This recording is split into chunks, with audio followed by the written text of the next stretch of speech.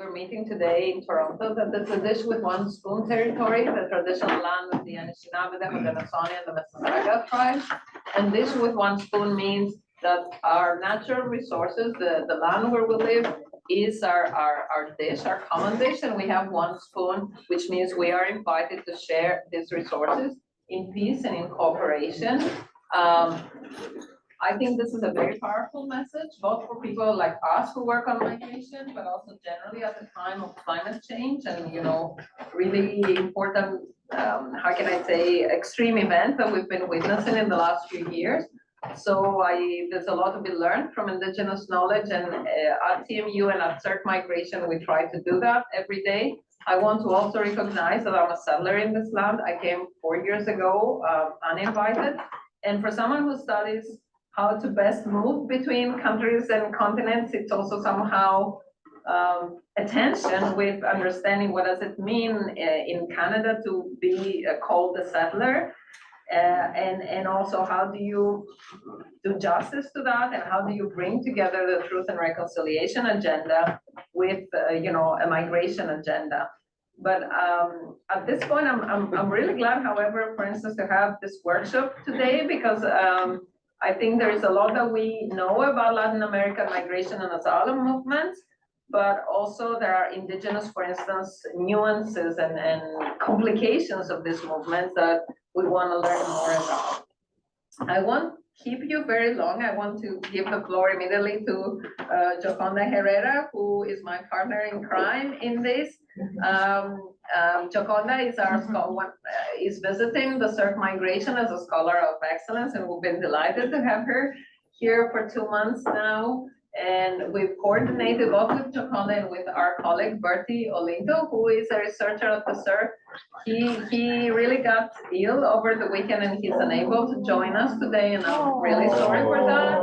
Yeah, but I told him we're gonna be thinking of him. Yeah. And I'll try to give some highlights from the paper that he's presenting in the afternoon, like he was meant to present in the afternoon panel, because he wrote the paper, but I had followed, read several versions. So he said, yeah, if you can give some highlights to contribute to the discussion.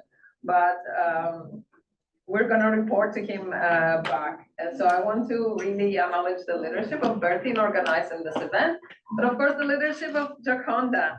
And I want to just start by thanking you all for having come to Toronto to the CERT Migration. We're delighted to have, this in-person conversation, and we're delighted also to have participants online who, will be participating actively through the Zoom chat.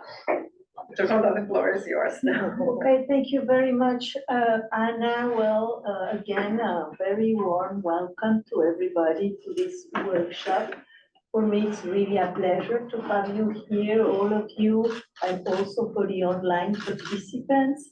This is the end. This is the way I'm closing my stay at CERT. So I just wanted to start also saying that I'm very grateful for this stand. It has been very good for me, very enriching. You have a great team, Anna. Thank you so much. And yes, we've organized this workshop in like 2 sessions and two blocks, I would say. The first one is meant to discuss the very complex new dynamics that migration patterns have gone over the last 10 years in South and Central America. And for that, we are very happy to welcome scholars from the US, but also from Mexico, and based in Latin America, who are going to present precisely this way of rethinking what's going on right now, and how South and Central America are becoming global corridors and are in a very complex way. And in the afternoon, we decided to discuss states' responses and how global governments and regional governments are, connecting and disconnecting, I would say, and the tensions around this relationship. And we will be discussing on the basis of 4 study cases on different countries, and I think it would be a very interesting way to connect both state responses, but at the same time, these very complex new dynamics that are going on in Latin America. I'm very happy also to present you the people who are, I would like to thank them again for coming to Toronto to this workshop, not only because of their great work, academic work, but also because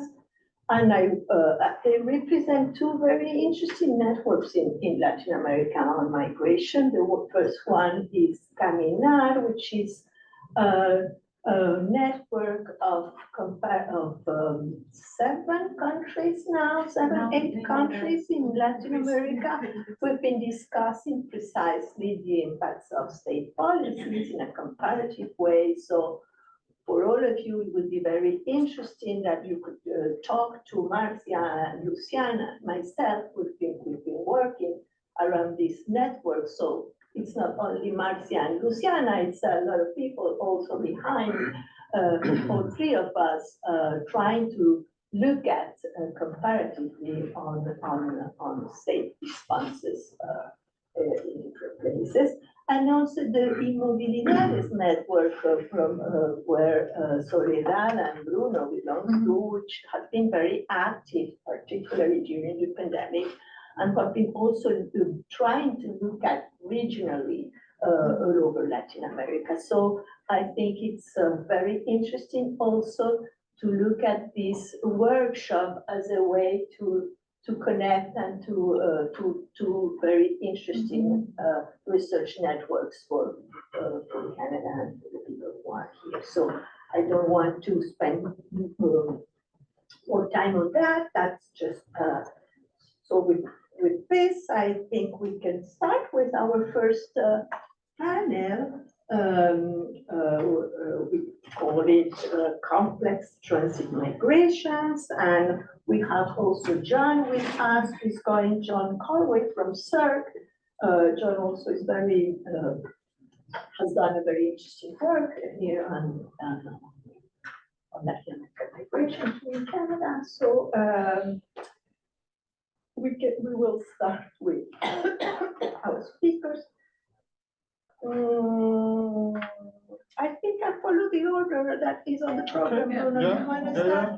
Yes, you have between 15 and 20 minutes. John will be taking Q&A questions online. I will be in charge of chairing this session. So let me just give the floor to Bruno. Bruno Miranda is a researcher from the UNAM in Mexico. He's been working a long time precisely on these protracted transit migrations on over Central America, well, all over South America, actually, right? Not only Central and Mexican. So please, Bruno, you have, yes, around 15 to 20 minutes for your presentations, okay? Okay.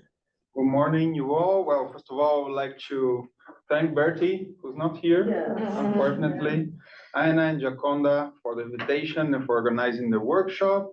Special greeting to my colleagues whose work is a reference to me, and with others I've learned and I could grow as a researcher as well. This presentation is based on ethnographic fieldwork conducted with UNAM students in Tapachula, in the southern border of Mexico, Tijuana, and Ciudad Juarez, in the northern border. I will share findings and reflections on the transit and settlement of Caribbean, African, and Asian migrants whose experiences in Mexico are still partially in the shadows. For almost 10 years, the migration corridors connecting South and Central America with Mexico, the United States and Canada, and certain border spaces that shape corridors along the Americas, like the Darien Gap and the southern border of Mexico, have seen a much greater diversity of migrants. What is new for Mexico is the reproduction of border spaces where migrants all over the global South of different African origins as well as people from Asia, the Caribbean islands, and South America have been forced by the state to wait. Being forced to wait at Mexican border cities is nothing new. Rather, it explains to some extent the growth of important northern cities like Tijuana, in which Mexicans and Central Americans deported from the United States or forced internally displaced people temporarily wait for the best opportunity to cross the border. Recently, the production of waiting spaces at Mexican borders refers to the state agency's arrangement to deter asylum seekers in Mexico before applying at any US port of entry, or of making asylum seekers wait in Mexico once the application has been initiated. Different mechanisms have been put in place. Waiting lists as a response to metering, the Migration Protection Protocols, MPP, and during these years, the CBP-1 map. Deterrence through waiting is in the post-pandemic period, that is from 2021 on, has been actively imposed by the Mexican Migration Enforcement Agency during the administration of President López Obrador. First by limiting transit permits and then by shortening regularization channels through the Mexican Refugee Agency, which is called COMAR. The waiting times imposed on asylum seekers as part of the pre-pandemic deterrence strategy went from its roots in the US asylum system and branched out to incorporate the Mexican refugee system.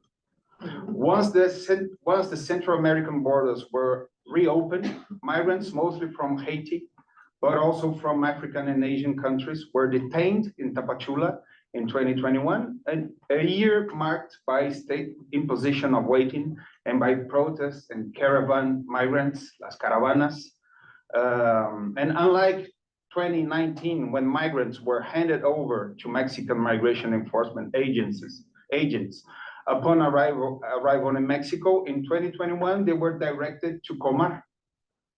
A lack of budget and personnel caused the Mexican refugee system to collapse.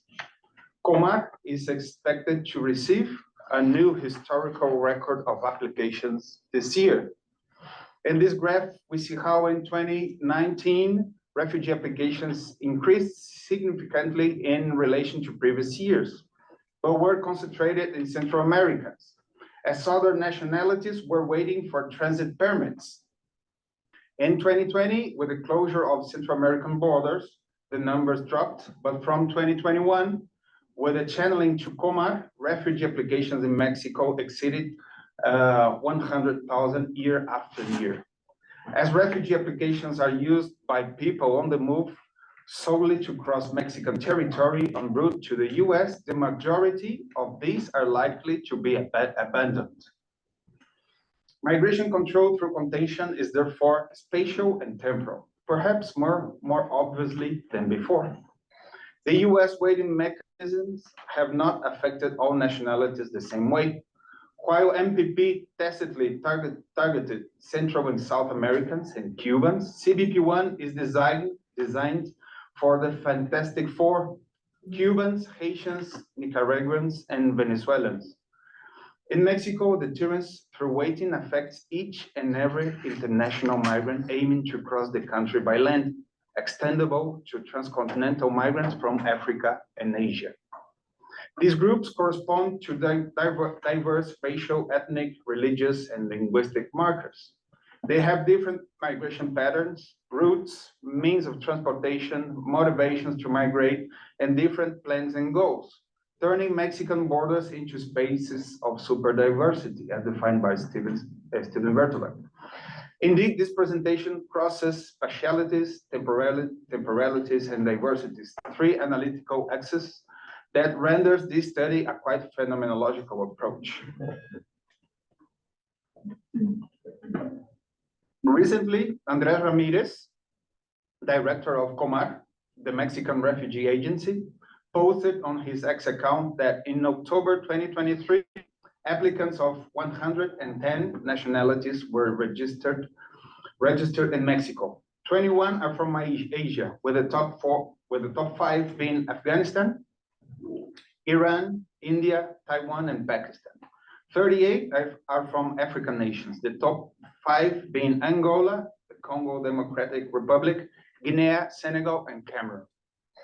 Along with the aggravation of warlike conflicts, drastic climate events, political, ethnic, gender, and religious persecution, as well as context of scarcity or waiting mechanisms have promoted spatial concentrations at Mexican borders of migrants of super varied marks. What is striking is not the fact that Mexico constitutes a space of transit for migrants of several backgrounds, but the extension to dozens of nationalities, and in some cases, their volume. Another new development is the scope of Mexico's detention and deportation policy. Haitian migrants have been deported directly to Port-au-Prince. These are numbers from 2019 on, precisely the year when the deportations of Haitians began. Then there was a peak of more than 1,000 deportations in 2021. Those who managed to enter Mexico took part in different migrant struggles, protests, and again, caravans, including clashes with immigration agents and the National Guard. The return to Haiti, a country facing numerous conflicts, not only puts migrants' physical and emotional integrity at risk, but is a doubly violent act.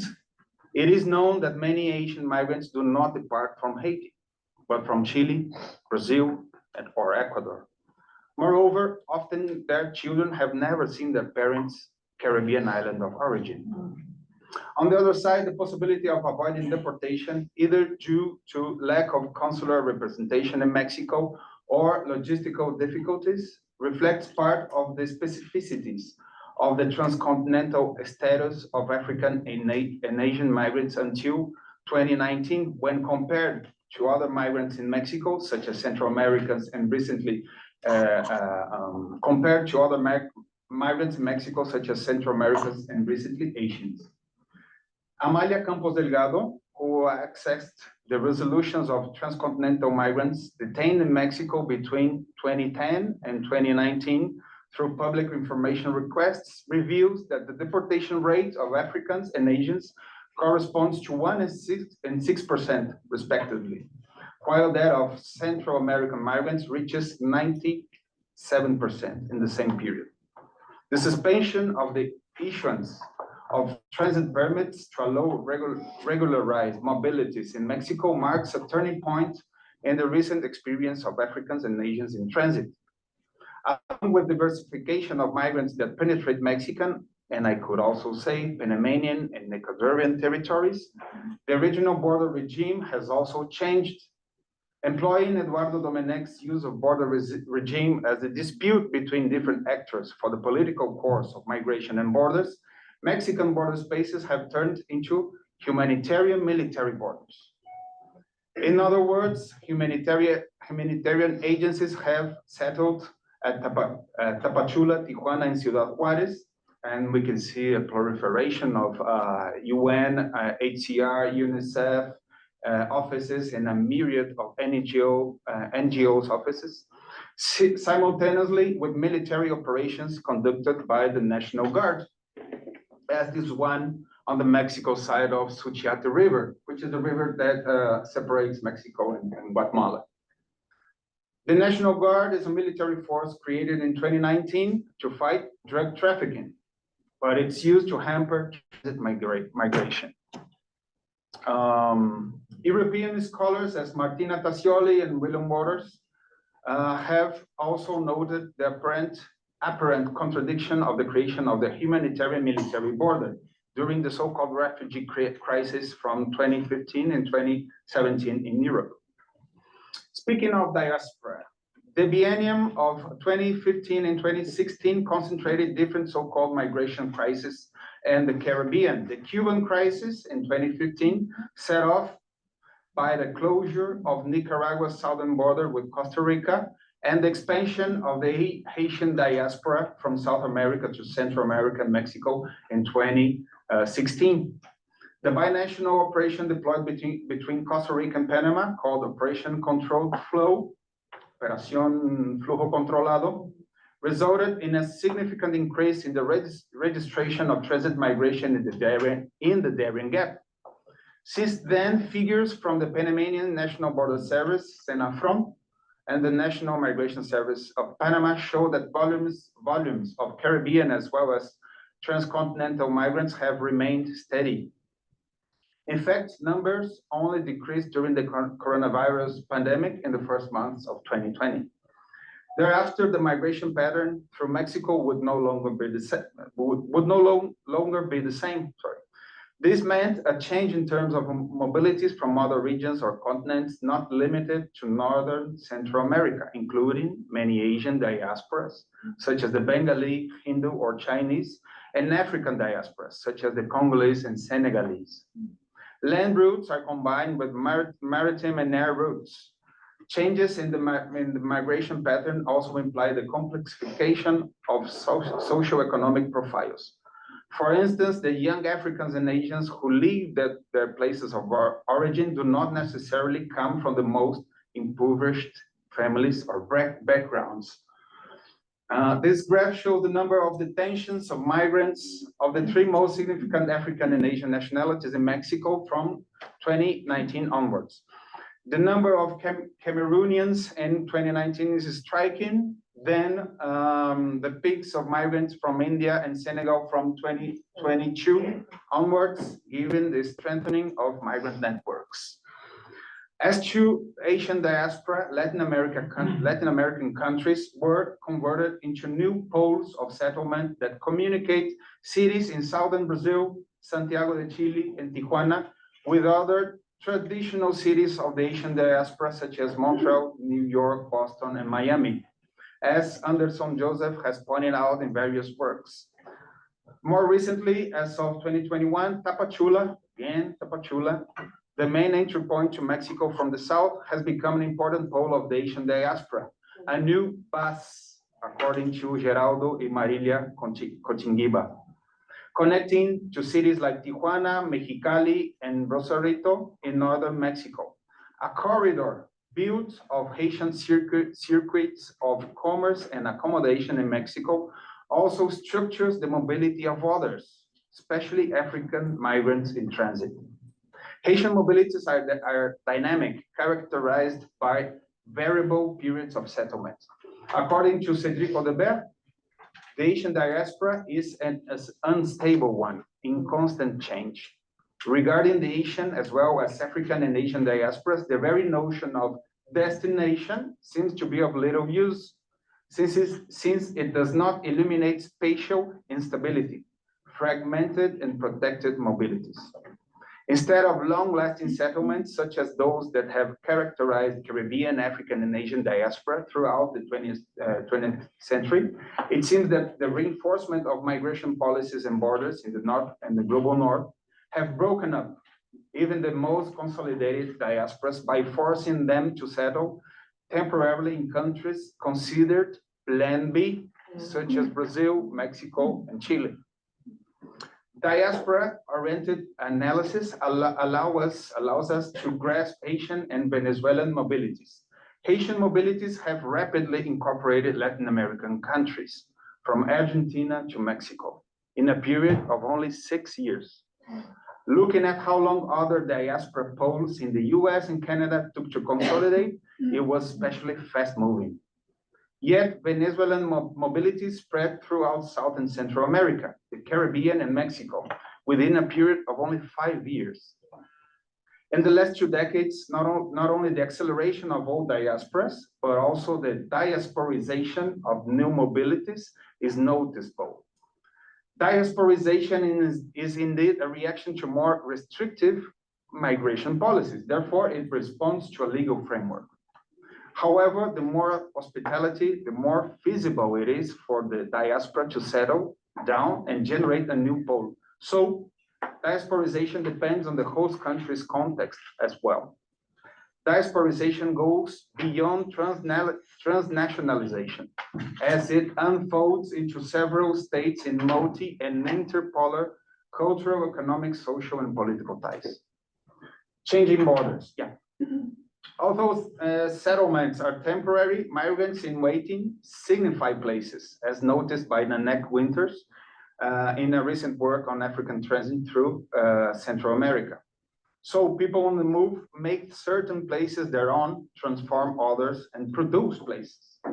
This speaks of an anthropology of movement, according to the groundbreaking work of Alan Tahiu. Previously, I commented on the installation of organized groups of Asians in Tapachula. In less than a year, since 2021, they have appropriated a good part of the local street trade in cell phones and related accessories, food, cosmetics, and mainly domestic utensils essential for short stays, such as small stoves and portable gas tanks. Transcontinental migrants have done the same. Of all my interviewers, 70% come from Islamic countries in Africa and Asia. They are people from Pakistan and Bangladesh and Asia, Guinea-Conakry, Senegal, Sierra Leone, and Somalia and Africa, where the majority of the population is Muslim, and from Ghana and Togo, where Islam has a significant percentage of practitioners. In Tapachula, individuals and families who went from migrants in transit to migrants in waiting perform Salah, the 5 daily prayers of Islam, in this site, informally known as Ghana House. This is Ghana House. Given the need for a religious space for Muslim people in 2018, they began the construction of a place of prayer. The mosque receives people from various regions and countries of Sub-Saharan and Sahelian Africa, eventually from Pakistan, Bangladesh, and India. Ghana House is a safe and strategic place where migrants can exchange experience of transit and catch up with bureaucratic procedures and the ever-changing location of the Comar and UNHCR offices.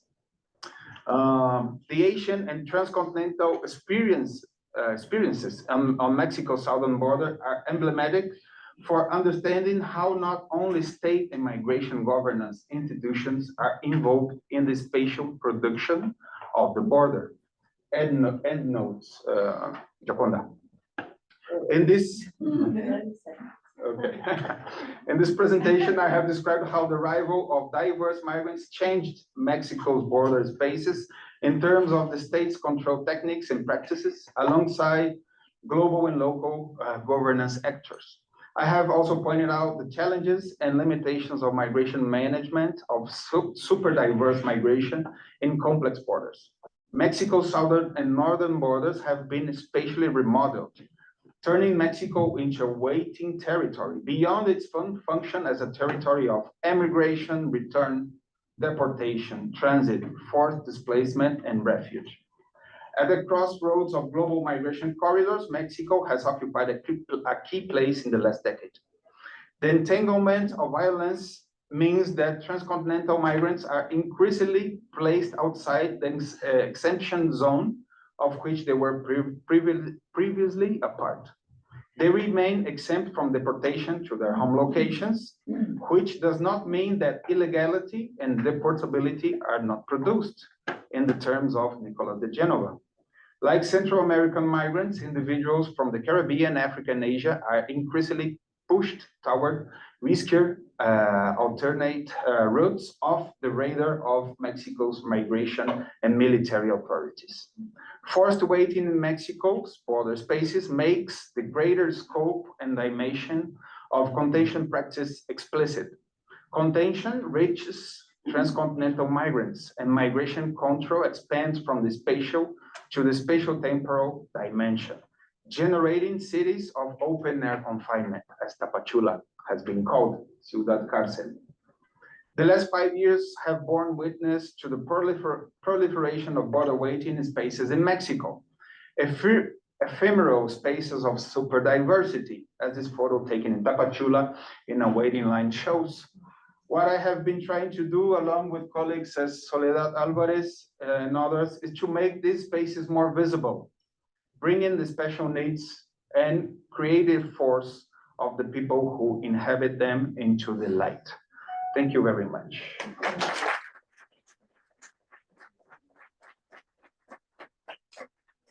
you very much, Bruno, and now we are going to continue this conversation on the US-Mexican border and this so very complex dynamics, global dynamics, with the presentation of Marie Price.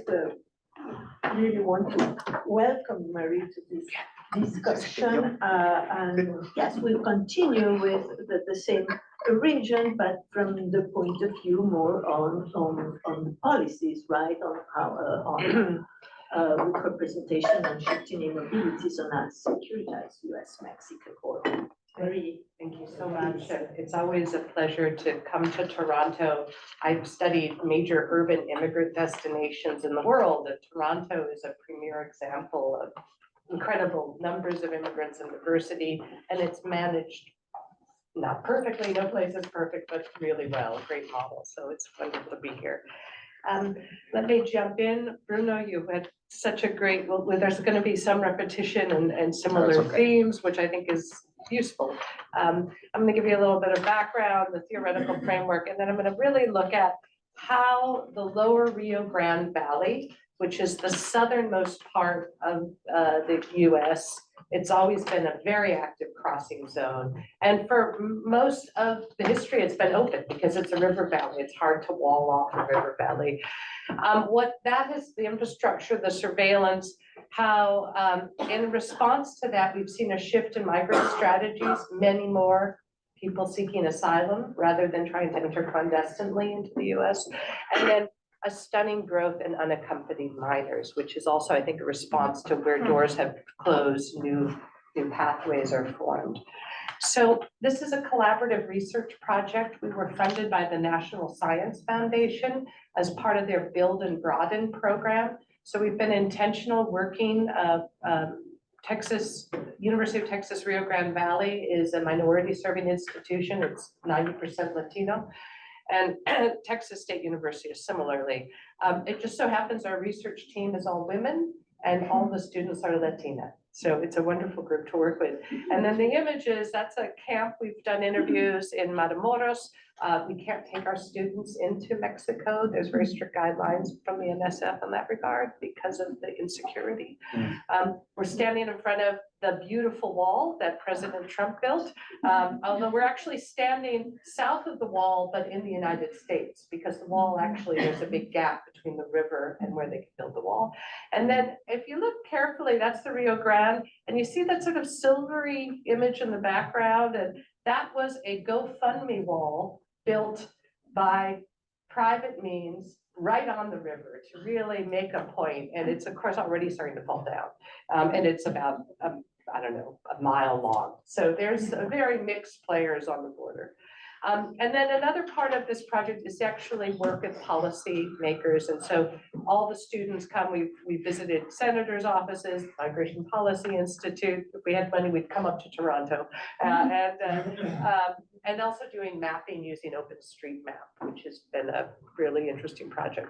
So we have several research questions, but I'm going to focus on securitization as a form of changing the physical landscape to actually express the desire to expulse and repel people. And I think it's in some ways hasn't worked the way people intended, and then how policies of exclusion have impacted the kind of migration flows we're seeing today. And the two important theoretical frameworks we're using a critical security studies work, looking at how the performance of border construction and maintenance, at the power relationships it's exploring. We also use some critical feminist geopolitics, and I think this quote by Massey, I think the aim of anti-immigrant policies is not to stop immigration, but to create an appearance of control. And this is something we see over and over again at the border.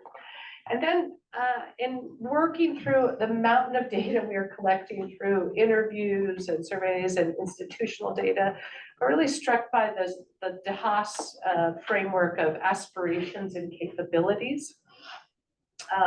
Certainly people, not everyone moves, and I think the voluntary immobility is a thing, but there's a lot of involuntary mobility and that framework. So it's important to understand what are the aspirations to move, and then what are the perceived geographical opportunity structures?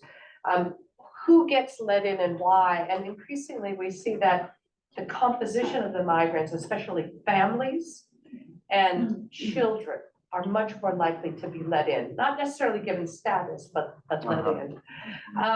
And I liked this quote from De Haas where he talked about the deprivation of mobility freedom can have this unintended effect to encourage people think, well, now's the time I've got to move because doors may close. And when you see these huge fluctuations and the incredible communication among migrant groups, I think there's these, it helps to explain these surges we see at particular points and particular times. So my argument is that what's really happened in the intensification of securitization in the lower Rio Grande Valley is that people are not trying to come in clandestinely. They're literally coming to the door and knocking at the ports of entry and asking for asylum. And this is an unintended consequence, you know, I don't. And then what we're really seeing are family units, unaccompanied minors. The reasons why people leaving are complex. There's violence and security. I think COVID really weakened the economies of this region in profound ways. Environmental degradation, people also talk about drought and how their livelihoods have been undone. And then obviously there's the Haitian and Venezuelan cases are really important, complex humanitarian crises. And basically, the legal pathways to enter on the southern border is those have disappeared. What's really become the strategy is to come in as families and ask for asylum from certain countries. So let me run through the data on securitization. We're really focused on this southernmost point of Texas, which as a geographer, the latitude is almost that of Miami. It's far, far south. And this is a river valley. It's one of the poorest areas of all the United States. It's mostly Latino, and we're focusing on 3 counties, Star, Hidalgo, Cameron. The cities you might recognize names are Brownsville or Matamoros, Reynoso on the south side and the Mexican side. But this is the closest spot on the US mainland to Central America by a long way. And so it's not surprising that this has been a go-to point. So here we're looking at Border Patrol just from the Rio Grande Valley sector. So it's those 3 counties and the coast, but it's mostly those 3 counties over from 2016 to 22. And these are the people that are apprehended at the valley. And this is also one of the busiest crossing areas in the country for clandestine entrance. And you can see it's overwhelmingly Central American and Mexican. Everything drops in 2020 pretty significantly. And the data, there's always a delay in the data because the government releases this data more slowly. But it's very much a Central American story, at least in terms of who is returned, right? Who is not let in, and Mexican. And then if you'll see, this is going to animate the building of wall. Actually, it was definitely, there were very few, those are the ports of entry. There were very few wall spaces at 2010.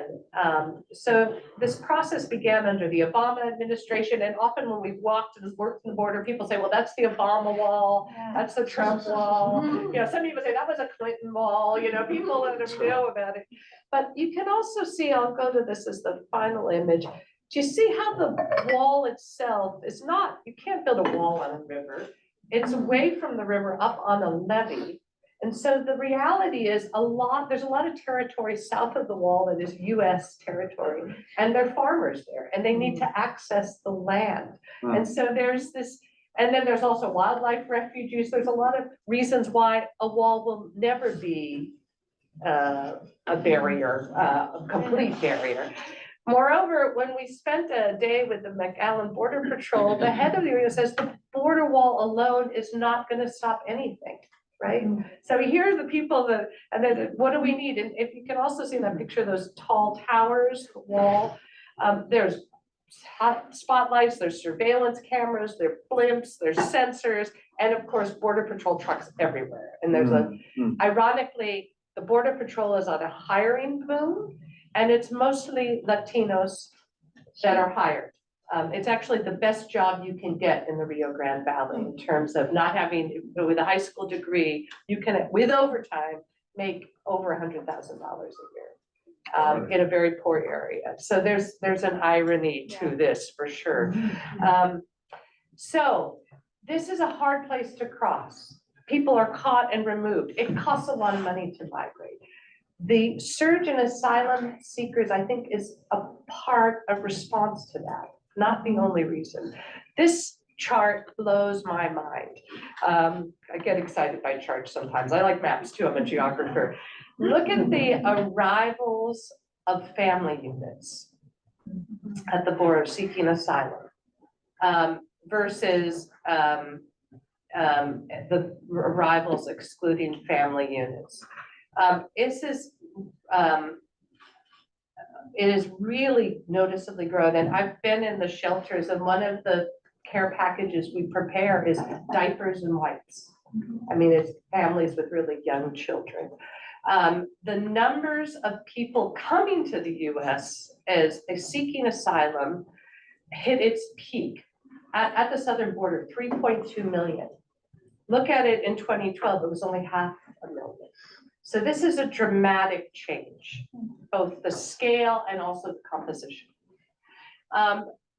So to try to get an understanding of this, we've been working closely with this organization, Team Brownsville. It is all volunteers. It began during the pandemic when the Border Patrol would literally drop people at a bus stop and say good luck. Children, I mean, no support at all. Wasn't their job, and Brownsville, the city, didn't want to do anything. So this was mostly volunteers, teachers, retirees, and it's now become more formalized. They share with us their data. So this is one kind of refuge spot where people move through in minutes to an hour or two. They help them get tickets and make phone calls. First, tell them that they're in the United States because they've been sort of in this long corridor, not knowing where am I, and they welcome, bienvenidos a los Estados Unidos, or sometimes they have to say that in Russian or Chinese or other languages. But this one, that little room there has received in a month, August, 10,000 people in a month. It's pretty astounding. And I've got the data that for the last couple of months, I just didn't have time to enter it all. It's up to 10,000 again, and it shifts pretty dramatically. Then we had to map this. They've received people from 52 countries. The biggest one is actually Nicaragua. Nicaraguans do have a pathway in from asylum. Then Venezuela,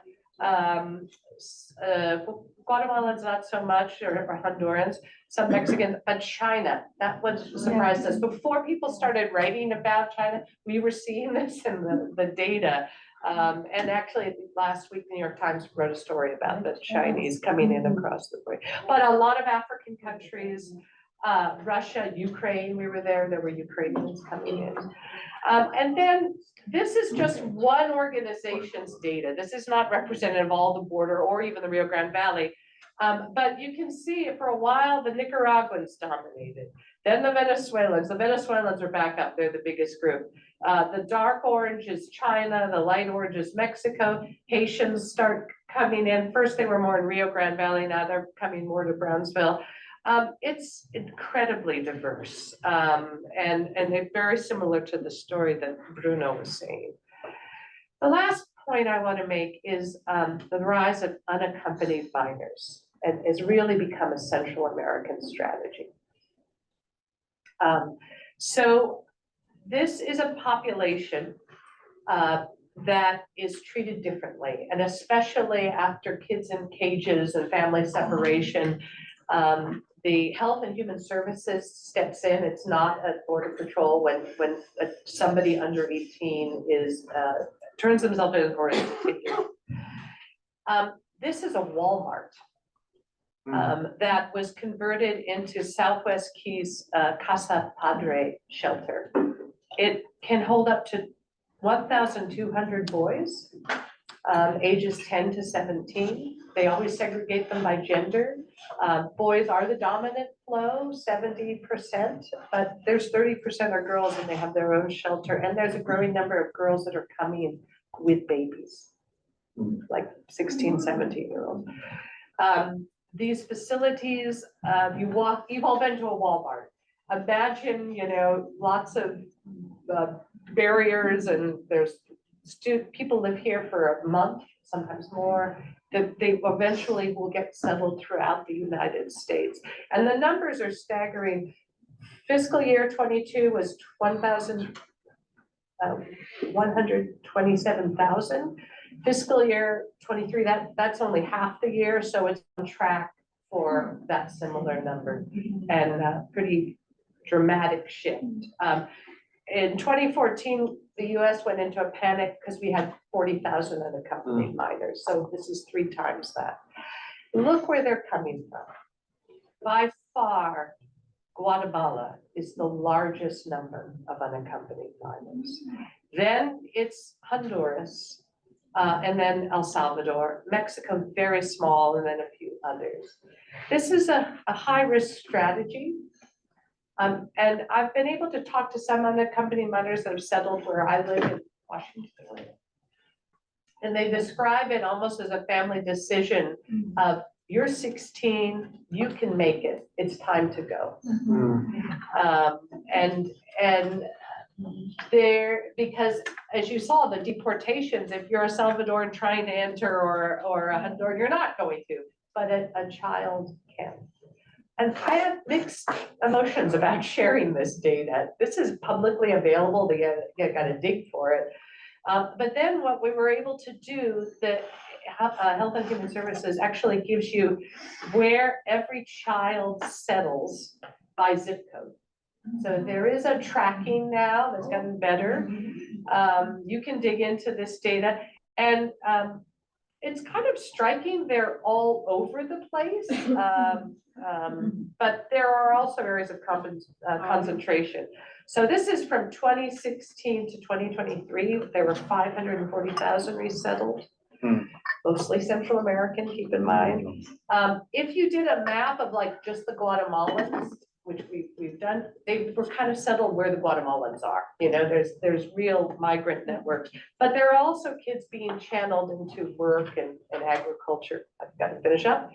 But then we took the same data and found it, organized the counties by metropolitan area, and about half are in the 10 largest metropolitan areas. So these are unaccompanied minors. New York is the biggest destination, which kind of surprised me a little bit, because I don't think of New York as a big Central American destination. Then Houston, the Washington, DC area, LA, Miami, San Francisco, Dallas. These are all big immigrant destinations in general. So it is a mix of being settled in rural areas tied to maybe work and family, and then the major metropolitan areas. So we are also doing a lot of interviews on the border, and pertinent to your themes, we are finding that a lot of frustration with the CPB-1 application, lots of delays, unable to get, people are left in places in Reynosa and Matamoros for long periods of time. For researching, that's good because we can interview them there. They're sitting around waiting, whereas once they get into the US side, it's really hard to access people because they're just moved through the border region quite quickly. But everyone we've interviewed, we have maps of their journeys. We're doing this using Survey 123. I don't know if you've ever used that, but you can actually put data points with it. The cost of travel at every point along the way you're paying. So this is a very expensive journey. They also talk about, especially the challenges in Guatemala and Mexico, the demand for bribes or retaliation, of having your documents destroyed as a real problem. And then in Matamoros and Reynosa, frequent kidnapping and extortion because they see these migrants as potential connected to people with money, and then they can be sourced. So these are the challenges in this chapter 10. And I'll just finish up by saying that I don't think in the securitization vision that was billions have invested in, they didn't think about migrants changing their strategies. And I think the asylum strategy is a new and growing option. And especially from certain countries. It doesn't work for all, but I put the countries there. Since that option isn't available to Central Americans per se, then I think that helps to understand why the child migration is growing. And that even with entry into the United States, everyone is coming in with a very liminal status. Their cases won't be resolved for years, and they may actually end up being deported after 5 or 6 years. So, or they could gain access, especially the SIGIS visa has been really important for unaccompanied minors. So thank you all, and I'll stop here.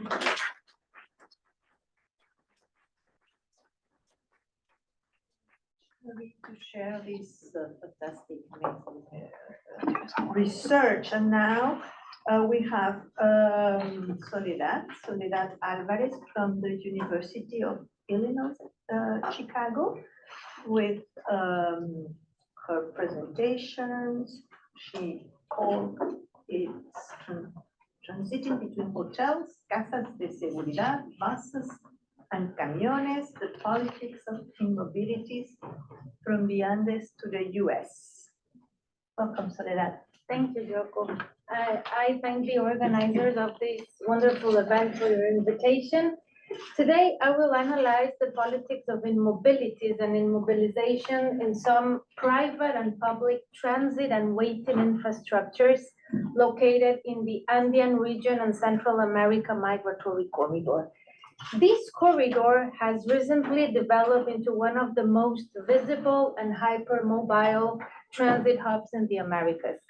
Fueled by economic misery and growing violence in home countries and in first South American countries of destination, thousands of global South irregularized migrants have transited this corridor to reach the US via Panama. To give you an idea, between 2016 and 2023, the number of migrants crossing that corridor skyrocketed from 30,000 to 360,000.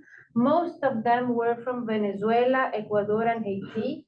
Others were from China, Colombia, Chile, India, Brazil, Cameroon, and other countries, as you can see in those figures.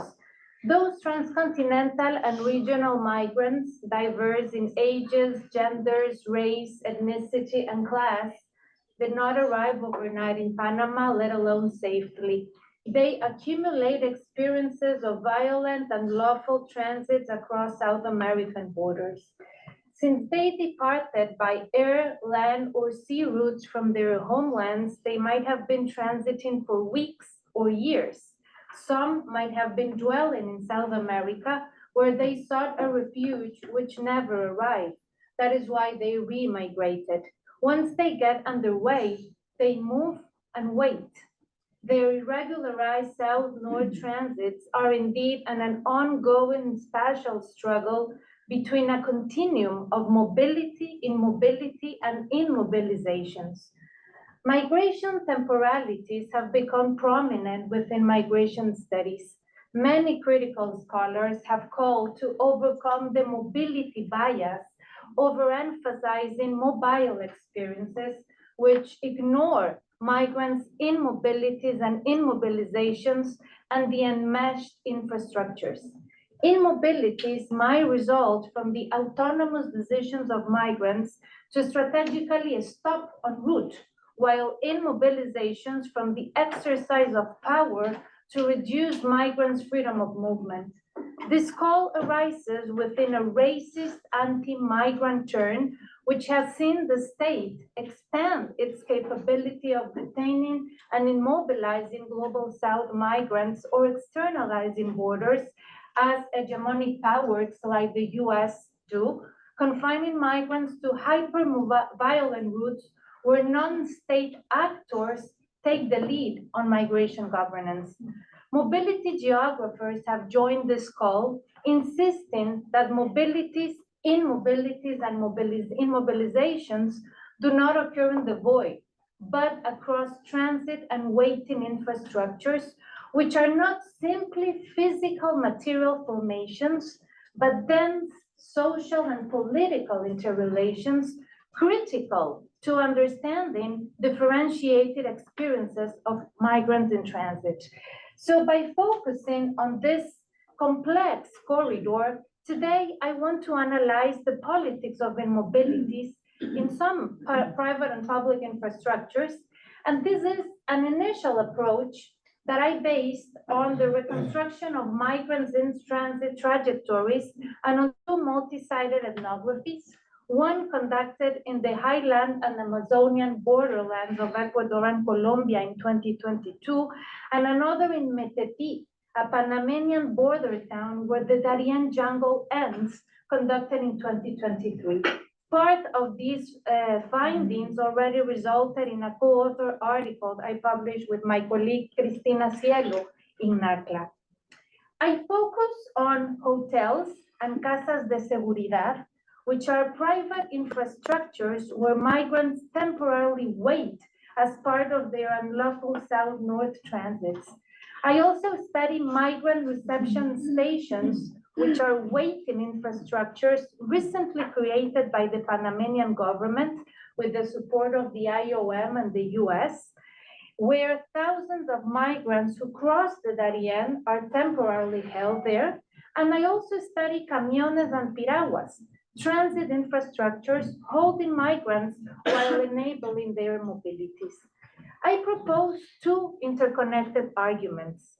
First, that hotels, casas de seguridad, migrant reception stations, camiones, and piraguas, far from being physical infrastructures, are socially constructed sites of power. And in the case of camiones and piraguas, mobile sites of power within heterogeneous strategies of transit, migration, and border regimes. I also argue that waiting time or immobility is not a passive phase of migration, but a highly productive one. Here I retake an argument that I have been developing with Bruno, where we argue that waiting is productive because it is when migrants strategize to maintain their mobilities, but also because those infrastructures are part of highly lucrative border economies where legal, illegal, licit, and illicit practices acquire exchange value around extracting migrants' time. In what follows, I want to explain the role that the Andean region Central America Transit Corridor has. Then I will share empirical evidence to illuminate these two arguments, and I will conclude with some final remarks. So, these politics of immobilities and immobilizations and the enmeshed infrastructures that I study are inexplicable outside the changing migration and control patterns of South America. From being migrant-sending countries in the past 2 decades, most South American countries also turn migration and receptacle and transit spaces. Systemic inequality, wartime conflicts, ecological devastation, and fortress Europe explain the arrival of African, Asians, and Caribbean migrants, as Bruno said, mainly from Cuba, Haiti, and the DR. If those migrations had changed regional patterns, the massive Venezuelan exodus would definitely disrupt it. South American legal openness has been crucial in this shifting pattern. Most South American legal frameworks guarantee the freedom of movement and the right to asylum. This explains in part why global migrants reach South America. However, as those migrations augmented, a regional, racist and selective punitive turn, echoing our colleague Eduardo Dominic, unfolded in restrictive policies, blockages to asylum, deportations, and visa impositions to global South migrants, confining them to hyper-risky routes. This punitive turn and the deterioration of living conditions already forced migrants to South-North transits before the pandemic. Yet, since 2021, those transits skyrocketed. According to the ECLAC, as a pandemic effect, South America today faces a convergence of economic crisis, a breakage of its social protection system, expansion of unemployment and informal economy, employing more than 50% of the economic active population, including migrants, and an escalation of criminalized violence, making Latin America the world's most violent region. Reconstructing transit migrants' trajectories has taught me that this grim context triggered indeed current south-north transits with some other causes. First, social hostility and racism in reception countries. Second, rumors of potential openness in the US immigration system. And third, the existence of a migrant community, even if it's one migrant, pulling them to the indisputable American dream. As one or more of these causes intensifies, new migrations of Andean citizens have multiplied, just as the restart of irregularized south-north transits. This is the case of Venezuelans, Cubans, Haitians, or African migrants who now transit northwards from first or second South American countries of reception. Press reports showing the unwavering migrant pilgrimage crossing the studied corridor speak for themselves. En route, migrants accelerate or pause their immobilities to transit and waiting infrastructures, as I will now explain. Due to Colombian visa requirements, Caribbean, African, and Asian migrants can cross the Ecuador-Colombia border paying camiones. For years, Dario, a truck driver, rounds his salary crossing people. If he gets a stop, he uses codes, and he said, I tell Colombian cops that I have tornillitos. This is how they know that I carry migrants.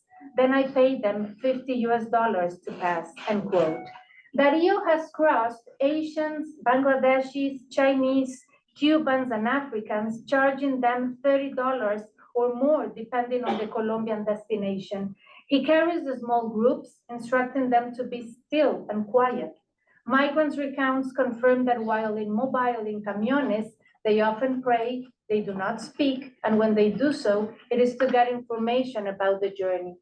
A shared objective between transit migrants is to reach Necoclí and Turbo, the two Colombian border towns before crossing the Caribbean Sea to enter the Darien. To advance in this convulsive route, paradoxically, they must wait, and they do so in modest hotels. Self-guided migrants transiting in groups or families stop in hotels. This happens when they wait for wire transfers or to raise money by working in informal jobs. Hotels en route become therefore migrants' temporary houses where they rest, take care of each other, share food, charge phones, activate transnational communications, and download digital information, which is pivotal for the route. Amadora, a Venezuelan migrant, asserted that to afford hotels' price, migrants make cooperachas and negotiate with the hotel manager to get reasonable prices. Coyotes also pay hotel managers not to denounce that they temporarily mobilize migrants in hotels while retaining their passports. This is how African, Caribbean, and Asian migrants experience unlawful border crossings by paying up to $1,000 to be crossed from Ecuador to Necoclí. Casas de Seguridad is an euphemism naming private houses where migrants are immobilized by coyotes for days until payments are made. The Mexico-US corridor is swamped with Casas de Seguridad. In the studied corridor, the most frequently identified Casa de Seguridad is a private infrastructure at the foot of the Darien, La Finca de Arcandí, where hundreds of global migrants are kept. The account of Dennis, a 24-year-old Ecuadorian migrant, is revealing, and he said, we were taken to this finca after crossing the sea. Guides put a handle around our wrists as a payment sign. I met migrants from India, Peru, Africa, Venezuela, and Ecuador. We spent 2 nights before entering the jungle. Denise descriptions portrayed a Tower of Babel within lush nature. Global migrants waited while organizing routes and negotiating with guides. Complex logistics coordinated by guides also unfolded, providing food, tents, and informations. Denise described how a job market opened while they waited. Translation services were offered. Venezuelans who had crossed the Darien offered protection and guidance services, being maleteros or luggage carriers, and even carriage of children before entering the jungle. Denise paid $300. He waited with 700 migrants who also paid. You can multiply and get an idea of the $1 million economy migrants in mobilities produce. I asked Dennis if while waiting, there were any signs of state authority. There are only paracos, he replied. Paracos are paramilitaries of the formerly Autodefensas Gaitanistas de Colombia, today part of the Clan del Golfo, the most significant drug trafficking gang in the Andean region. This suggests that transit migration in this corridor is in private hands and part of criminalized governance, which flourishes in spaces with low state presence or where that space is colluded with illegalized practices. Those who cross the Darien jungle alive arrived to Bajo Chiquito, a Panamanian locality where the economy of piraguas has flourished. Operating on the Chucunaque River under a tacit agreement with the Panamanian state, Embera-Waunu indigenous piragüeros control the river, taking migrants upstream to the migrant reception station. Piragüeros charge $25 per migrant for a 4-hour route. There is no other option for migrants but to pay. According to Don Manuel, a piragüero, the river journey generates $200,000 monthly. Around 3,000 migrants arrive daily at the migrant reception station created in 2020 by the Panamanian government with the support of the IOM and the US government. Migrants are temporarily immobilized in unhuman conditions, by the way, to ensure their departures to Costa Rica. As one of the surgeons of Panama's National Border Agency mentioned, Panama only holds them temporarily. We are not interested in them staying, but in getting them out as quickly as possible.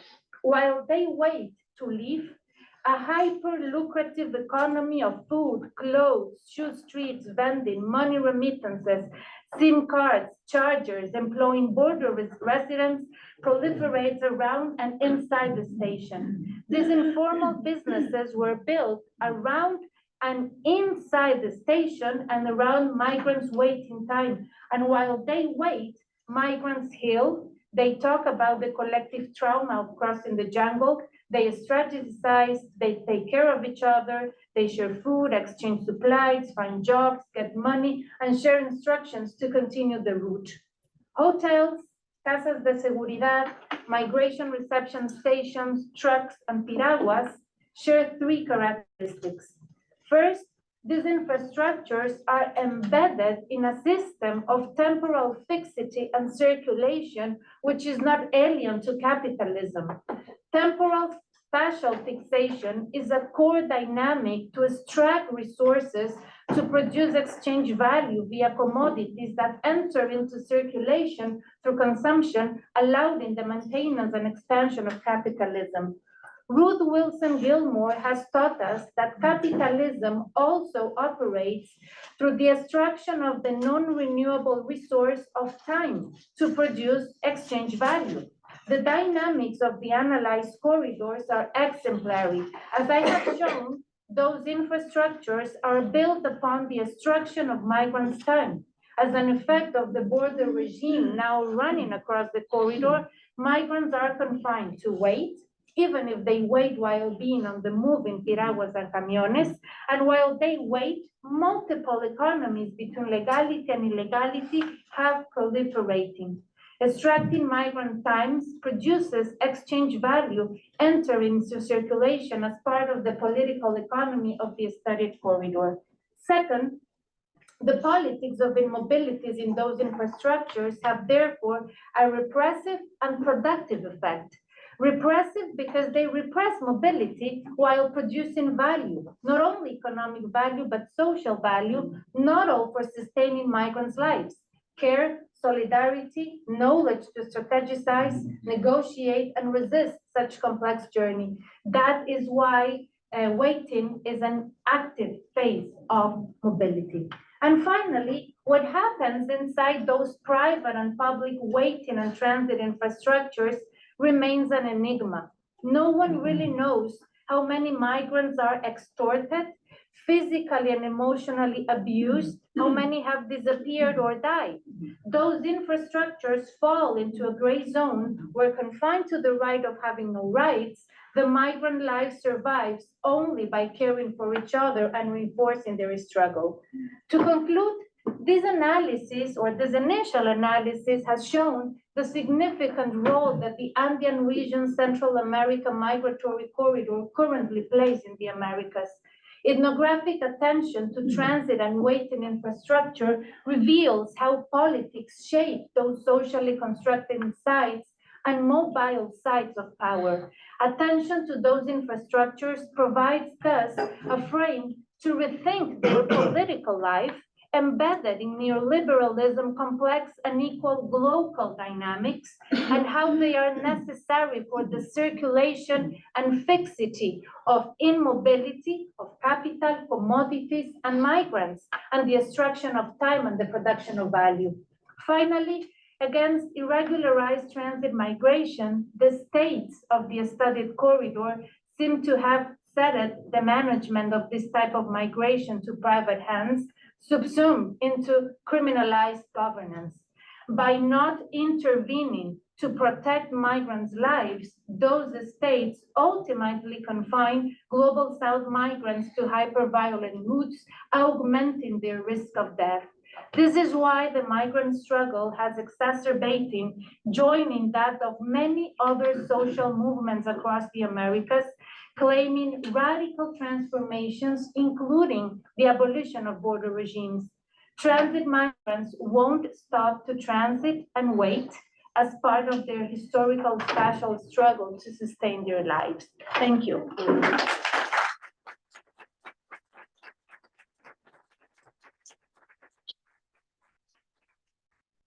Thank you so much, Soledad. And now you will have Tania Molina. Tania is a PhD student from Flaxo. She was already at CERC, so welcome again, Tania, here. And we will go down to a local experience on the Ecuadorian borders. So please, Tania. Thank you. Thanks for the invitation, Anna, Yoconda, and Betty, for this wonderful space. Today I will present part of my funding of my doctoral research that is titled Nosotros siempre estamos de arriba para abajo, in mobilities of Venezuelan migrants at border cities in Ecuador. And I would like to start by sharing the testimony of Venezuelan migrant woman that will explain the title of this presentation and will also guide my argument. So I have a lot of experience, if you know what I mean, and I don't wish it on anyone because there are people just leaving Venezuela and going up, whether to Chile, Peru, Ecuador, or the United States. Well, I haven't been to the United States, but I don't know. I wouldn't want to go so far. Everything we have been through, we have been lived through. No, of course, I wish them the same luck as everyone else. Not everyone has the same luck, but it is not easy. And however, all those who haven't come, who haven't left yet, or who are just coming up, think that one is wonderful here. But they don't know if you eat, if you have a place to sleep, if you spend the night on the street. We are always going up and down. Nosotros siempre estamos de arriba para abajo. Now I'm going down to Venezuela. It is the second time I go there. We went up to Chile, but it didn't work out. We stayed in Iquique for only 1 month. The first time we went up to Peru, we stayed there for about a year. And going down is hard. Well, like everything. Sometimes you have money because you sell your belongings and nawara, but that money runs out of the way. You have to figure it out what to do on the road, look for organizations, help out there, or go on the road alone. Yurelmi, I interviewed her in Guajillas on February 2022. So in most interviews conducted with Venezuelan migrants regarding their experiences and mobility strategies in Latin American countries, a common theme emerged. They challenged prevailing narratives and hegemonic representations of geography in state denial and counter-geography, thereby disrupting the traditional dynamics of migration. In the context of South-South migration, Venezuelan migration blurs and challenges traditional notions regarding how to draw distinctions between North and South. Urelmis is 30 years old from Maturin, Venezuela. She's married. She finished just elementary school and has 3 children, 2 boys aged 15 and 14 and a girl aged 9. I met her in a shelter in Huaquillas, a border city situated on the Ecuador-Peru border. That space of active waiting is where we started, along with other migrant women of various ages, our long conversations about their multiple migratory experiences of mobilities and immobilities, and how they are always de arriba para abajo, as an act of rebellion, disobedience, and survival.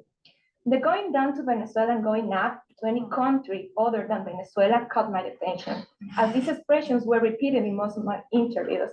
In every respect, the act of migrating and leaving Venezuela is permeated by, with subjectivities that evoke looking upward as they go in search of better opportunities, regardless of which country they are going to or where it's located on the map.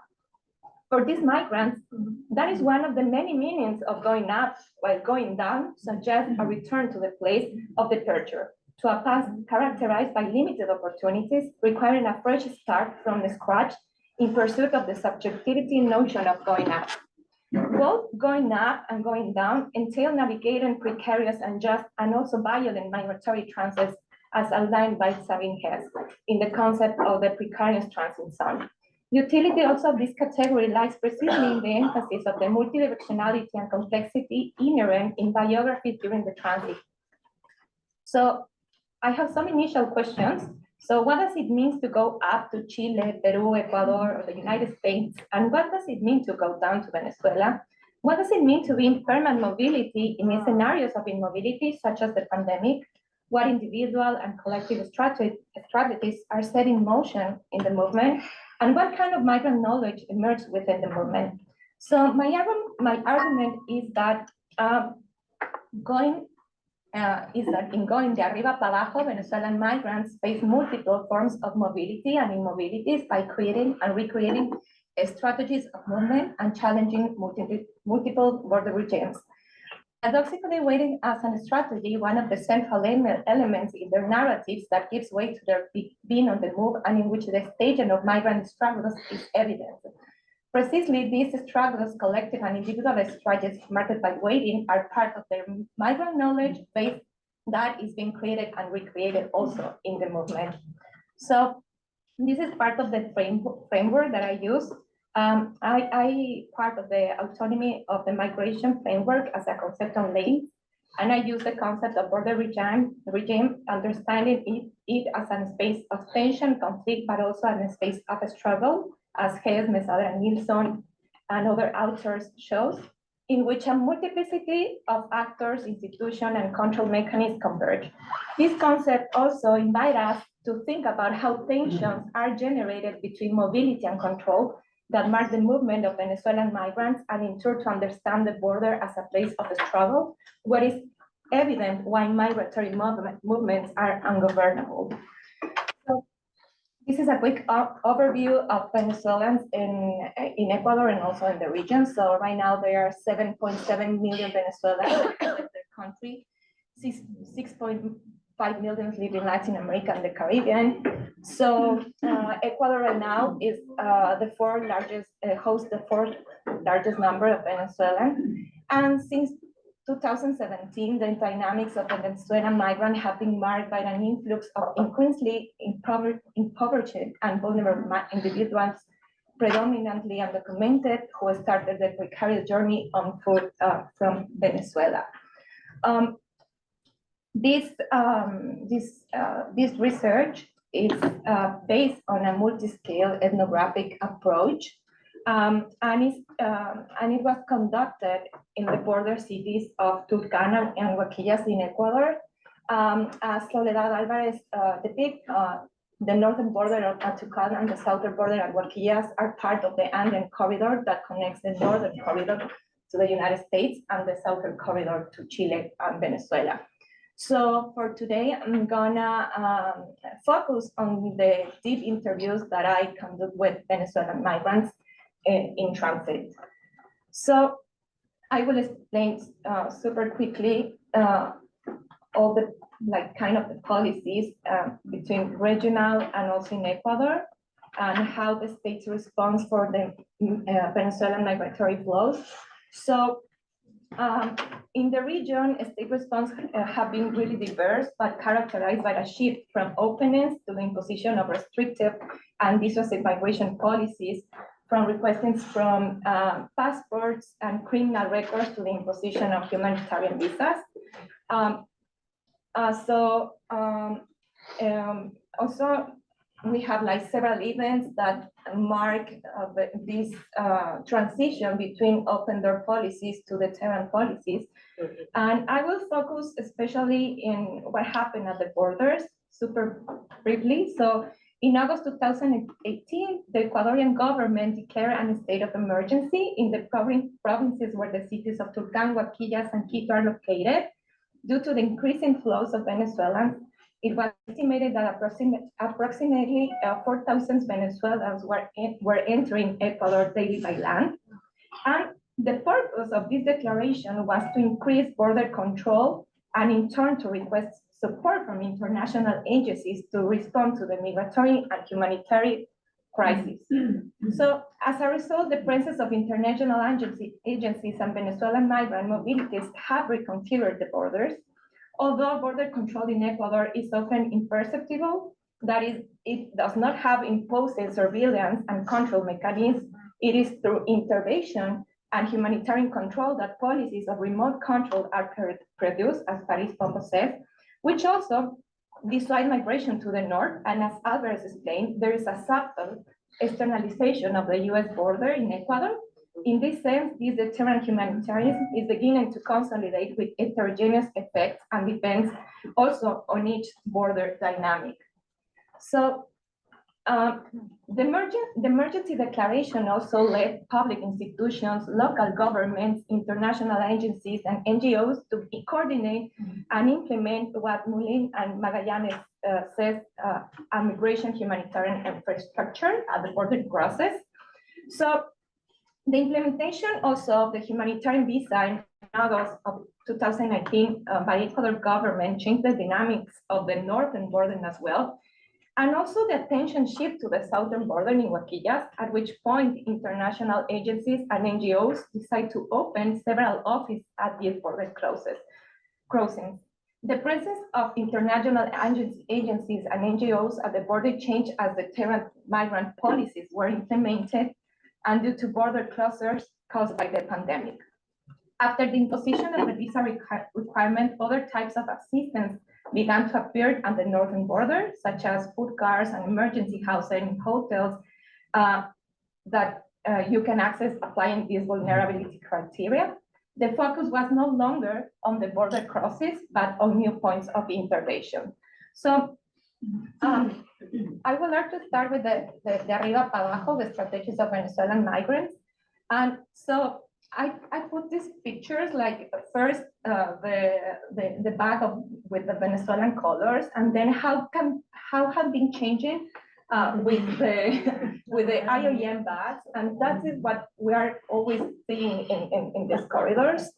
So the mobilities and immobilities of Venezuelan migrants are heterogeneous, complex, and in constant tension, challenging the various border regimes. This tension between mobility and control has caused migrants to adapt, change, and negotiate their trajectories frequently along the route. To understand how they implement individual and collective strategies, calls on observers to understand how they navigate the migratory corridors. Most migrants left Venezuela on foot, pidiendo cola, hiking, and muleando, piggybacking on traders. This method, which is the most common, has well-established effects on the body. Most of their testimonials emphasize the fatigue, the deterioration of their physical health, and the fear of having to mulear. In addition, many of the women interviewed had to travel in mula while they are pregnant and carried for several children. Along the route, they employed both individual and collective strategies for care. The first consists of looking for other families along the route to ir en junta, which means travel together. It was clear in most migrant families' narratives that traveling together was a form of protection, unlike some single male migrants who usually try to join their peers on the road. Another common point in these stories concerns the knowledge that is transmitted in digital space, such as social networks like WhatsApp, Facebook, and TikTok. The use of these digital tools as an individual and a collective strategy allows migrants to share their migrant knowledge about how to move, how to access aid organizations, which routes are viable, how to cross a trocha, and also contacts for trocheros are shared. So we can see in Yurelmi's testimony that there was also a before and an after in her migrant experience with respect to las organizaciones. So they call las organizaciones to IOM, UNCHR, International Plan. So the first time that she left Venezuela, las organizaciones did not play a central role in her migration experience. By the second time, she had detected several ayudas, aids, that could facilitate her displacement, which is why she knows exactly how to access emergency housing or shelters in the border cities of Ecuador. And also, this was learned via the digital space. So the strategy of coming and going, de ir para arriba, de arriba para abajo, that became institutionalized with the pandemic and in various internal crises in destination country, is also marked by affection. More than half of the migrants interviewed had returned at least once to Venezuela to spend holidays and reconnect with their loved ones, and then start a new journey sometime later. This illustrates the range of motivations behind the act of migrating. Similarly, the coming and going and the use of digital tools intersect by the migrants' embodied experience, allow the consolidation of this migrant knowledge that focus on the migrant experience and the production of mobile subjectivities.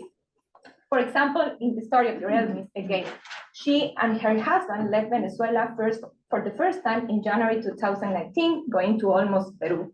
In December 2019, they decided to return to Venezuela, working again to spend the Christmas holiday and try to set up a business selling food to raise money to be able to migrate with all their children. However, the arrival of the pandemic caused the total bankruptcy of their small business, forces them to leave the country again. In September 2021, they decide to migrate to Chile despite the border closures. Therefore, coming and going is one of the main characteristics of Venezuelan migration.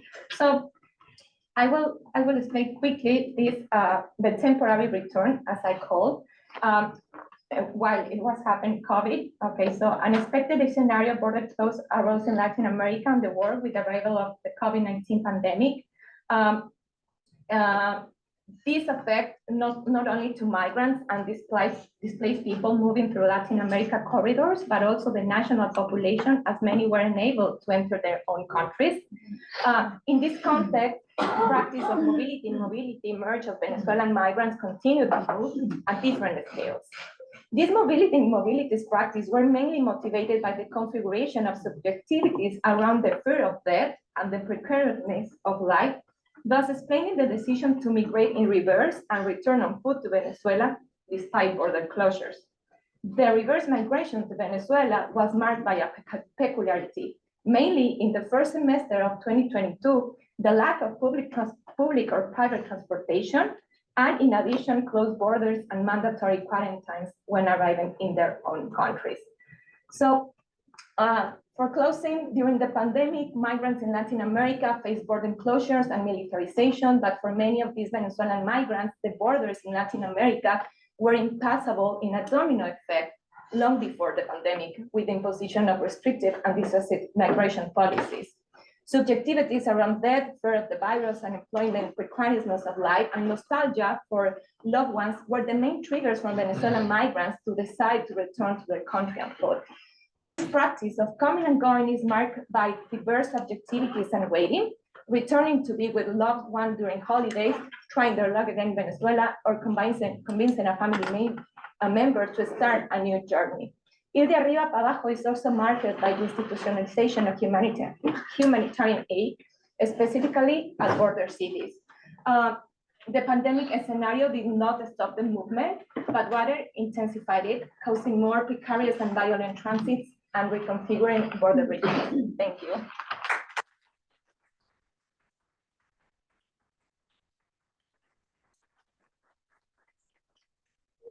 Very much for these all four great presentations.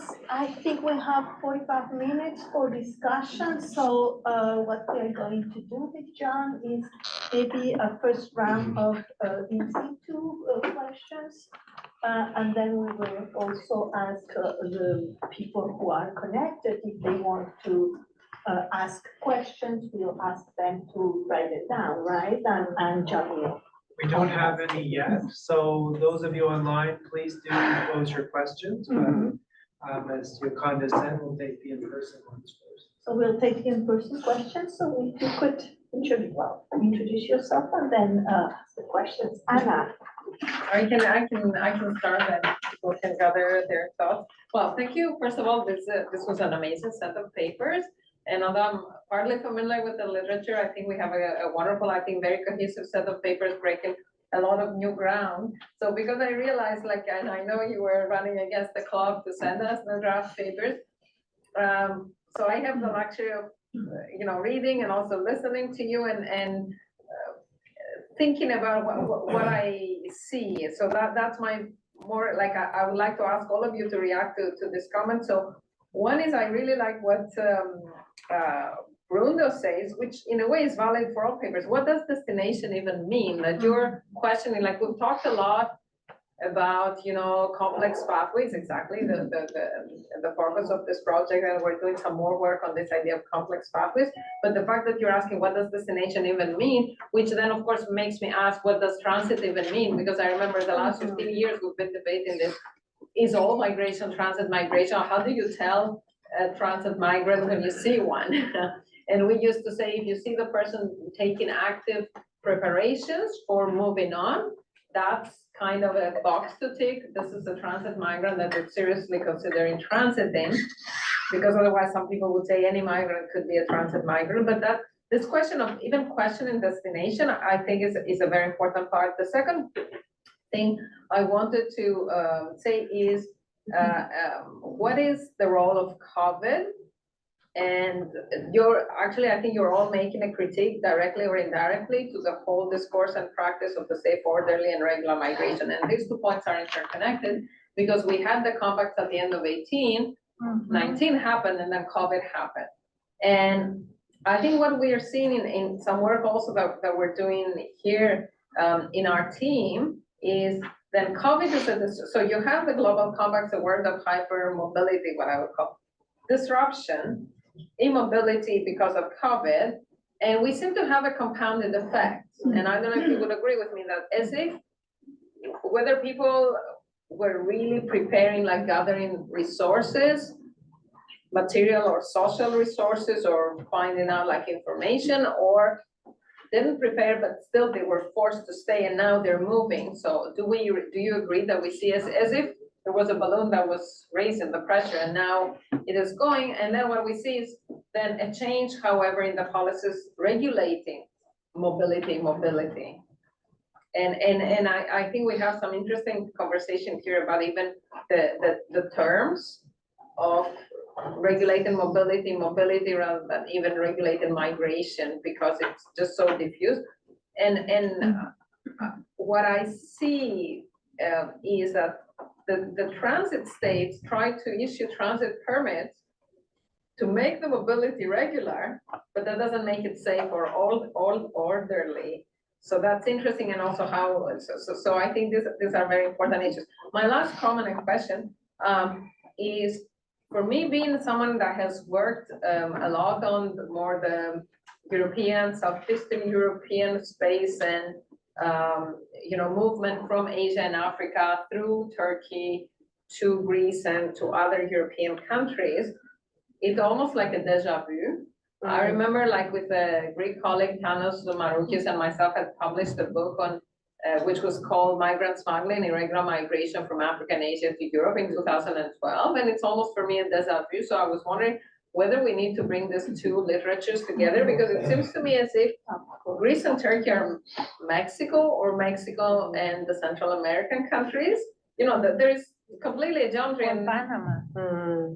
yeah, or Panama, and it's so interesting then, of course, these papers don't touch on it, but I think it's also a reflection on what drives people, because then the next question is, how can someone has this resilience and this strength to leave, say, Bangladesh, or to leave a Sub-Saharan African country and go to South America and come up north, like, because this has been also something being questioned in the literature with regard to Europe. Why would people drown in the Mediterranean, for God's sake? And why do people cross the Darien? And for me, there's something about the agency and the decision making and the role of hope, because you know, in the critique of this immobilization and, you know, racialization of people's desire to seek for a better life, there's something about the role of information, the role of intermediates, and the role of hope, because sometimes,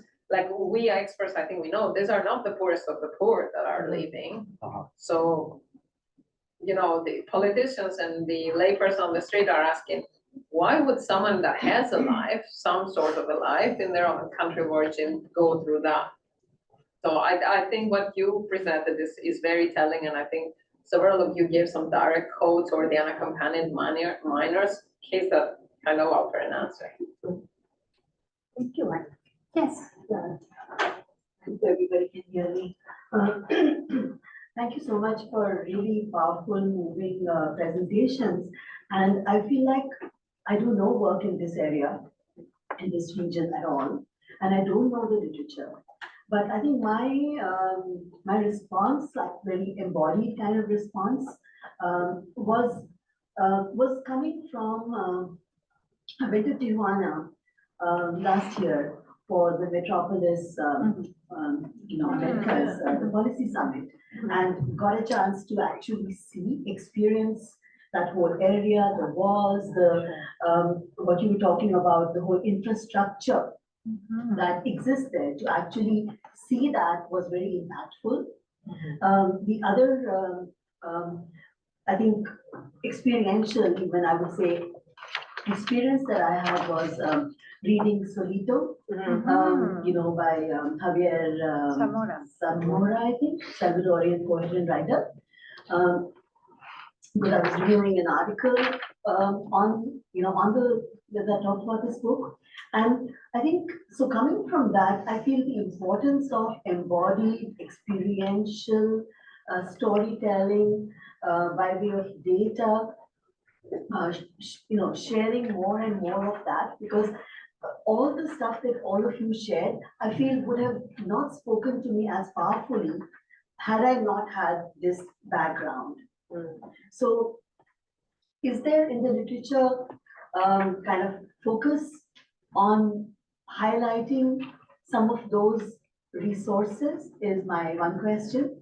The other is, how do people even work in an area which is so bogged down by despair, fatigue, and for both researchers and civil society actors, where what you need is, as Anna said, hope, resiliency, you know, the ability to look ahead. And some of the stuff that I've read about it from the literary perspective actually communicates that over and over again, the trying again and again to cross that wall, cross that border, in some way getting frustrated, repeated each time, and yet being able to continue, you know, for whatever dream, for whatever.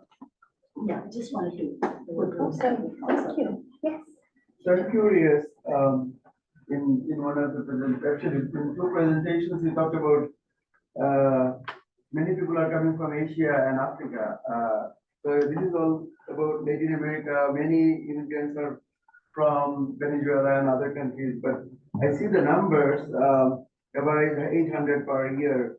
or so to the Mexico border, like Bangladesh. And then 1100 during the study period to Panama. So why those two destinations, like transit countries, are attracted to Bangladesh? What is the policy there, the attract of visas and so on? So there's one thing, and in one of the presentations, like the religion was, a particular religion was studied. What do you mean by that? Like you mentioned, but I said that countries from Ghana. Ghana is not a Muslim majority country, but are there all Muslims coming from Ghana? And also we have people from India and Nepal. So are the Indians Muslims or Hindus? Okay, yes. Thank you so much for the amazing presentations. I learned a lot. My first question is for Bruno. You talked about the super diversity. I was curious if these groups are lumped into one category once they arrive to the waiting spaces, or if the waiting experiences are also super diverse. And my second question is for Soledad. You mentioned how state inactively or indirectly lets these informal economies and formal economies to benefit out of the migration rates. Do you see any active or conscious political attempt to actually enable this? Like, are they making people stay longer, extend their stay so that the economy benefits, or do you think it's just an indirect externality of the migration? And being very briefly familiar with this literature and with all this experts here, I have a question. Would you describe these migration movements as interrupted in slower migration movements or immobility? Because when I think about immobility, I think about people who couldn't migrate at all, but hearing all these presentations, it sounds like they can strategize and they can migrate. So there is a level of mobility, but maybe not in the way that we are used to. And the last question, yes, so we have 5 questions. I think it's enough for All right, so thank you so much for your amazing presentations. Those were really insightful for the people who are working on this space. So the first question goes for Soledad. I'm wondering, you mentioned about like non-state actors taking role of the state, but I wonder if rather than the Panamanian or the Colombian humanitarian gap states, are any other representations of state, and I'm talking specifically beyond the NGOs. Like, is there any other presence of, let's say, the States or Canada or Mexico? You know what I mean? Like the presence of the states, of the destinations for the people who are crossing. So I know they can be directed towards the NGOs, but I'm wondering if there's like any other direct presence. You know what I mean? Like a direct, presence and actions. So that's the first question for Bruno. I also would like to know, when the migrants are deported in Mexico, especially for the people who are coming from other continents, so where are they gonna be deported? Like, and who pays that? Like, if they're deported to, let's say, Bangladesh or Canada, or who pays that? Like, how are gonna be deported, or what is the first point where are they gonna be deported? Yeah, basically, like, where is the country for that? And also for Marie, it's just like a small precision. I would like to know what is the age of, like, the range of age for considering like a children or youth. Like, what are the ages that we are working, saying like this is our children or youth? Like, what is the difference between that? Yeah. Good. So maybe we follow the same order of presentation as our dual for React. So we start with Bruno. Yeah, I'll try to answer the most question. Thank you for the questions. Actually, it's difficult to talk about one destination, and it speaks of the complexification of mobilities that has taken place in the last 2 decades, according to the Haas, Castles, Miller, That's the complexification of mobilities. I have followed Asian youngsters who spent some months in Tapachula and then moved to Mexico City for another year, the metropolitan area of Mexico City for 1 year, trying to get some informal job or even formal jobs with a humanitarian visa. The humanitarian visa in Mexico allows you to stay in the country for 1 year.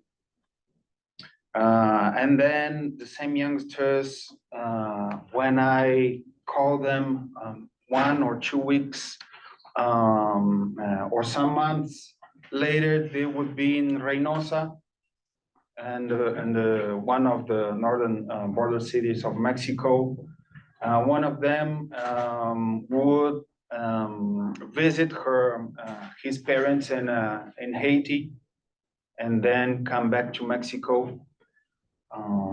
He would cross through Piedras Negras, which is another border city of Mexico. Some months later, I would call him, and he and his family, they were in Indianapolis, and now they're in Chicago. So, what's the destination? You know? I think it makes more migration management more difficult, and it's because this kind of mobility is there, or they get more unpredictable, I think. And it speaks of another logics of mobilities that's so tied to the logics of diasporas. I mean, Haitian diaspora members, they usually have relatives or parents scattered in cities of Brazil, people who stayed in Brazil or Chile, and then Miami. So they have kind of more resources, more migration networks. It's like more sophisticated migration networks, and it kind of allows them to use space as a resource, and to make their lives more mobile. The role of COVID, I should say, Anna, before COVID, we had this MPP, Migration Protection Protocols. It did not mean the externalization, or actually, it meant the externalization of the applicant, the asylum applicant. Throughout 2019, and what COVID did was to finally externalize asylum from the U.S. to Mexico under the under the name of refugee.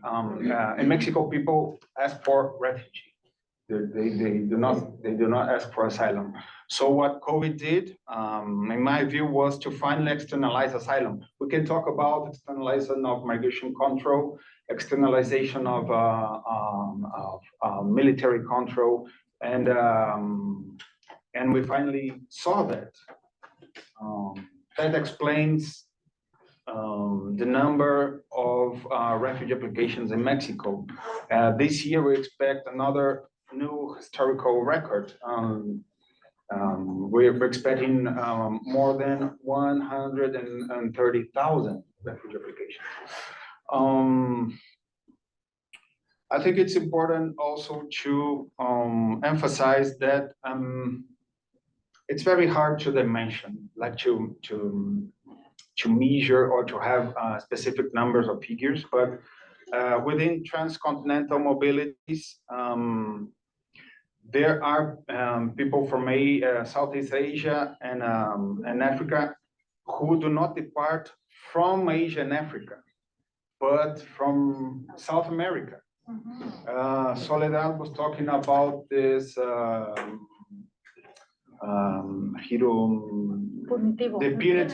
punitive turn that came after a period of welcoming migrants in South America.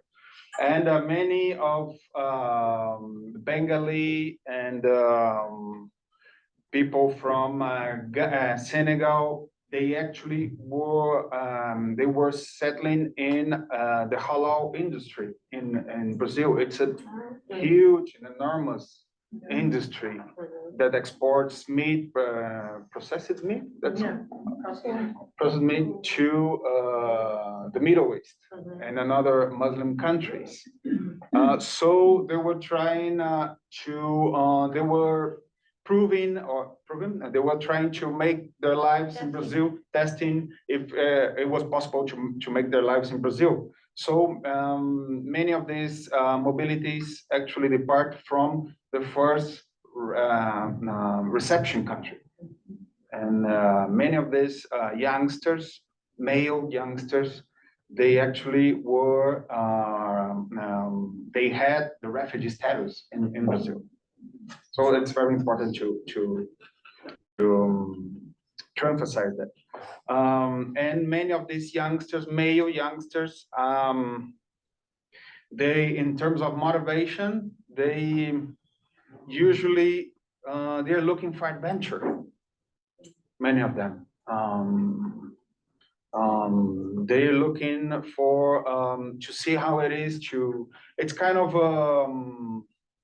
how do you say that? A rite of passage. Yeah, thank you for this male youngsters. So there, many of them come from middle-class families. They're not actually persecuted, and they're trying to make their lives, look for adventure, to see how it is. Some of them would tell me. I would recommend you, I forgot your name.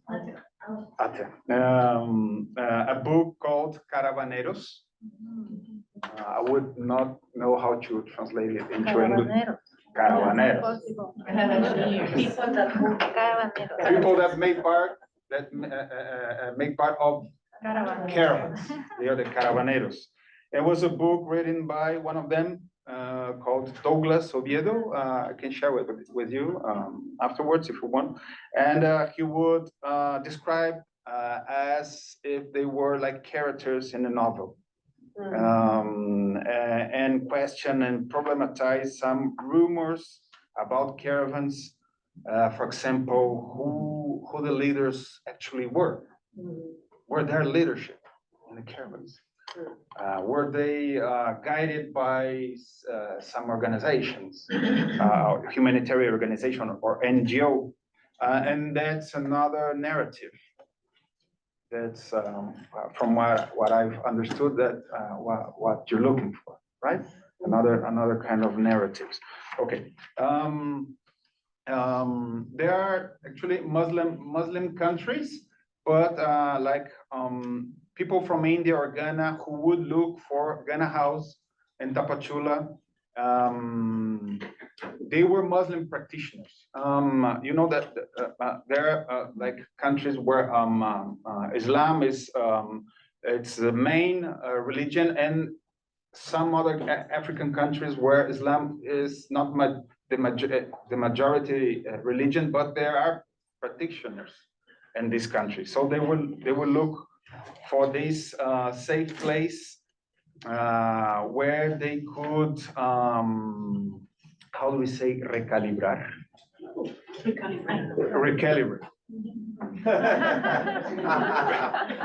their spirituality, because they arrive at Tapachula really messed up, you know, because the roads through the Panama and the Darien Gap is swamped with violence, and etc.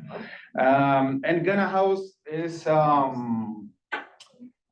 is a place similar to those in African corridors through the Sahelian countries. For example, you will find these houses marked by nationality. Senegal House, the Ghana House, or Mauritanian House.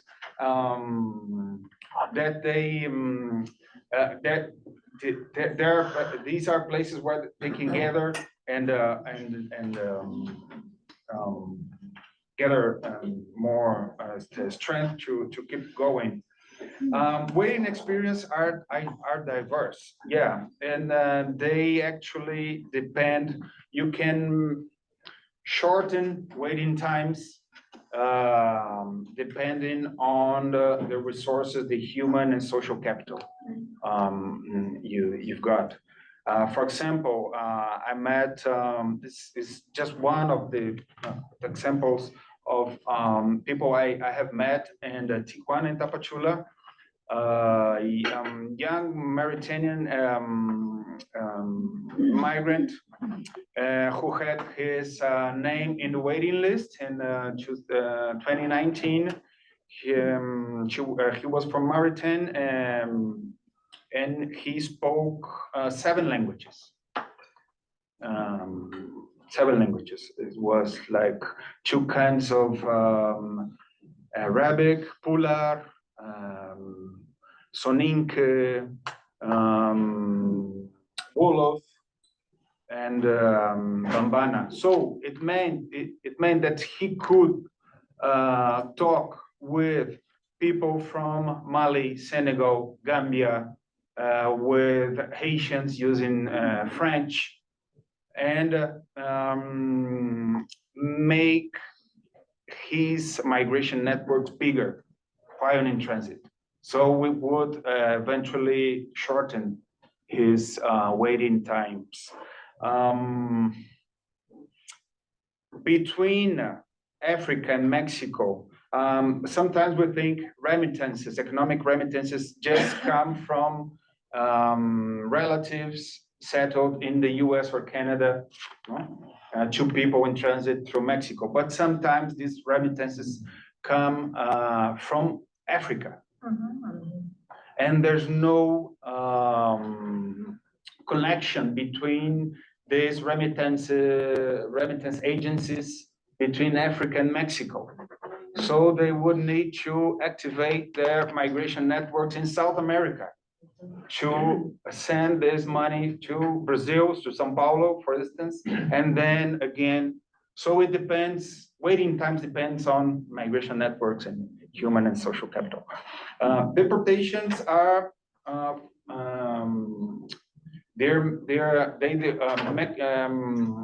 Mexican migration enforcement agents would deport people to the country of origin. So Haitians are deported to Haiti.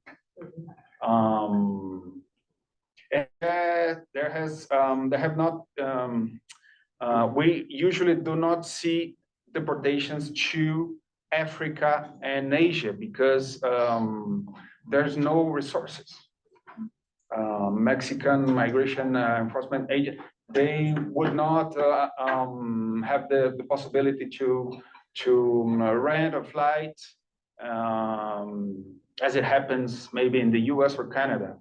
There has only been a big deportation to India of more than 300 people, and it was registered by a consortium of journalists called Migrantes de Otro Mundo, which I strongly recommend you. But deportations are made to the Caribbean, mostly, to Haiti. Well, I hope I have answered your questions. Where to begin? I'll start with the COVID question because I think COVID changed so many things. But for migration, obviously borders really shut down for a while.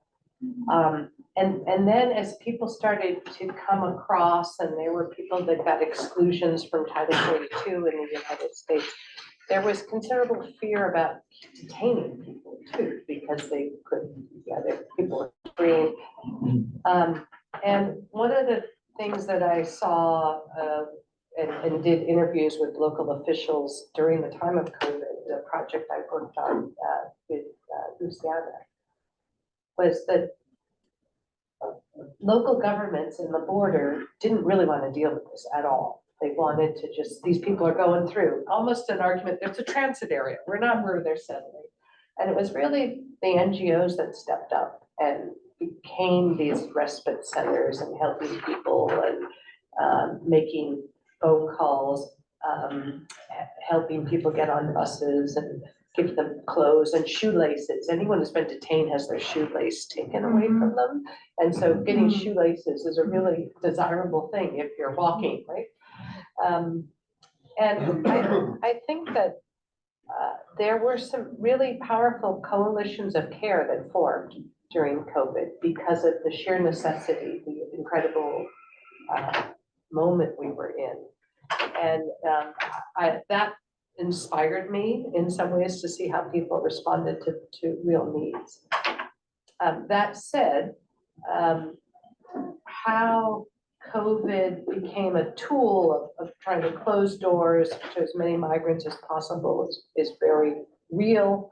And when Title 42, which was basically a health law that used COVID, when that ended formally in May of this year, that all the reporters were waiting. They were waiting for this massive surge at the border, and it didn't come. It actually came before. There were some people trying to get through, and then there was just calm for several months, and then people started coming. I really like your point about this productive waiting time, because clearly information is being shared and it's very strategic. And suddenly people know this is not the place to try to enter. I should try to enter this spot and that. But I think there is a lot of sorting when people wait. I don't think the waiting spaces are super diverse from what I see. I think the waiting spaces really segregate along country groups, especially the Haitians.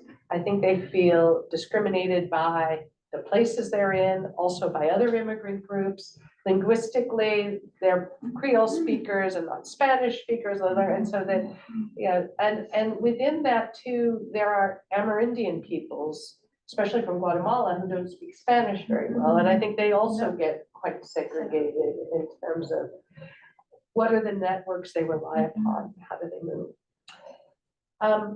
The question about youth,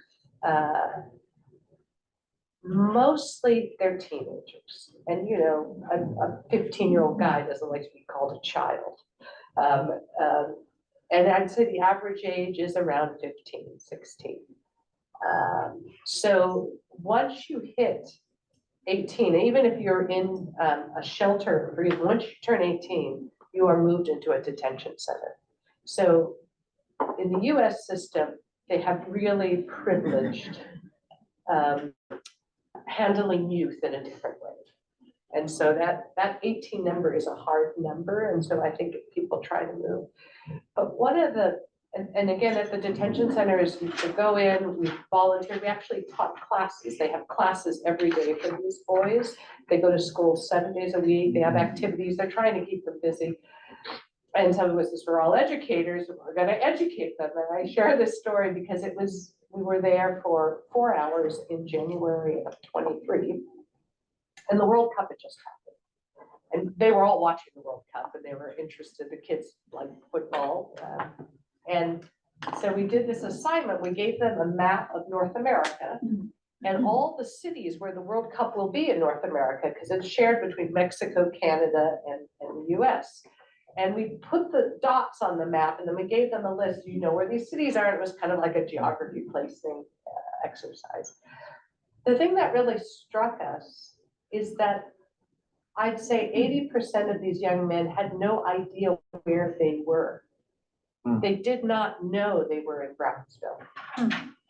And it was sort of interesting. Here are these incredible mobilities and yet it's just moving through a space that they don't have a mental map. There were a couple of kids that like whipped through it. I know all this. And then the others worked them and they figured out where these cities, and they asked them, well, where would you like to go if you could go to any of these cities? And a few said New York, a few said LA. Actually, a couple said Toronto. You know, I was like, really? No kidding. But I think they were just sort of playing around, but they also really will, while they're waiting, they have to have a sponsor receive them, or they get placed in foster care. And so usually the sponsor is somebody through that immigrant network, usually family, cousin, neighbor, and that's how they end up in these different places. But do they stay in those places? I think that your question, what is destination? We are dealing with people that have this a mobile liability, a mobile strategy of livelihood, and they're hypermobile, I think, as they try to find a place, and maybe they won't find a place. Thank you. Okay, I think I will start with your first question, Anna, and connecting with what you were just saying. I think that we should think together both the idea of what is destination and what's transit, because I do think that both the changes that we are witnessing now oblige us to rethink both at the same time. On the one hand, this is linked to the collapse of living conditions, the deterioration of material conditions in a moment in which we are clearly seeing the effects of neoliberalism. We cannot understand how destinations are not anymore destinations without taking into account that the effects of those policies are devastating countries of first destination or second destination. So the materiality of those conditionalities should be put in the forefront to understand why people are continuously moving, continuously searching for a place where they can live. And this pushes us to, I think, a second really important dimension that I think it's beyond the term destination, and it is the term home. What is home now? Where is home? Sometimes people build homes while being unhoused. In transit, they don't have houses, yet they have built homes because that's the way they are able to survive. And their new lives are immobile lives. That's the new way in which they are surviving in this 21st century. In a moment in which violence has exacerbated, I go back to this report of the ECLAC. What they have found in the conditions of living conditions in Latin American countries are revealing and are very alarming in terms of how criminalized violence converges with poverty, inequality, the effects of extractive economies in many parts of Latin America, and that's continuously pushing people to survive in mobile, in a lives in transit. So thinking about this idea of where is home and what's home, we thought before, and this is decades ago, that the US was the destination. Yet now we are witnessing that migrants arrive to US first destination countries and they have to recommence a new transit. So this means that transnational transit.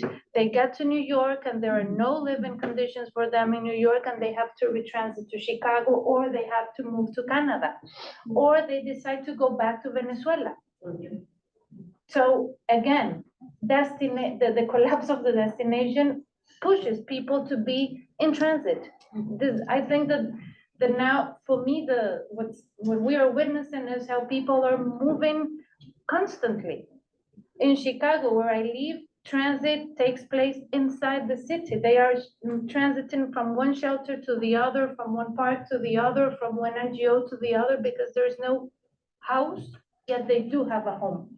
So I think that those are two pairs that we should think together. What's home, what's housed in the 21st century for the most marginalized population, and this cannot be understood without bringing to the conversation a critique on the savage brutalities of neoliberalism across the Americas, including the supposed American dream, which is already broken.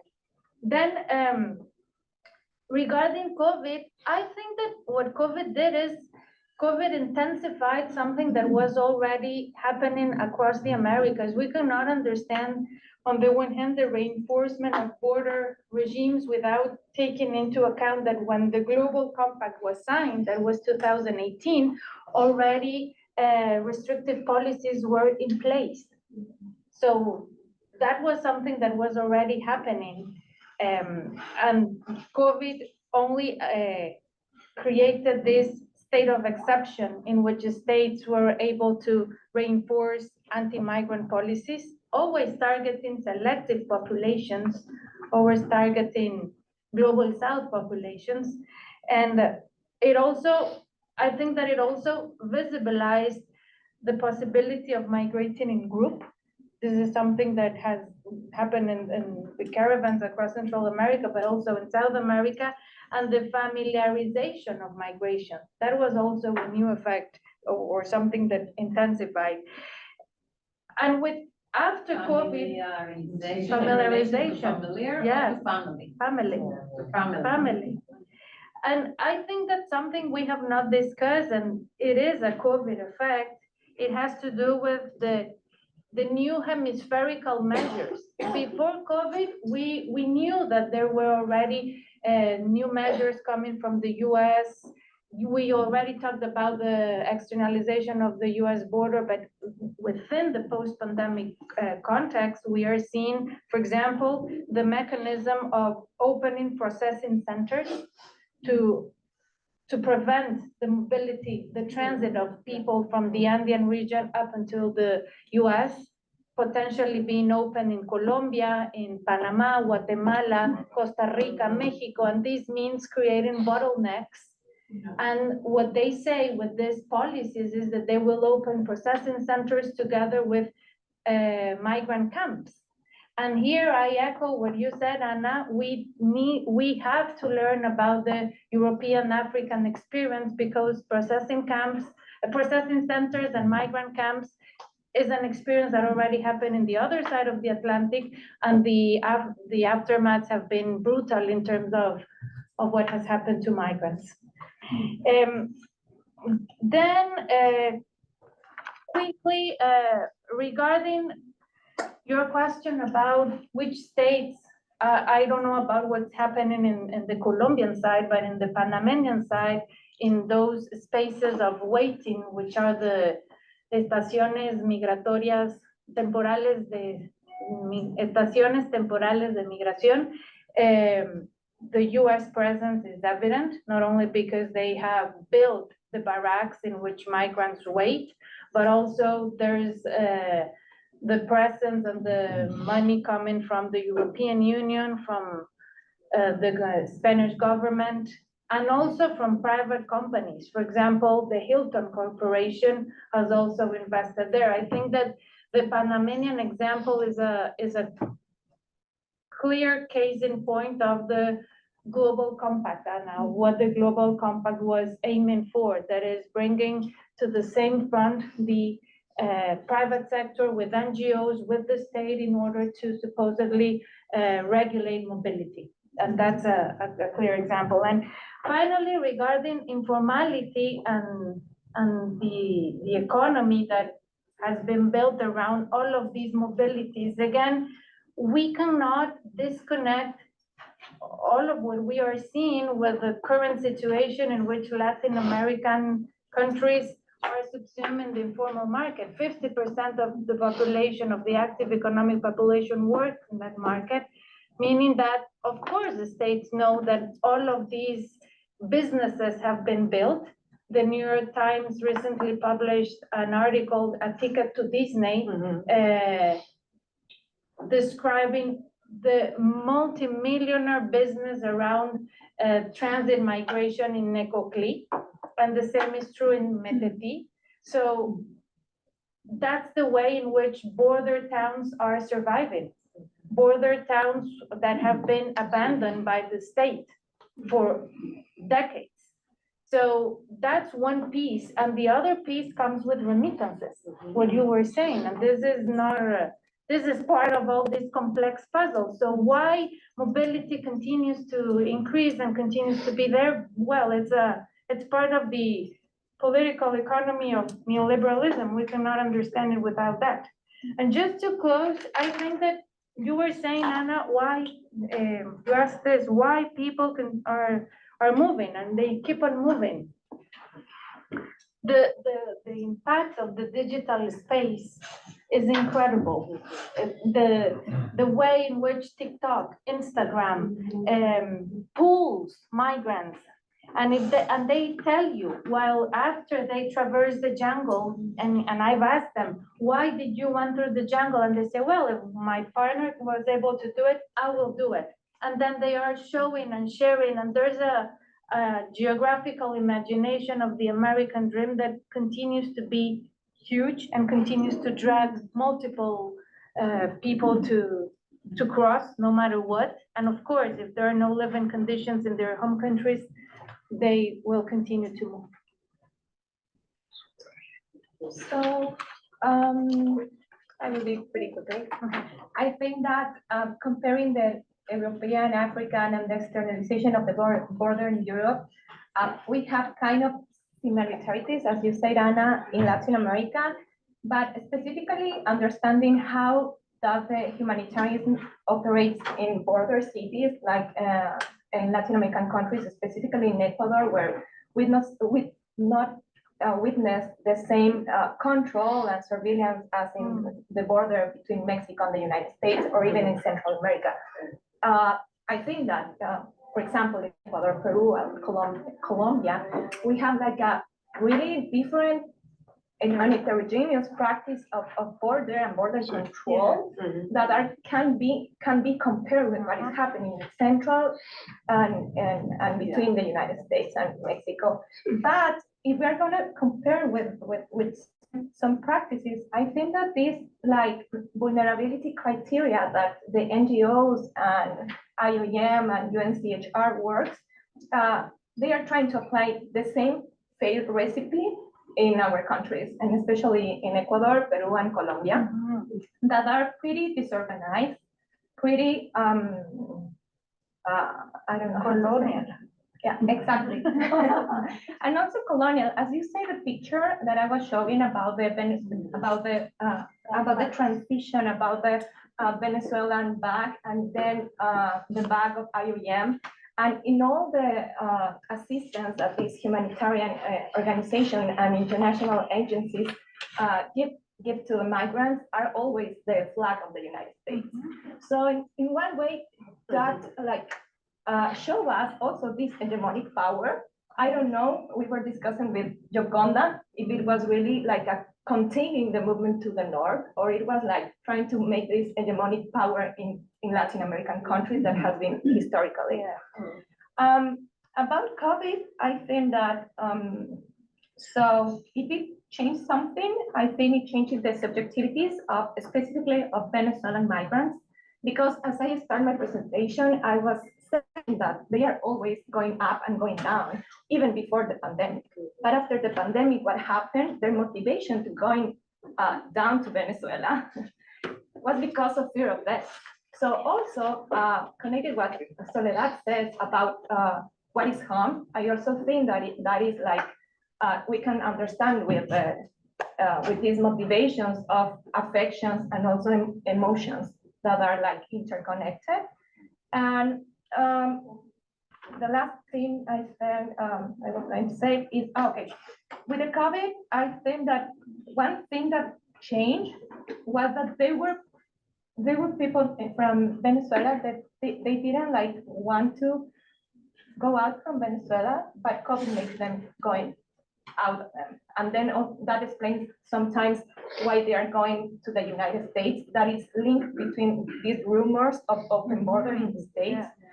And also during the, like, after pandemic, also going back to Venezuela was also marked by this fake idea that Venezuela is fixing, se está arreglando, is fixing. So I think that the coming and going is still going on in Latin American borders, and also are explained after pandemic with now with pretty like policies of deportation as right now Peruvian government, as of right now that what is happening in Chile, that is like Mexico and Mexico. So yeah, that's all right now.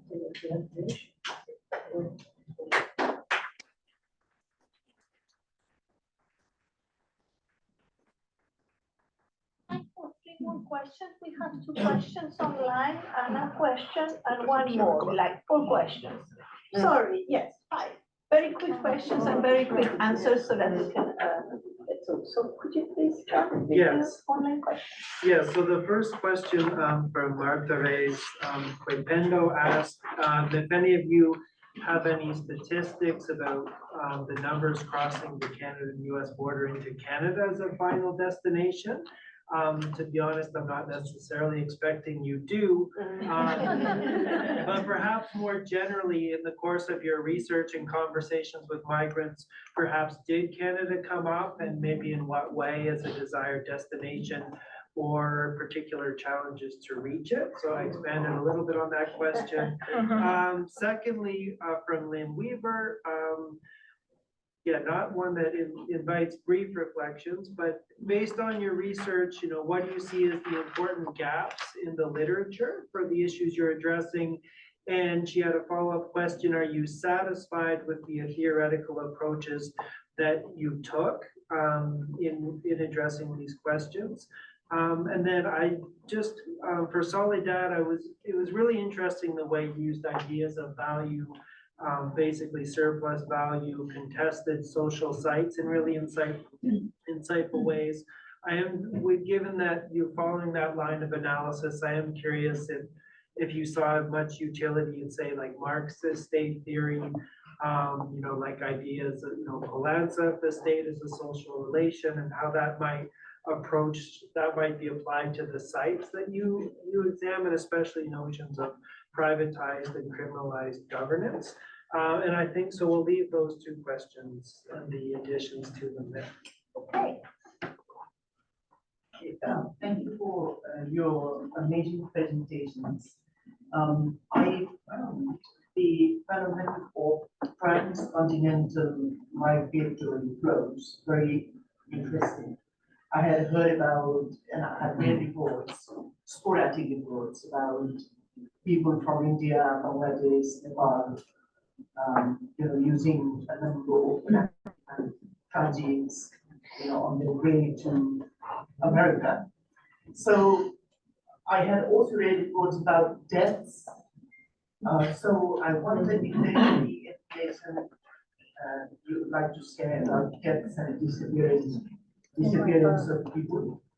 And the other is, as you rightly pointed out, these dreams do not happen. The dreams of these migrants do not happen in politically neutral spaces. They are constructed and reconstructed. They are produced and reproduced and perpetuated because of the media and neoliberal or whatever structural conditions we're living in. So on the one hand, this is the reality, and on the other hand, these migratory flows are meshy, is an argument, very complex and complicated. They do not follow linear paths.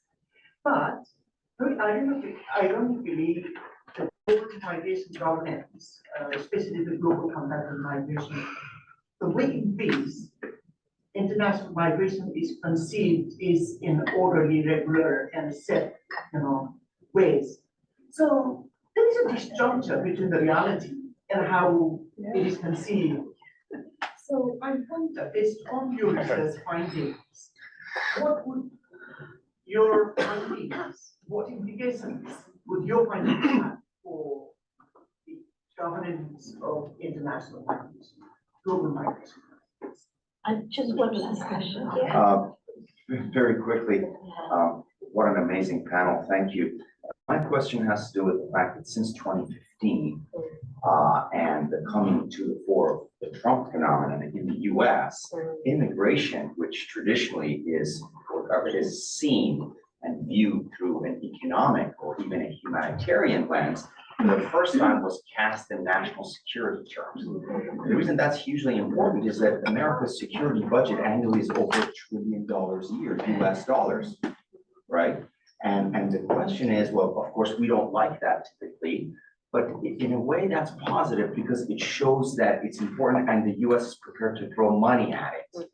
The question then is, if you were advising the US government at the very top levels, policy question when it comes to addressing the southern border, and Canada, of course, is affected by that too, and Mexico being a part of that, the two big elephants in the room being Mexico and the US, of course, in this whole debate, in my opinion, what would you do?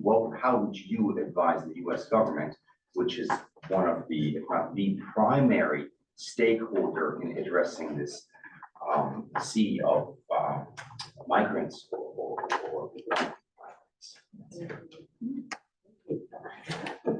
Yeah, I mean, okay, it's very interesting, and I hope we're gonna talk about these issues also this afternoon. But I just wanted to say something. So I see many interesting connections and parallels with what we know from the Mediterranean. Let's put it the Mediterranean space and the connections with Africa and Asia. I just wanted to raise this question of waiting as a productive time, and ask you about waiting in detention, waiting in camps, or waiting in the open, so to speak. Because the studies, at least that I know so far about Europe and Asia and Africa, speak very negatively about the waiting not as a productive time, the waiting as a dehumanizing time. And there is particularly in these spaces, these border spaces about between camps, open camps, not formal camps, also what you mentioned, Soledad, and I think you also mentioned, Marie, about also people having to transit around between, say, foster families or between NGOs. Actually, the term was kind of abandonment, of planned abandonment by the state, where the state kind of dehumanizes you by pushing you around. And I also wanted, again, it's for further discussion this afternoon. COVID is a game changer, but in a different way than we thought. And again, myself and some other colleagues were trying to write during COVID saying, oh, it's going to be all much better. We're not going back to where we were. We're going to be to a new sustainable and resilient governance. And no, I think, and then I thought, okay, COVID was like bracketed out, but then I'm thinking, no, COVID is a game changer, but in a much different way than we thought. And last but not least, the economy of reception in border areas. I know there's been a little bit of work done on this in, for instance, Greece or Italy, maybe also Spain, Calais in France. And it really seems to me it resonates very much with what you have been, all four of you, talking about, because this opportunity, like this informal market, but even all the people who are employed, for instance, to organize the foster care of the unaccompanied minors, to provide for the sheltering and the food and the soup kitchens. This is a whole economy. I think one reason why there has never been a real revolt in Greek islands or in Sicily at the time of at the biggest peak of the flow was that everyone was employed. Rooms were full.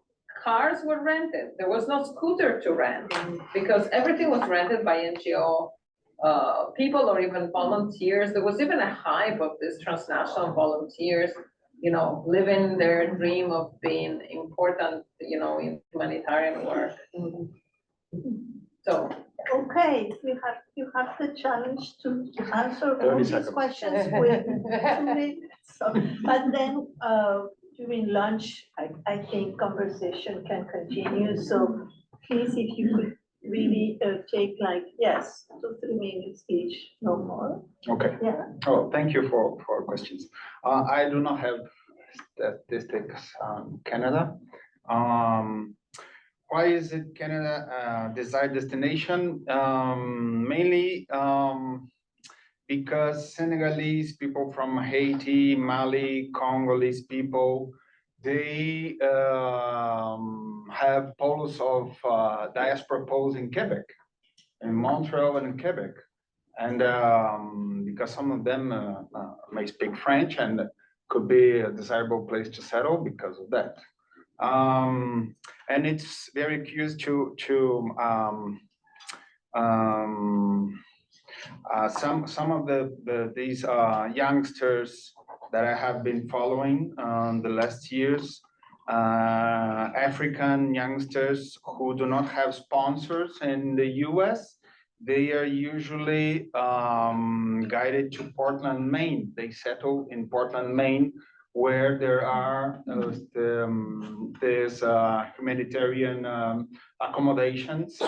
And I think it's not a coincidence to be settled right in the border with Canada for people without sponsorship.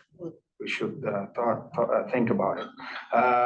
And Anna, with Soledad, we have been, we started to think about productive experience of waiting and repressive experience of waiting. And that brings us to understand why we're talking when we talk about immobility.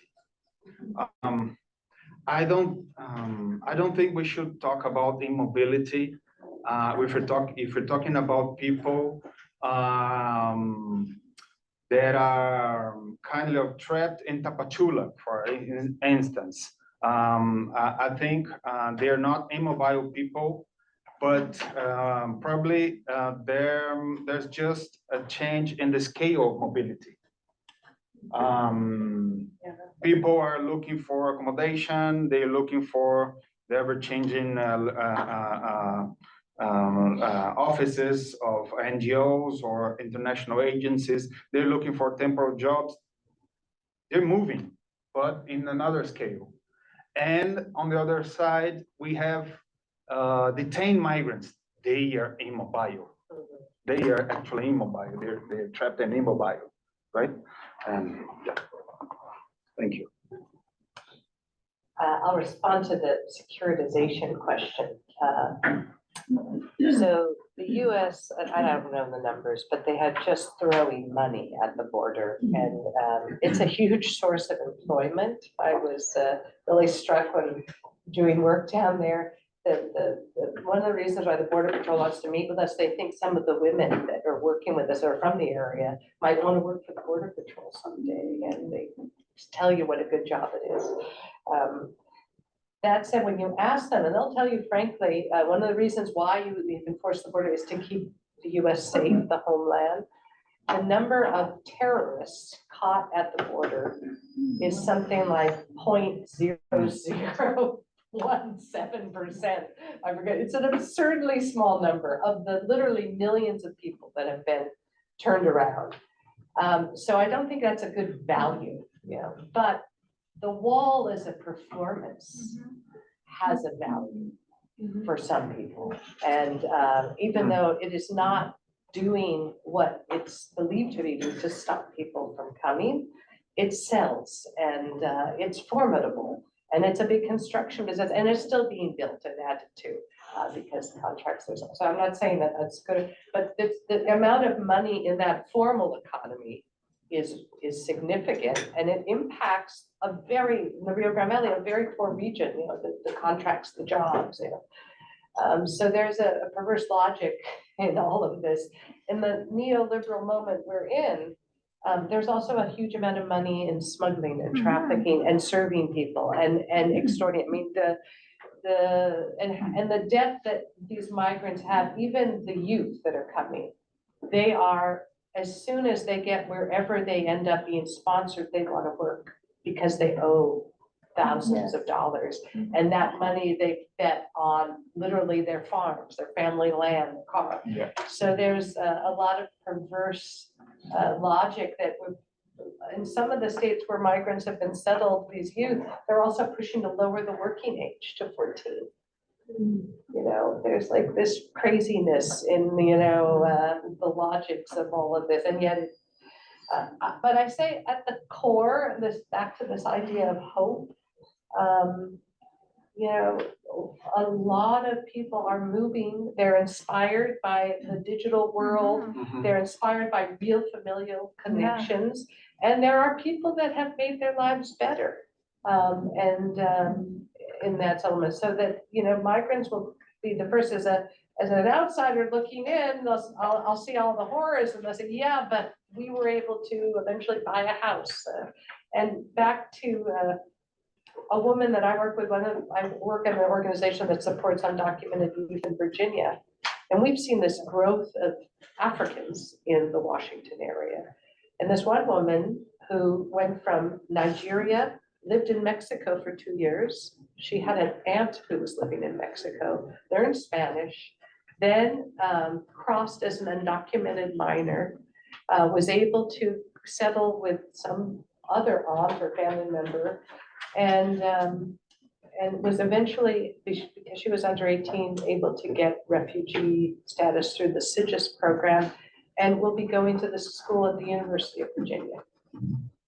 And so it was a long and complicated path. She did have human capital. She was an educated young woman from an educated family. Her father was killed in Nigeria. This resulted in this long chain.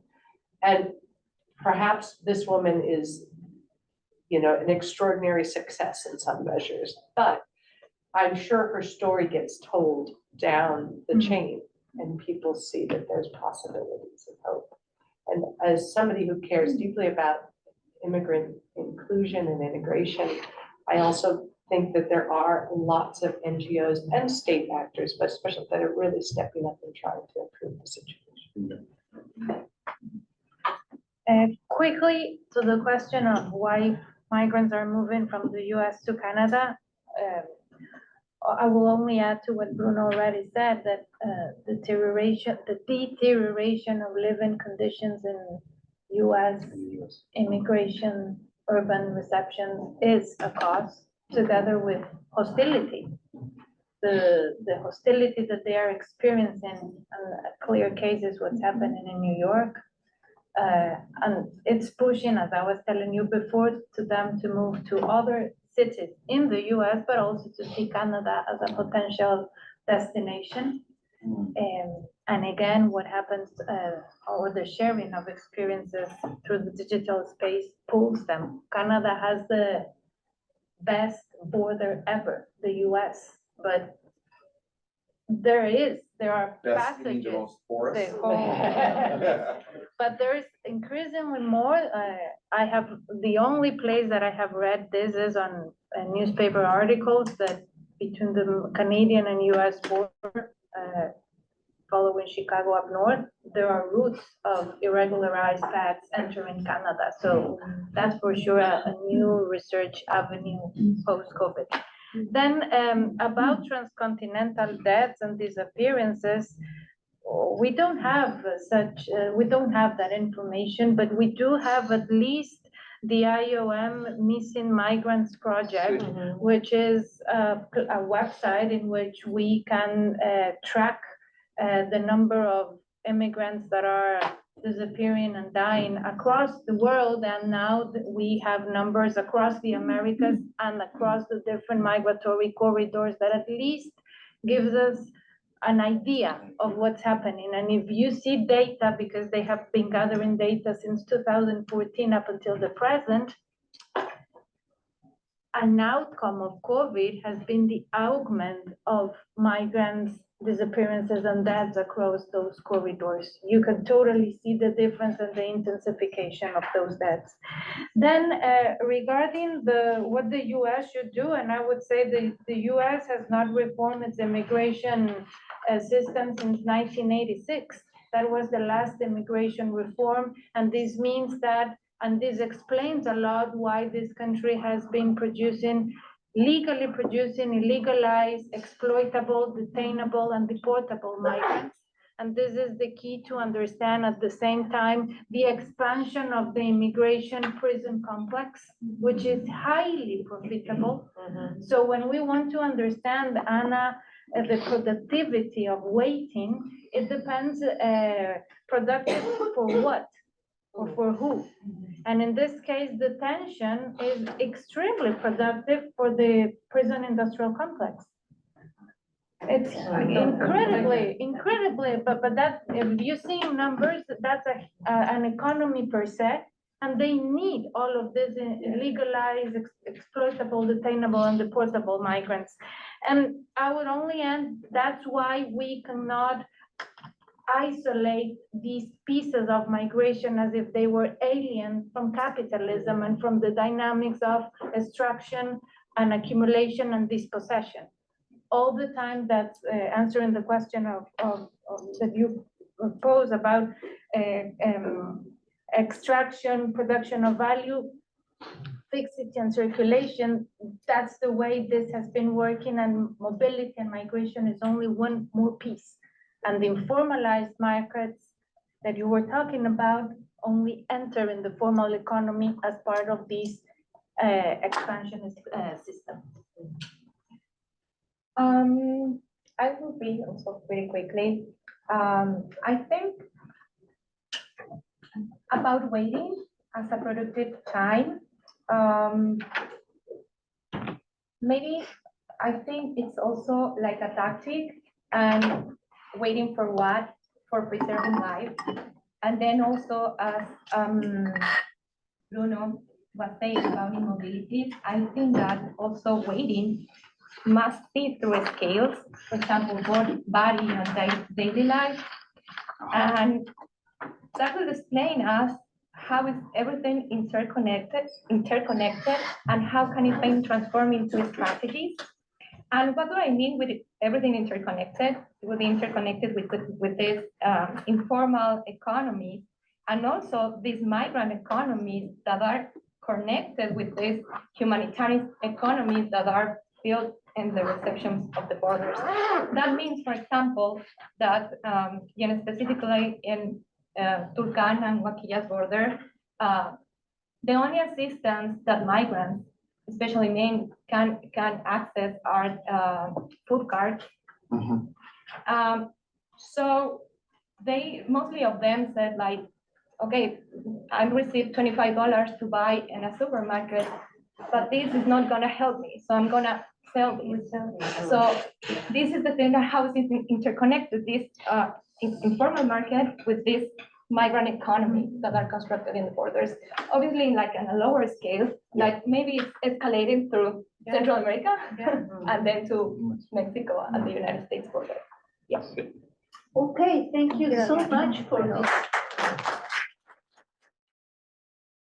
So without further ado, so we thought that the focus of this panel is, after we heard, I think, so many interesting things about the transit migration flows and the complications and the role of governance in managing these complex mobilities. In this panel, we wanted to focus a bit more specifically on the Venezuelans, and really, believe it or not, it's almost 10 years after whatever we can call the Venezuelan crisis has started. I mean, it's been 10 years, and I want to emphasize this, that in my view, what Latin American countries have done, I mean, we just heard this morning, it's over 1 million people who are displaced in Latin America, and less than 1 million in other world regions. And I think that makes the effort of Europe to deal with whatever was called the Syrian emergency or the overall 2015 refugee emergency failing in significance. In terms of how countries and governments and civil society and people can mobilize. And I know many people tell me, yes, I mean, there's a lot of shadows there, the racism, the exploitation, yeah, but still, the size of the challenge is huge. And likewise, I want to say the size of the challenge that Turkey has picked up with 3.5 million of Syrians, also makes whatever Germany, Sweden, or Austria, or Italy have done failing to significant. So that's also complementing our reflection on the compacts and what governance tries to do. So without further ado, I'd like to give the floor to Joconda. Joconda, as you probably all know, is a professor of sociology and gender studies at Flaxo in Quito, Ecuador. And as I said this morning, she's spending 2 months with us as a scholar of excellence, and we're really pleased to have her here, and she's been instrumental for this workshop. The second paper will be by Luciana Gandini, and I'm very happy to have met again Luciana in person. And Luciana is a senior researcher at the Institute of Legal Studies at UNAM in Mexico. And then we have Marcio Vera Espinosa from the UK, who is a reader and acting deputy director of the Institute of Global Health and Development at Queen Margaret University in Edinburgh. And I have to say, Martha, when I read Queen Margaret, there's so many Queen Margaret things in Canada that I was feeling, the colonial hangover. Yes, the colonial hangover is our called it. So, yeah, you have 20 minutes each for your presentation. Okay, thank you very much, Anna. So after this morning, we are going to debate this afternoon are state responses to this migration, as Anna call it. So what I'm going to do in my presentation is really to share with you an initial research project, the very first findings of our research on basically what people think about regularization programs. So among these very dynamic new patterns of migration, many states in Latin America are launching regularization programs, extraordinary regularization programs, and we are trying to find out, well, not so much what are states doing or if they are doing, how they are doing this, but rather to focus on what are people making out of this regularization program. Are they aligned to that? Are they not? Is it beneficial to them? Is it not? So what kind of sense they're making? Did we know, in other words? So putting some kind of interrogation on a narrative that usually assumes that, of course, we need to be regular, that this is going to be beneficial. So we really wanted to look at this in specific context with my colleagues from INAR, and so I'm looking at it in the case of Ecuador.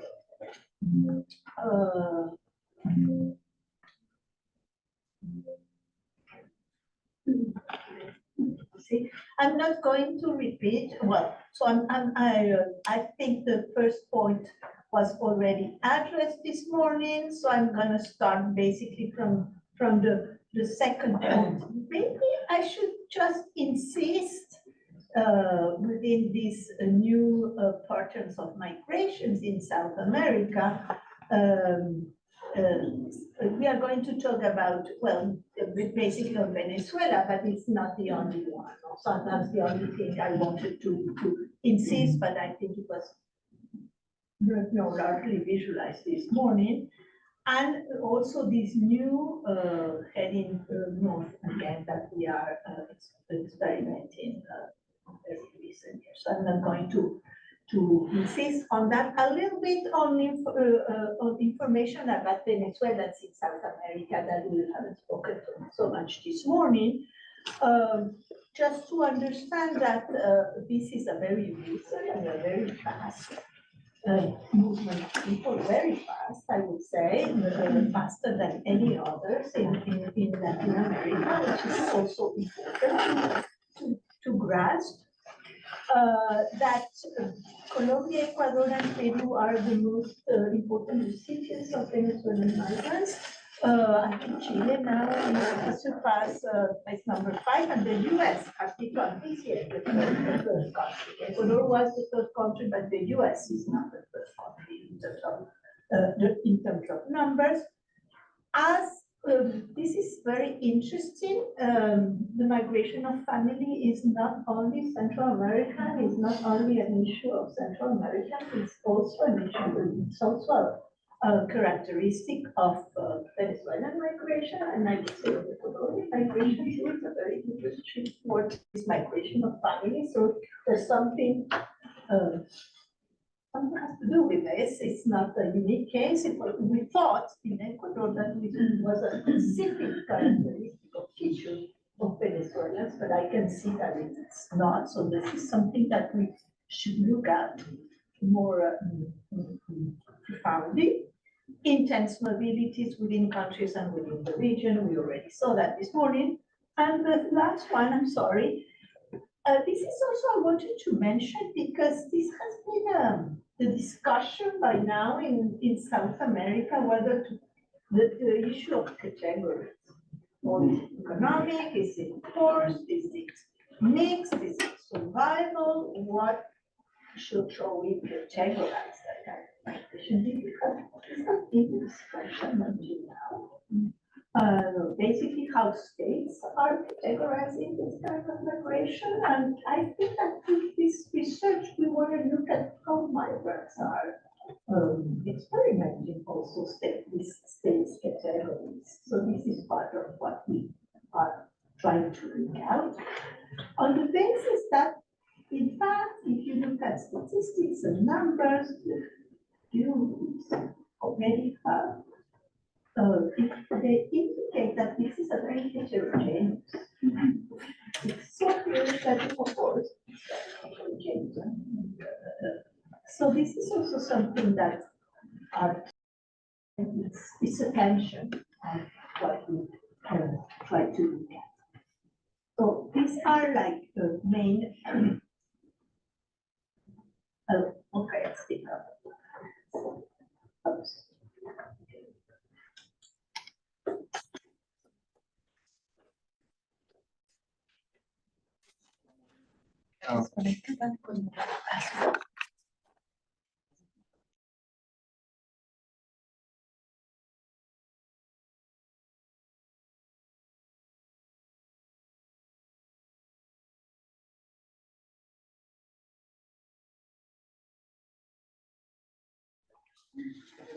Should be good.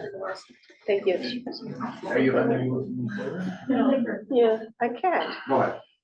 Later. Okay, so states' responses. I think they are not similar. I would say there is a general restrictive turn, but we cannot say that states' responses within South America are similar. There are, I would say, very broadly, like three kinds of situations.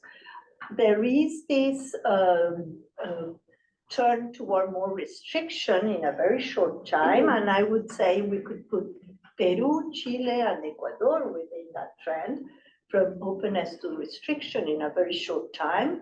And we have signs of that, militarization of borders, states restrictions that produce clandestine border crossings, controlling borders.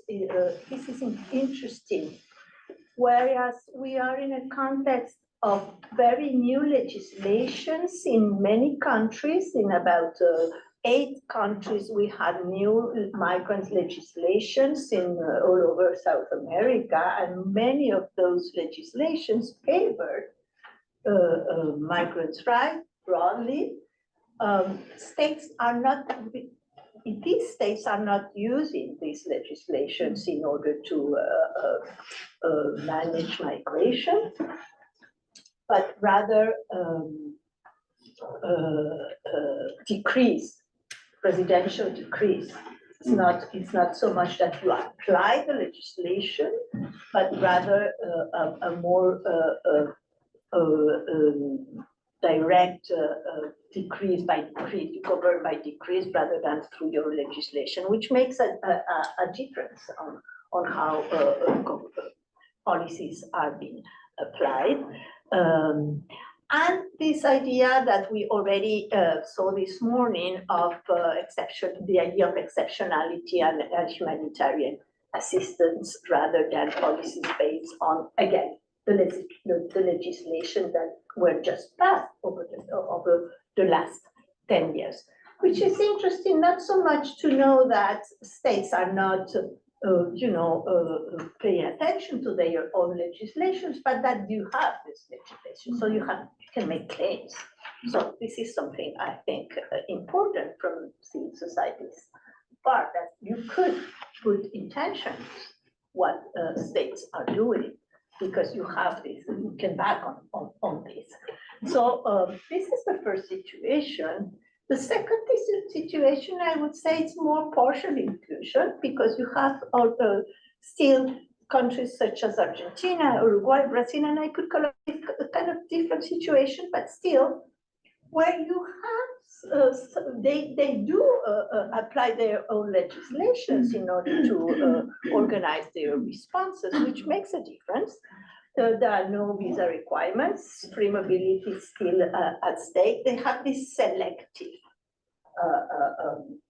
they have a selectivity in terms of who they allow to enter and not, and Venezuelans are, for example, still received in Brazil as opposed to other nationalities. They receive, a different treatment. Argentina and Uruguay grant more permanent residence, visa compliant with their own legislation. They have some kind of social inclusion policies. They still, and they, for example, in an article that we wrote on during the pandemic, we could see that in those countries, they do, there were some measures of social protection, for example, for migrants during COVID pandemic, as opposed to the other set of countries where they were really excluded. And of course, we know as also that the tightening of immigration policies in the north has expanded, and there's a domino effect in South American countries. Colombia is really an exceptional case within this myriad of different countries because they gave this temporary protection permit for 10 years. The other countries only 2 years, which makes a huge difference in how people can manage with that. But still, this is the neighbor. There are geopolitical issues at stake.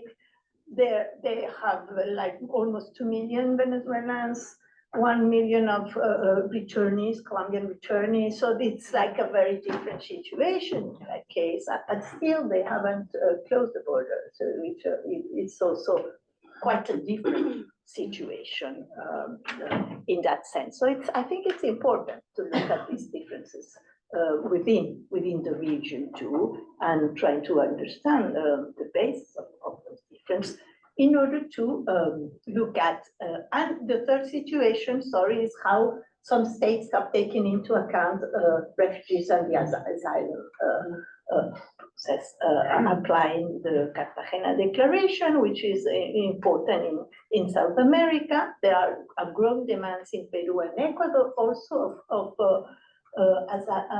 asylum seekers. By now, according to the statistics of NUR, there are about 400,000 asylum granted all over for Venezuelans, and about 1.2 million pending applications. So it's rising, also for the Venezuelans. In some, we have complex web of responses rather than a regional stance, which is also something to be discussed, but because some people are talking about like a regional responses from Latin America to that, and I will say that no, at all. On the contrary, this is a very fragmented kind of policy, selective rather than universal policies with geopolitical arguments, of course, and these humanitarian narratives that end up having deterrent effects, which are taking place also very differently in several of these countries. So I wanted to put this introduction to what we are going to look at in the rest. So what is the place of regularization programs within these different kind of policies? Something that has to be taken into account in order to understand these regularization programs and has to do with how people make sense of it. It's precisely this legislation. So we have had these legislations in many countries. Through legislation, ideally, people, many undocumented migrants can access health and education, at least on the paper. We know that, of course, there are many gaps in the application, but on the paper, they are supposed to, be able to. I mean, if you are undocumented, you shouldn't have problems to get health or education. And they include regularization mechanisms into these legislations, no? But besides, so one would say, if I am undocumented, it's not that I need to be documented to get to the health service, ideally. So you don't need to be a regular, to be regularized if you want to go, or if you want to put your children at school, or if you're going to get a health service. In Colombia, yes, it needed to be. But in the rest of the countries, in many of the countries, you really don't need to do that if you want to go to public service, ideally. And there are mechanisms of regularization, ideally. But of course, states have been overwhelmed, they are not working, this is very expensive, there are many, many obstacles for that, and they have decided to put into place these extraordinary regularization programs with specific procedures running for a limited period of time. And this is not new in Latin America. This is also very interesting. This is not something new. Acosta and Fede just got 90 programs of that kind since 2000s, and the vast majority in the last 5 years. As part, many are saying that the issue is you restrict the border and then you put up a regularization program. So it's part of this restrictive turn in a way. It's like you close the door and then you try to control what other people who are staying. No?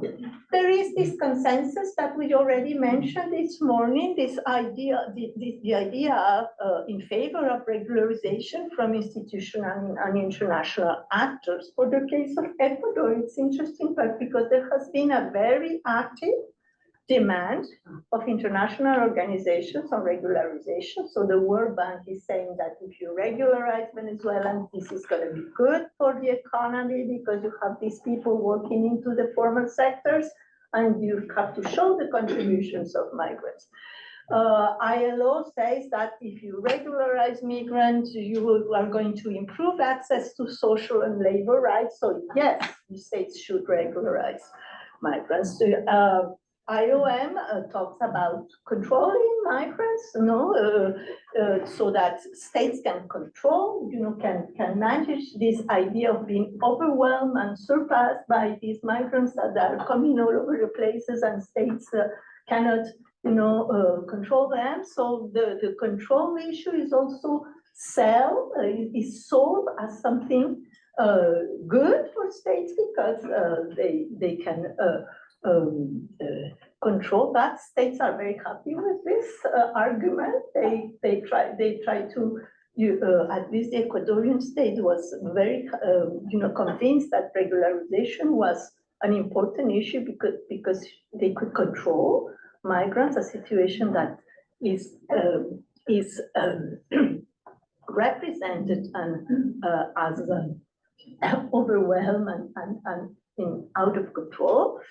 And of course, we have this safe, orderly, and regular migration from IOM, which is also very much part of this narrative in favor of regularization. So with this normative, with these norms and a very strong narrative for that, this is like the context in which these programs are taking place. There is still very little research on the impact of these regularization programs because they are very recent, so some of them. But still, what we can find is that first, with regard to this labor market issue, that once you get legal, you get a better job, you are contributing to the economy, migrants are contributors, they are not lazy people invading your country, but they can make a contribution and so on. The issue is that when you look at the labor market, the labor market conditions, this is not so easy.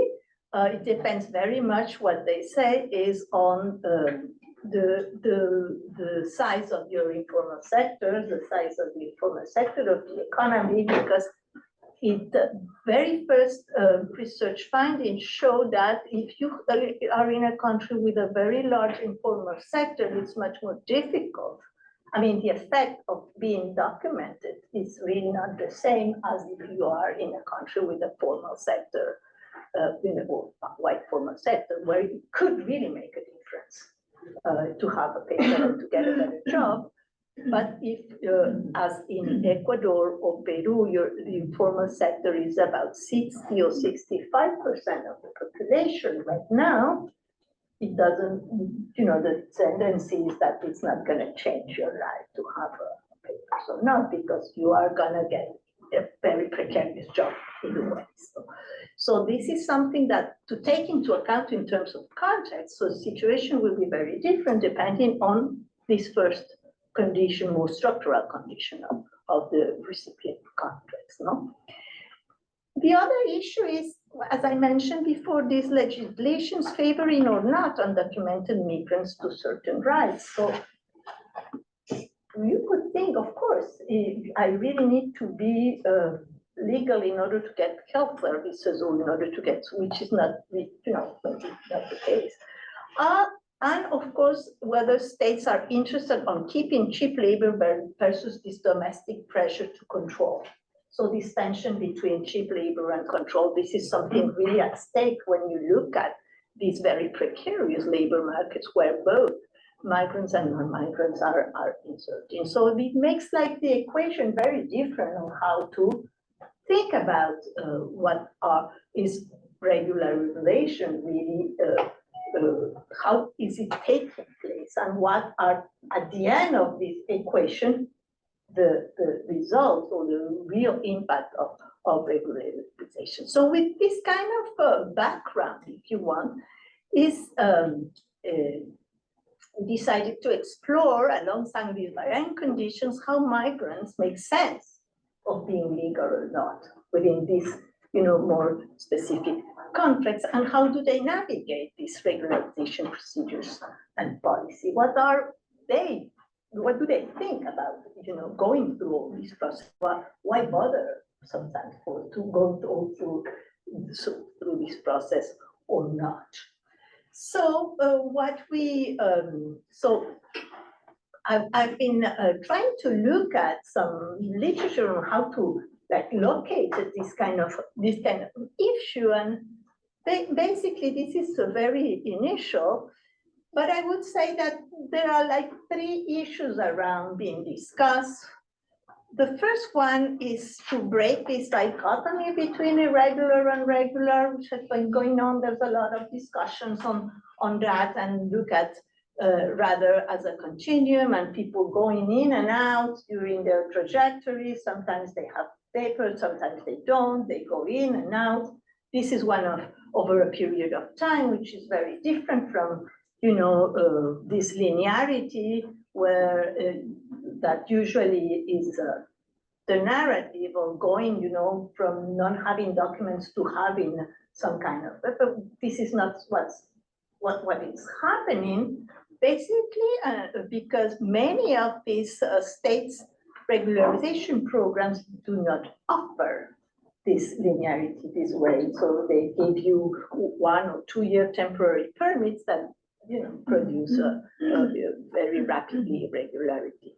The second discussions are, as I mentioned, whether states are producing this irregularity. So you regularize, and this is something that we are finding in many of the interviews, is that you regularize people that have been irregularized by the state.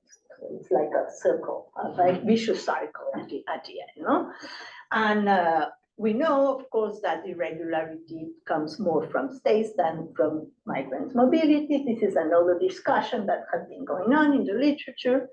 And maybe the third one maybe could be simple. This is what we are asking, is does regularization bring any significant change to people's lives? So I think they do. But I wanted to ask the question, even if it sounds a bit ironic, because of course it does, but anyway, it's part of the discussion here. So with this in mind, with these ideas in mind, we conduct a qualitative research. In Ecuador, what kind of programs we have? We have regularization through legislation, but it's a kind in the case of Venezuelans, until the 2016, they could go through that kind of issue. Otherwise, after that, it was impossible. It was too expensive. It didn't work. Only for professionals it could work, going through procedures related with the law. So they really went into these special programs. Otherwise, it was not possible. It was too expensive. So as I mentioned, immediately after state restricted Venezuelan entry, they launched these programs. So after asking for the visa, passport and visa, they launched these regularization programs. No? So it was part of the restrictive term rather than just offering the possibility of temporary stay. And just to give you some figures here, in the first regularization program, they managed to give about 54,000 visas through this Peru within, and we have to say that by 2020, we had around 4 million,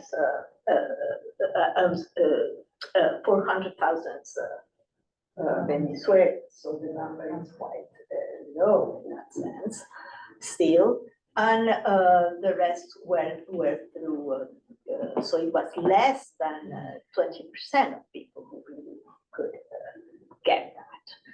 And the second regularization program, which is going now, just stopped 1 month ago, I guess.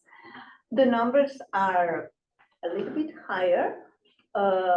But what is interesting from the numbers is that the regularization process has two moments, two stages. First, migrants have to register, and this is interesting because they register in the Ministry of Government, so where immigration police is there, and they got the visa in the Ministry of Foreign Affairs.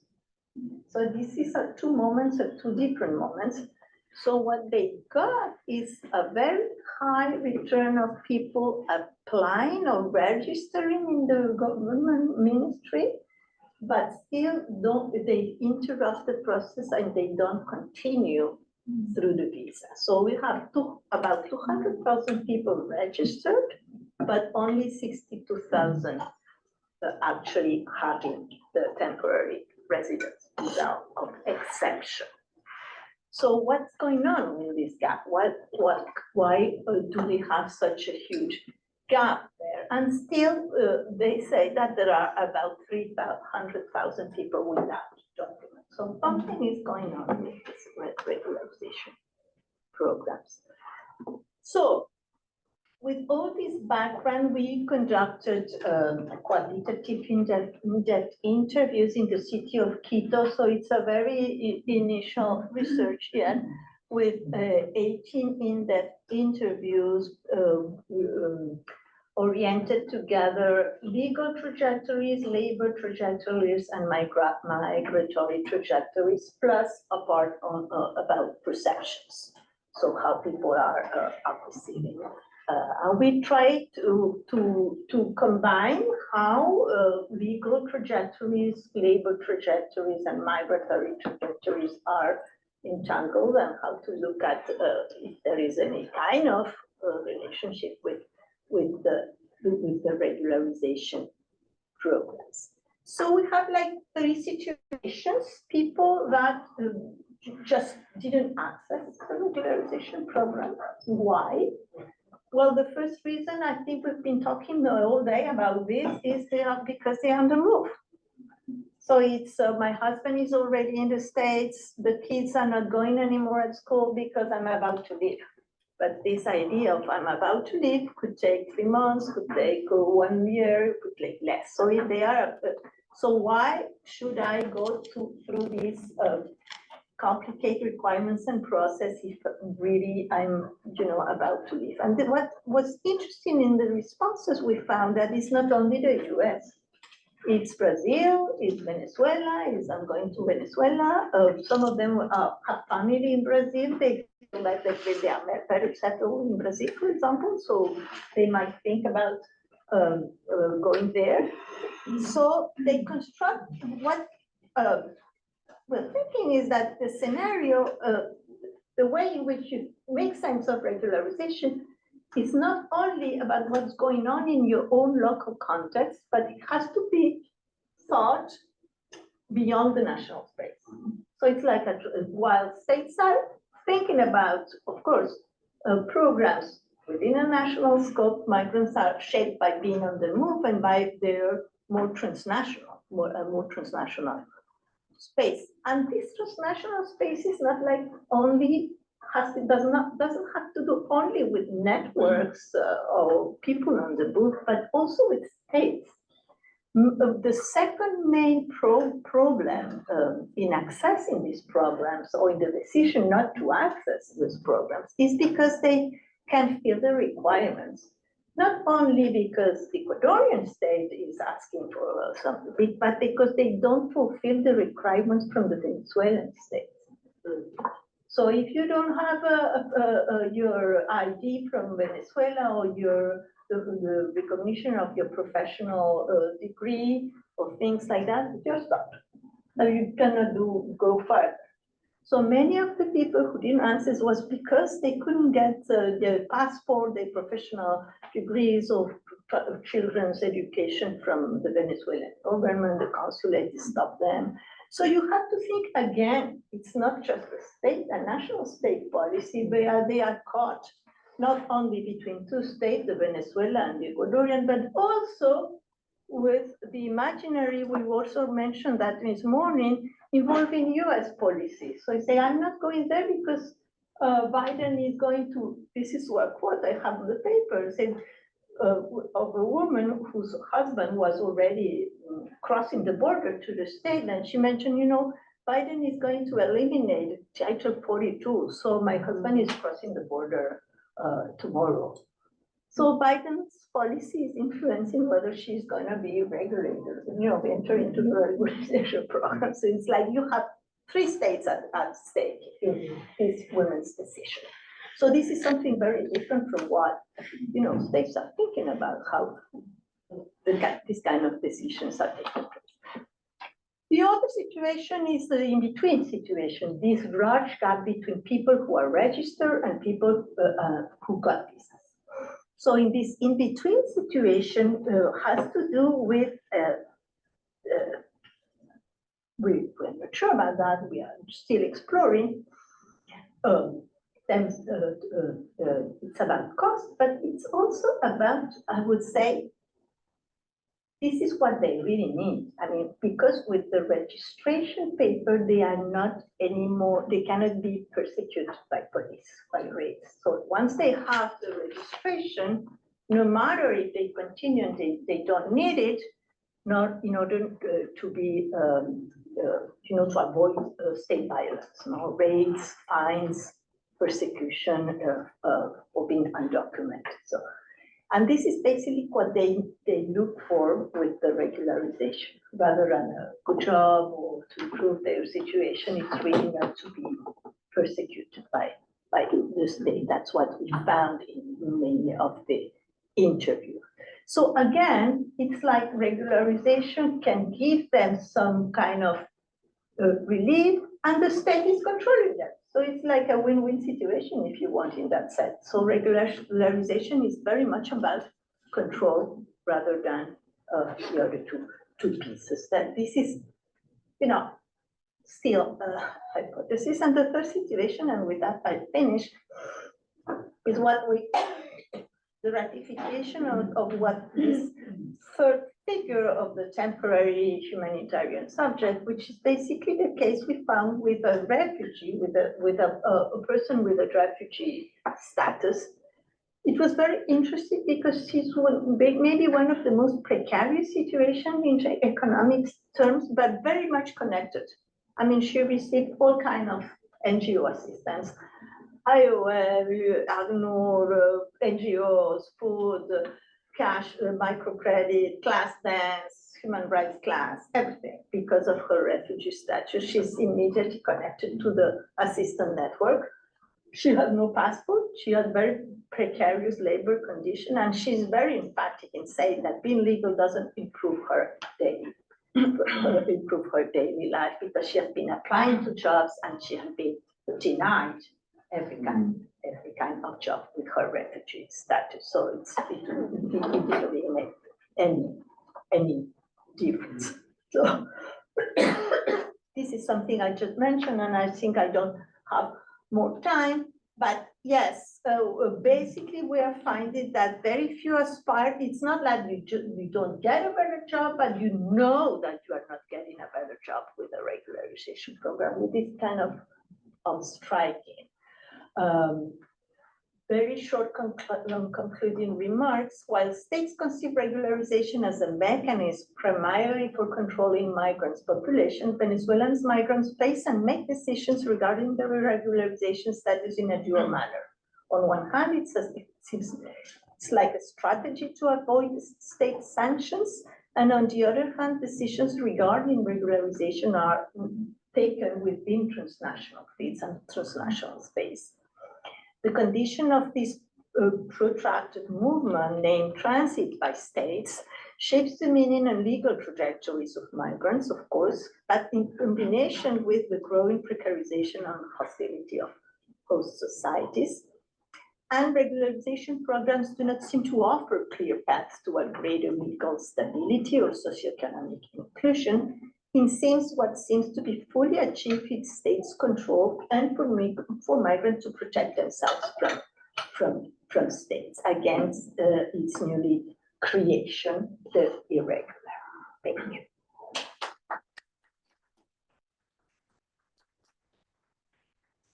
Thank you very much, Gioconda, for being also provocative, but also trying to distinguish between what is regular migration, but what is safe migration, which are not necessarily one and the same thing, and the often, the competing logics of the labor market and of, getting a formal status, and how the one relates to the other. I think this is a great segue to Luciana's paper, which will be on the responses of the Mexican state to the Venezuelan displacement.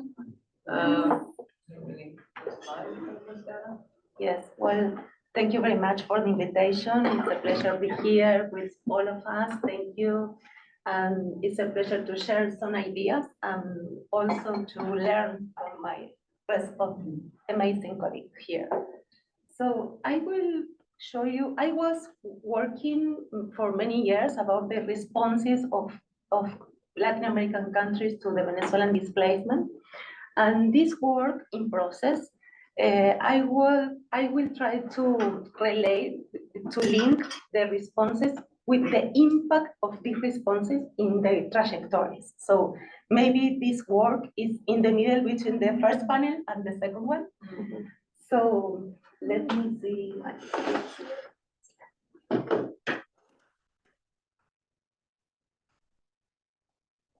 Yeah. Thank you.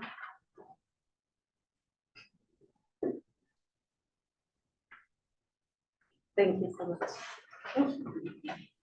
Well, so the objective is to analyze the evolution of Mexican measure toward the Venezuelan because I suppose, or I believe it's an expression of the coexistence of contradictory policies that are part, for me, of the migration governance in Latin America and the Caribbean. And in fact, I saw this contradiction when Mexico responds to the caravanas. And this is one side humanitarian, another side militarization, controls, and many others. And I would like to show you the change of this policy and the impact of this policy in the trajectory of the Venezuelan migrant in Mexico. So I used some statistical and documentary information and also some interviews. I was following 6 Venezuelans in the last 9 months. I have several meetings with them through the time, and I would like to show you the impact of this policy through the trajectories. So just to show point to start. Before the pandemic, as you know, and you showed in the previous presentation, most of the Venezuelans go to the rest of the Latin American country. 87% of the displacement are in any other Latin American country. But I would like to say quickly that these countries face two types of dilemmas. One of these is treat the Venezuelans as migrants or refugees. And the second one is to use the consolidated normative framework that in terms of Alexander Betts, or to use new measures, creative, short-term, ad hoc measures to respond to Venezuelans. And most of the Latin American countries treat the Venezuelans as migrants instead of refugees and use short-term measures and ad hoc measures.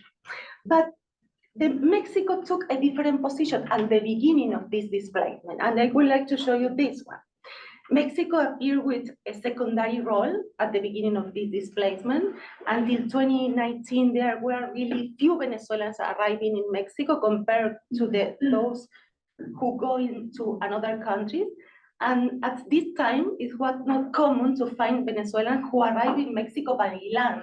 This is really different to the rest of the Latin American countries. In 2017, Mexico became one of the two countries in Latin America, and also the first one, to adopt the expanded definition of Cartagena of refugee for Venezuelans, and resulting in a high approval rate for refugee status.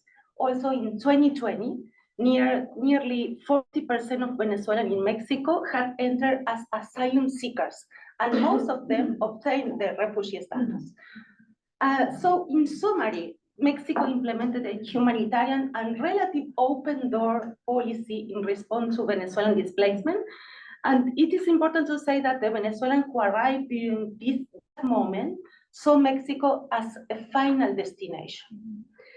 And another important point is speaking about the impact of the COVID-19 pandemic.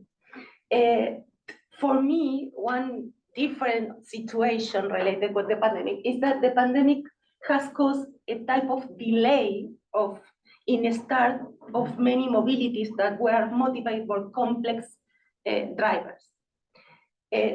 To say quickly, we can see in the push factors, some of them related with the impact of the pandemic, especially with the multiple crises, as Sole speaking about that at the morning, and also the impact of the political institutional crisis, and also the economic impact after the pandemic in the Latin American countries. You need to remember that most of these Venezuelans are living in other Latin American countries, no? And also, one important topic we need to discuss in other presentation, but it's important to say that the change in the governments in many countries in Latin America, the lefty government like Chile, Colombia, that Venezuelans don't feel comfortable with this change, that it's another motive or cause to move.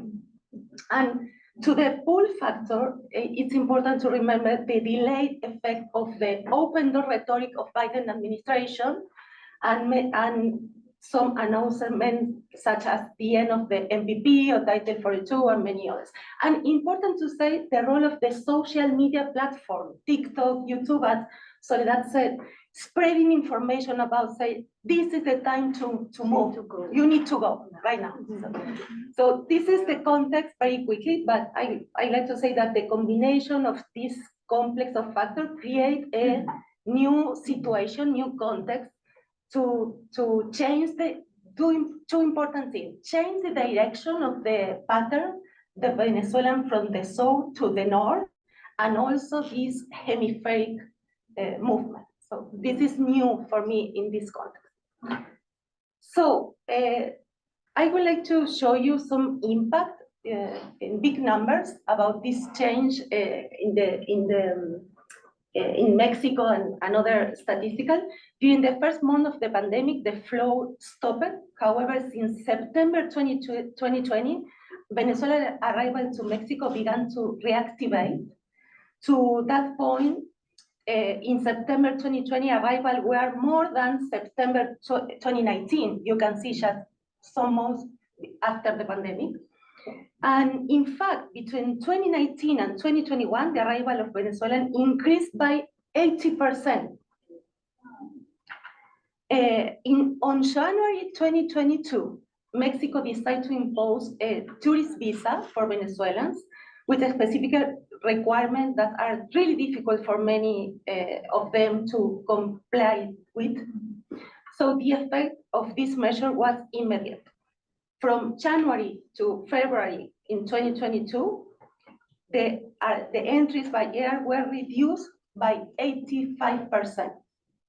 So in 2022, exactly half as many Venezuelans entered Mexico compared with 2021. So the effect is clear to the impose of the visa. So the imposition of the visa put a break on this route as an arrival itinerary. It's important to say that Mexico joined to the list of many other Latin American countries that have imposed tourist visa to Venezuelans in recent years. To put in context, at the beginning of the displacement, Venezuela can move practically all countries in the region, and currently 23 of 33 Latin American countries require visa to enter for Venezuela. So it's not just Mexico. Mexico add to this enormous list to countries. So this restriction limits the use of safer routes to move from South America to the north, impact their trajectories and their regular and irregular itineraries. So in the first place, the route of Venezuela by land has increased enormously, especially on the route to go through the Darien Gap.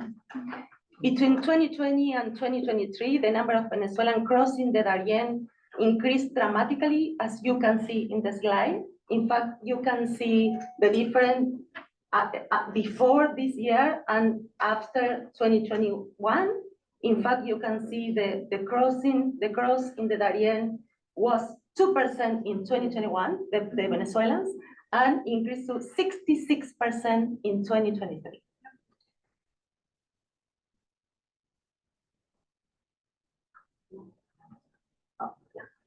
So when you see the Venezuelans in irregular status in Mexico, a similar trend is observed.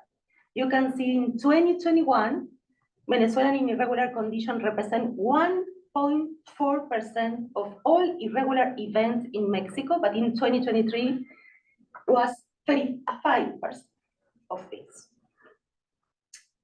So after these great numbers, I want to show you some characteristics of the Venezuelans I have been following for 9 months, I said. The group of Venezuelans analyzing this article share a common central characteristic to the movement of Venezuelans today. None of them have left Venezuela, but all of them have lived in at least one of another Latin American country before started the trajectory. The departure from Venezuela were between 2014 and 2021. And the second characteristic is that all of them have some regular permits in their previous residence, although sometimes were expired, but this is a question about us, about what happened with the regularization and the incomplete integration processes in the rest of the Latin American countries. This is an important question for us. The departure of these Venezuelans begin in different parts of Latin America, so although the most frequently from Colombia, all of them left to reach the United States. This is the final destination. They hope to go to the United States, except for the female I interviewed. All of the rest crossed through the Darien with very difficult risk and some precarious itineraries. And among the participants, 11 different types of transportation were used. Between them by foot, for this is really important, and plane, bus, taxi, train, combis, piraguas, and motorcycle, cab, ride, etc., etc., etc. but which are combined and repeated on multiple occasions throughout an important part of the continent. In practically all of them, they must pay for use this transport. Some are official transport, and while others are created to serve the migrant routes. In the reconstruction of this travel itinerary, the Venezuelan told me they have in 30 sites or locality where identify they made a stopover. I mean, they were working, they were waiting for a remittance, they were need to stop to continue the travel. So it's a really difficult situation, this interrupted transit. So after arriving in Mexico, the itineraries for many migrants become a type of déjà vu or something like that. They attempt to travel through North, but are often obstructed by groups such as the National Guard, the National Immigration Institute, the police, the armed, and the mafias too. So the obstacles are usually overcome with the payment of money. And it's important to say that this itinerary had between 6 and 8 months. Since they depart from Colombia, for example, to I interview in Tijuana in March in this year. Last week, I had the last conversation with them, and 5 of 6 of them have in the United States, and just 1 is in Mexico. In the United States, they are in different legal status and situation. I would like to show you the itinerary of Felipe. It's a really good example, but you can compare the rest of the itinerary. It's quite similar in the complex and the precarious and the different status they have. And also it's a result of the deterrence and containment strategy. So this itinerary has 6 months, starting when Felipe entered to Mexico and finished when he enters to the United States. He has been detained 7 times in this period. You can see the detention with the symbol in black. In both countries, after the detention, there are usually a dispersion to go to the territory. This is another strategy that Mexico and the United States use. For example, he was captured in Ciudad Juárez, but released in Matamoros or Villahermosa, generally in a more southerly location to be more difficult to go to the United States. He has received six transit or entry permits, and this is another strategy. You can see in red the permit that the National Guard or the Instituto Nacional de Migración gave them. I will explain in a moment this situation, but 3 times he attempted to cross to the United States. The first one was a defensive asylum request, as Marie explained, which means that he arrived at the border gate and request asylum. And the first time this was in Ciudad Juárez, but in that attempt, he was deported. The second attempt was with a CP1 appointment in Tijuana. Supposedly the one possible option for Venezuela, but we see that it's not the only one. The people use another one. And this is really interesting because his application was not accepted, because when the office asked him if he was afraid to return to Venezuela, Felipe said no.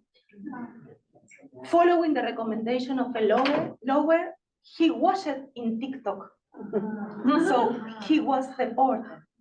It's really interesting because he's a really good forced migrant. He has really problem in Venezuela. He had in detention and many, but he said no, and he was deported to Mexico.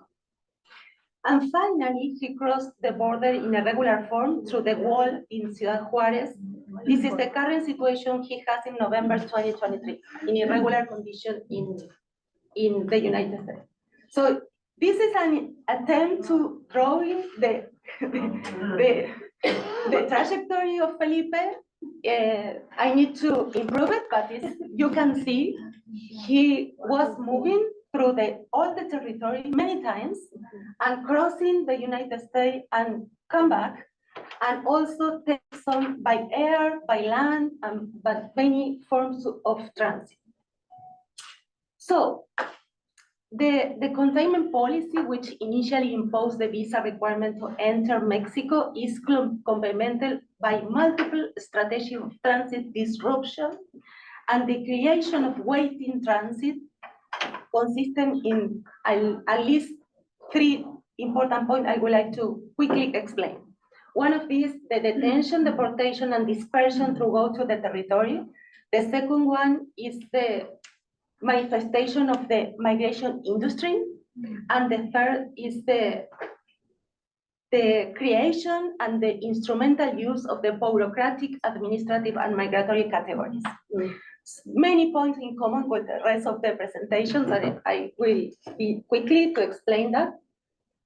Well, the first one is perhaps the most obvious, because several Venezuelans faced the first deportation when they arrived in Mexico. They was deportation to Guatemala. This is important difference with the Haitian, for example, because in the case of Venezuela, the National Guard and the Instituto Nacional de Migración don't deport to Venezuela. They deport to Guatemala, to Colombia, and from the United States to Mexico, but not to Venezuela. No? See, this is different. This group of Venezuelans have up to 7 events of detention and countless contact with the National Guard and with agents of National Migration Institute in this journey. But I would like to explain the other one, because this is more, you know very well the case of the detention and the dispersion. The case of the migration industry encompasses the official and unofficial fees charged to passage and a growing number of intermediaries. So I believe the traditional coyote role has evolved to include various actors who provide service during the journey. There is a wide range of state and institutional actors involved in this process, but also people from the community and organized crime. It's a really complex ensemble of actors, maybe something like that. So, and as Marie said, the cost of this migration is very high.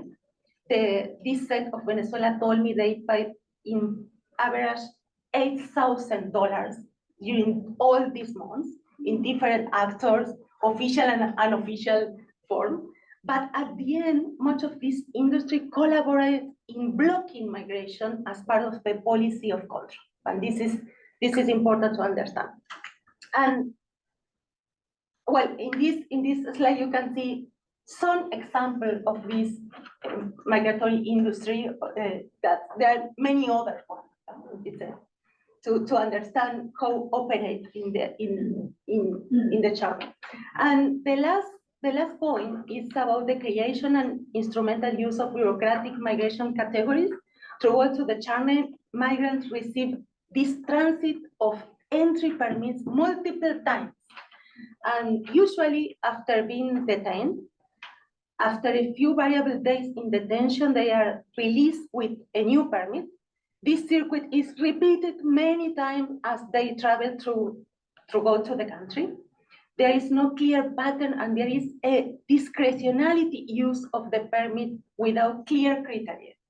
For example, the time they have to wait to obtain the permit, the validity of the permit, the migrant instruction must be made within the duration of the permit, must leave the territory, in other case, at the nearest border, in other case, by the southern border of Mexico. So it's really confused, the information and the use of the useful of this permit. In fact, the usefulness of this document is limited and controversial. While private air and bus transportation companies require such a document, it's also often is not recognized by the authorities. This is really crazy, right?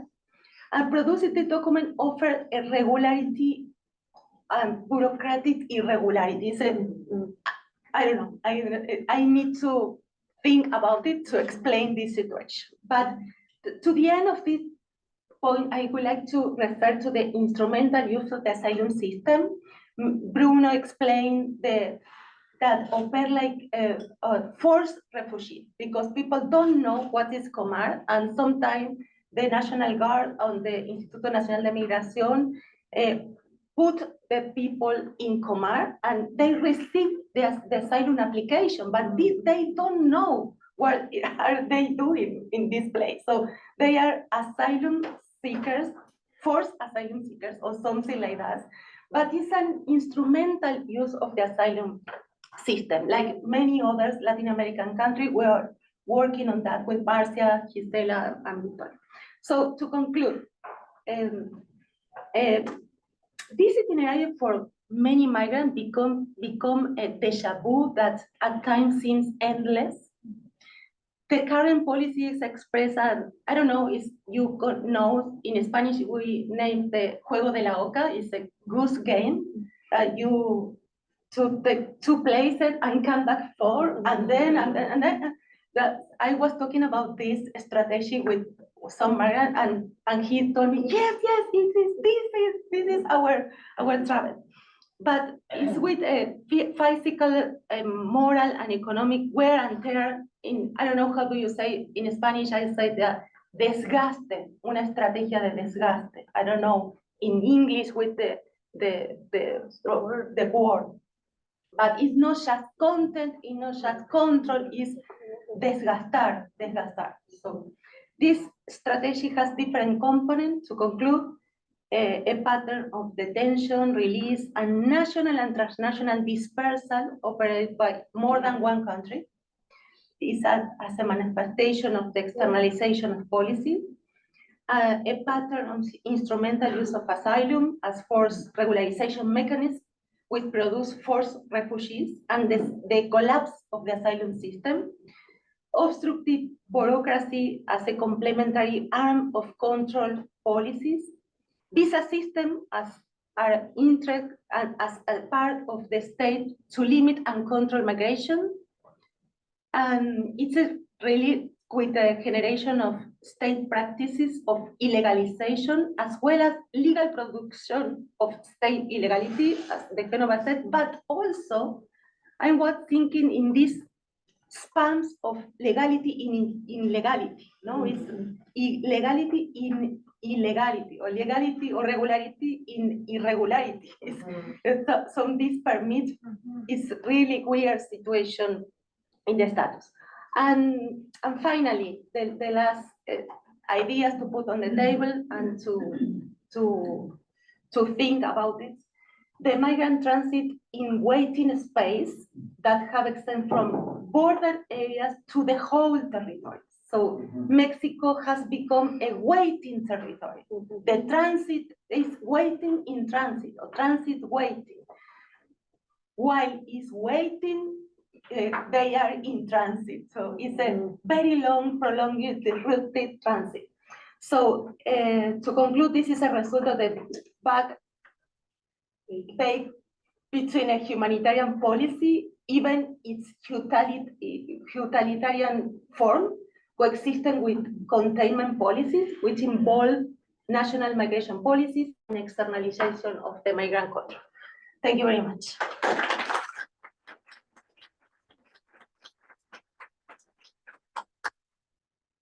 Thank you very much, Luciana, because I think your paper provides also further insights on how these transit permits are used and what is the interplay between whatever regularization or legality, illegality of status.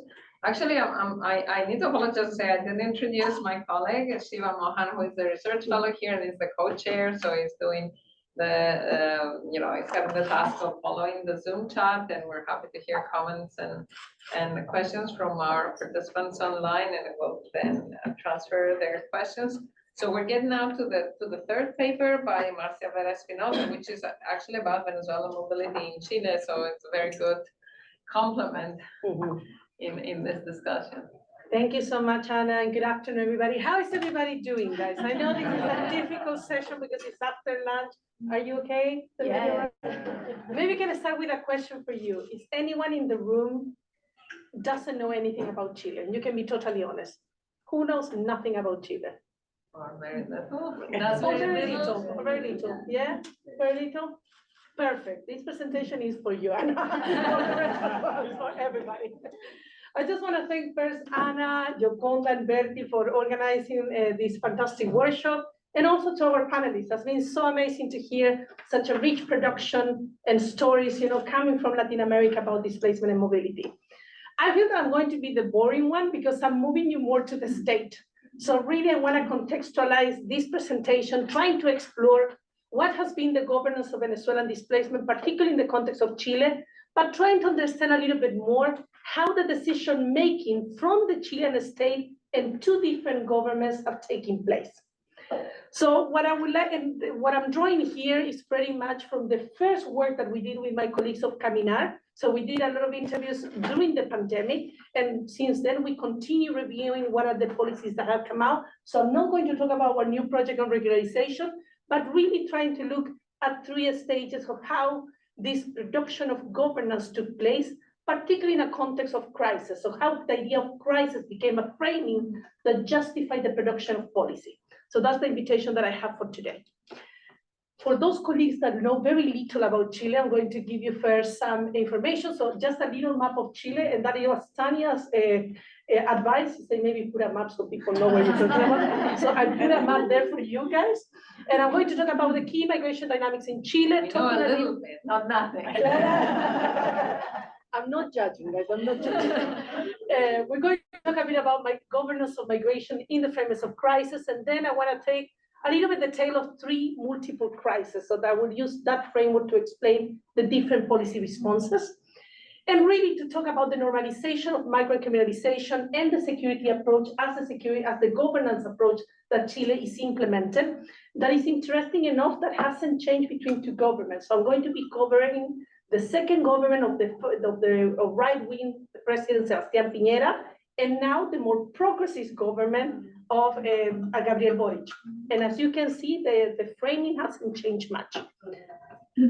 So let me tell you a little bit about Chile. So the migration dynamics in Chile have changed significantly during the last 2 decades, both in relation to the numbers associated to these mobilities, but also as well as the public and political perception about them. Now, what is important here is that the country migrant population increased from being 1.3% in 2002 to 4.4% in 2017 to almost being 8% of the total population by the end of 2019. So really we can see an increase on the migrant population in Chile. Which in total is almost like a 1.5 million of foreign population living in the country. Our migration dynamic has been mostly intra-regional, no? And we have a lot of migration from neighbor countries, so from Peru, from Bolivia, from Argentina. In Chile, for a long time, if you ask people in Toronto that we were talking with Yoconda, they might understand migration as a production of diaspora. So you know all the refugees that came after the dictatorship to other countries in the region, including Venezuela, because Venezuela received many Chilean refugees at that time. But of course, the situation has changed, and Chile emerged as one of the main countries to destination of Latin America, really attracting migrants by this idea of more economic and political stability, particularly until the social unrest that was in Chile in 2019. So before that, they perceived as a stable country. Now, most migrants in Chile come from other Latin American countries, as you can see on the chart. And they can attract as well, not only because of the characteristic of Chile, but also because if you think after the so-called, migration crisis in Europe in 2014 and the crisis as well in the border in the United States, there was a restrictive push in the so-called global north. So a lot of people, and this is not new, by the way, as you might know from all the world refugee population, 80% stay in the regions of origin. It's very a minor amount that goes up north. But the perception is always that people go up north and they really stay in the regions. The main migrant groups in Chile come from Venezuela, 30%, Peru, Haiti, Colombia, and Bolivia. Interesting in 2023, because that date is until 2022, the Venezuelan population has decreased slightly, and the Bolivian population has increased, which are our direct neighbors, with all which we had a more circular relationship in terms of migration. Now, they live mostly in the capital, in the metropolitan region, but also there has been, of course, an increase in the northern regions, particularly Antofagasta, Tarapacá, which are the north of the country with the border with Peru and Bolivia.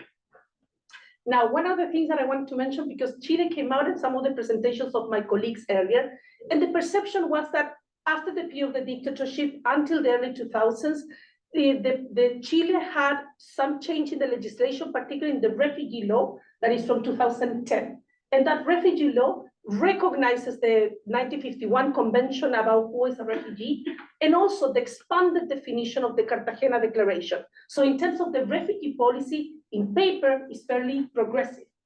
However, and this is interesting to bring our colleague Eduardo Dominic to the point, he said, South America in particular has been characterized by having this control with human face.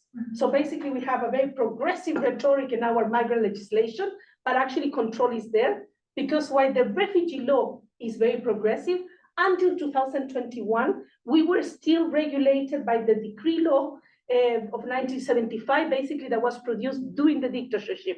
That was our migration law. The new migration law was only enacted in 2021. So you have already that duality of being progressive, but really not being progressive. Another thing that I think is important to point it out about Chile and how this increment in numbers that became very visible in a country that is mostly mestizo, no, is that you start to see, in particular in Santiago, a diverse population.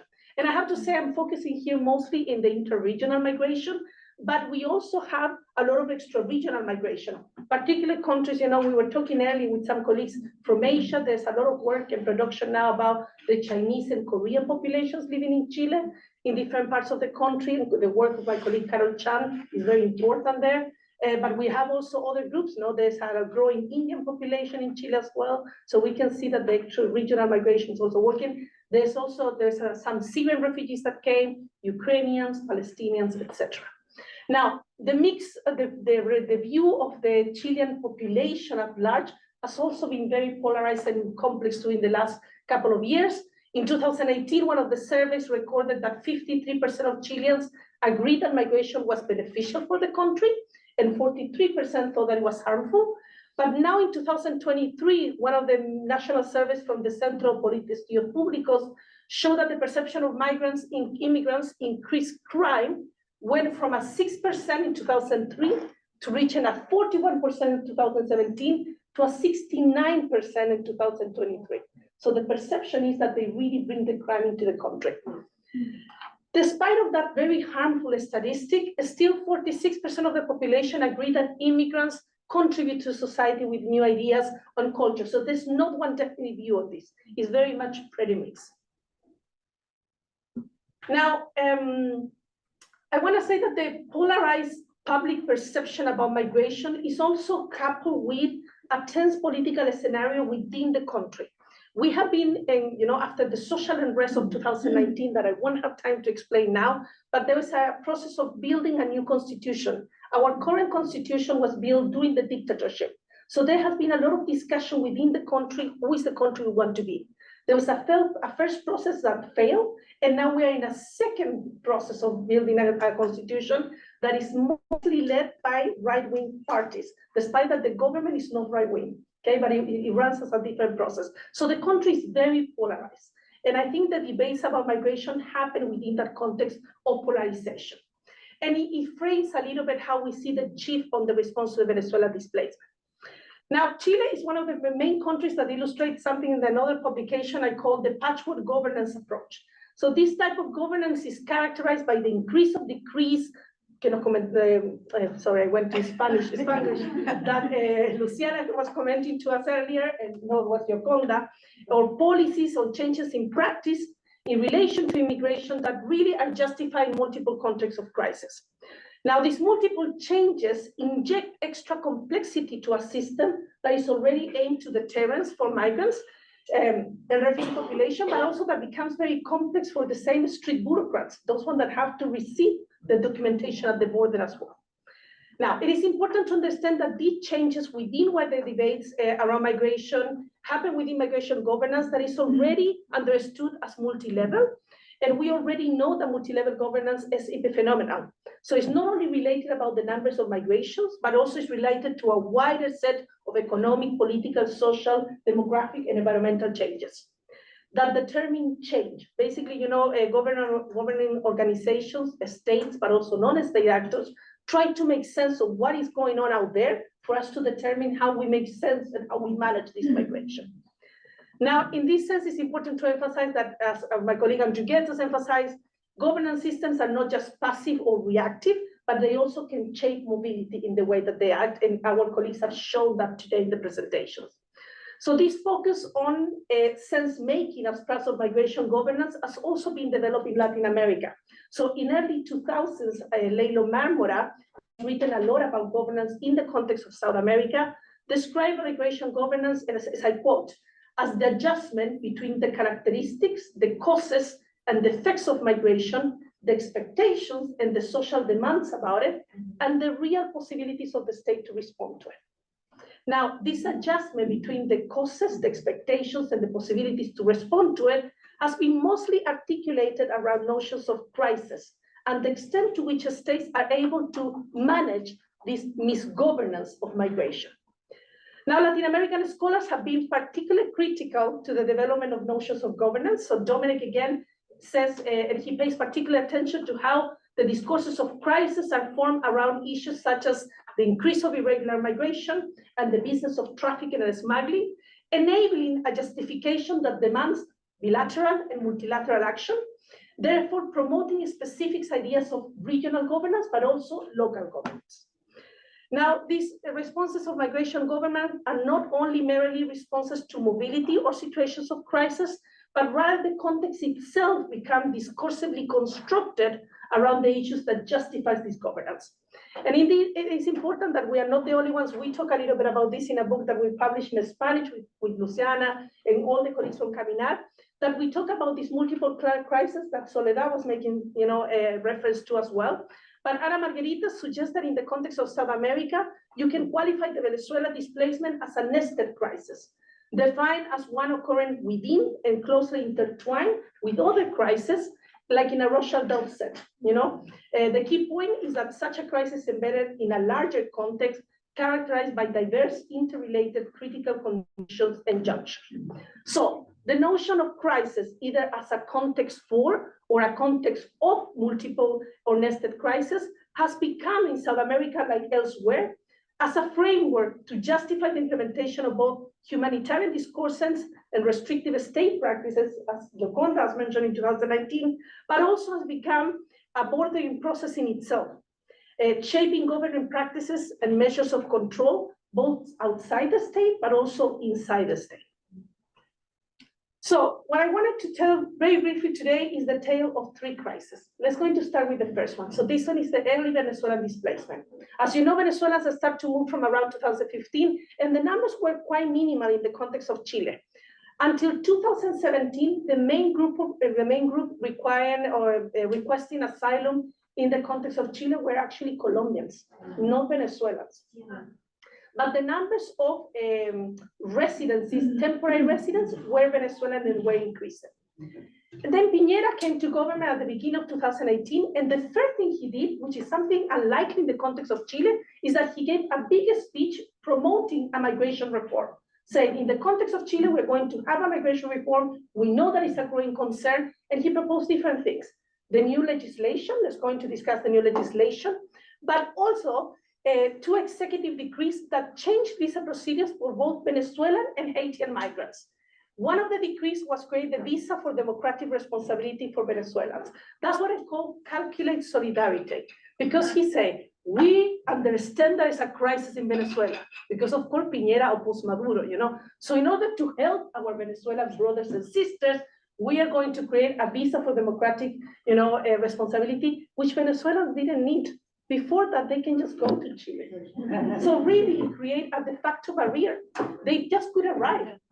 Instead, what it did is start putting more and more requirements for them to arrive into the country. So really became a manifestation of how the externalization take place from the global south as well, from the context of South America. he also used very strongly the speech of clean up the house in order to have safe, order, and regular migration. So Chile was one of the countries in South America that really promoted the Global Compact for Refugees, but because of the pressures of countries like the United States or other countries not signing it, they decided not to sign the day before the Commission was going to Marrakesh. So, you can see here how there's a diffusion of ideas as well. If these countries are putting more restrictions, we should put more restrictions if you want to be a modern country. The other thing that they did is that they created a consular tourist visa for Venezuelan migrants. So again, they couldn't just come for tourism. If they want to come, they had to request a visa in Venezuela. Again, further restriction. Now, what is interesting, and I will talk a little bit about the visa, or what we call it VRD, for the acronym in Spanish, is that over the time, since 2018, they put more and more requirements. So at the beginning, you have to have your passport or your ID card. After that, you needed to have your papers certified by a lawyer in the country of origin, which was very difficult for Venezuela. Then at some point, they even wanted a medical certificate. So it really changed the entry requirements. And you can see here, sorry, this is in Spanish because it's not mine, it's from the Servicio Jesuita Migrante. But if you can see in the yellow box, that's the amount of rejected visa from the Responsabilidad Democrática. So you created to support Venezuelan migrants, but 66% of those applications were rejected. The consular visas, that is the one in the green square, 79% were rejected.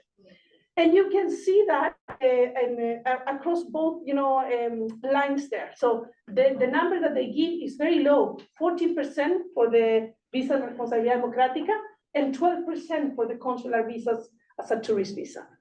So really, as a practice, doesn't work. We're going to take a huge jump here. We're doing a journey ourselves here in your imagination. So we're going to jump here to the pandemic. So this is the second crisis. Of course, the crisis affects everybody, an economic, a health crisis filled with uncertainty. Like many countries in the region, Chile closed the borders in early March 2020, and that created another problem. Because a lot of people wanted to go back to the countries of origin because they didn't know what was going to happen. But because the borders were closed, they got stuck in the border. They couldn't cross to Peru, they couldn't cross to Bolivia, and Bolivia and Peru didn't want to take them either, by the way. So they got stuck in the border. That created other issues. Some Venezuelan migrants gather outside the embassy of Venezuela trying to leave the country. They say, what are we going to do in Chile? In Chile, like different to other countries such as Ecuador and Colombia, it's a country where the regularization really matters. All Chileans, we have an ID, and we need that ID for everything. Even if you want to go shopping, now they ask you for your ID number. So it's really important for Chileans to have that ID. So regularization does make a difference. If people didn't have the regularization, they couldn't work. It was difficult for them to do different things. So in that case, they start to gather the country, Piñera government start to see that as an issue, and they make specific changes to the eligibility of the visa Responsabilidad Democrática. They couldn't be residents in a third country. So basically they had to demonstrate that they were not living in Colombia or in Ecuador for more than 90 days. That was already become a requirement. Then they put it on hold for 8 months because they say, we have all our office closed, you cannot apply, we're going to close it. Then in November of 2021, they changed the logic of the visa. It wasn't anymore to help our Venezuelan brothers and sisters. What they were doing later on, it was to say, the visa Responsabilidad Democrática is a family reunification visa. So only people that have family in Chile can apply to this particular visa. Even that, one of the great PhD students that I work with, Nuni Jorgensen, she's seen how this visa is impacting family dynamics.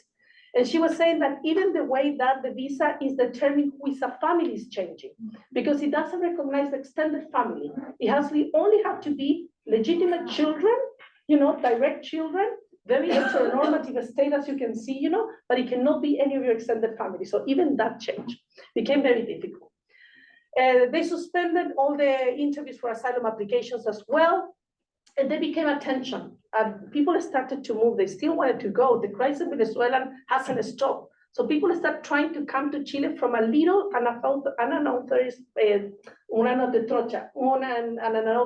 pass that it was in the border between Chile and Bolivia. There's a town called Colchane. Colchane is a tiny, tiny town with like a few, thousand inhabitants. And suddenly they received all these migrants, and that became a tension between the residents and the newcomers. The government responded calling the army. They say, we need the army there. They became so obsessed with this idea of showing and portraying control that they actually started, instead of building walls like in the US, they start to dig holes so people couldn't cross and get into the territory. And they not only really legalized the militarization of the border, they also, Piñera, start to make a huge campaign with the deportations. So one of the things that became a feature during the pandemic was to put people in these white overalls, because we're in a pandemic, of course, so you have to be fully clothed in that, in that specific suit. And they start to deport them, but with massive headlines in the newspapers, just to show what our colleague from Mexico, Marela Varela, calls the spectacularization of control.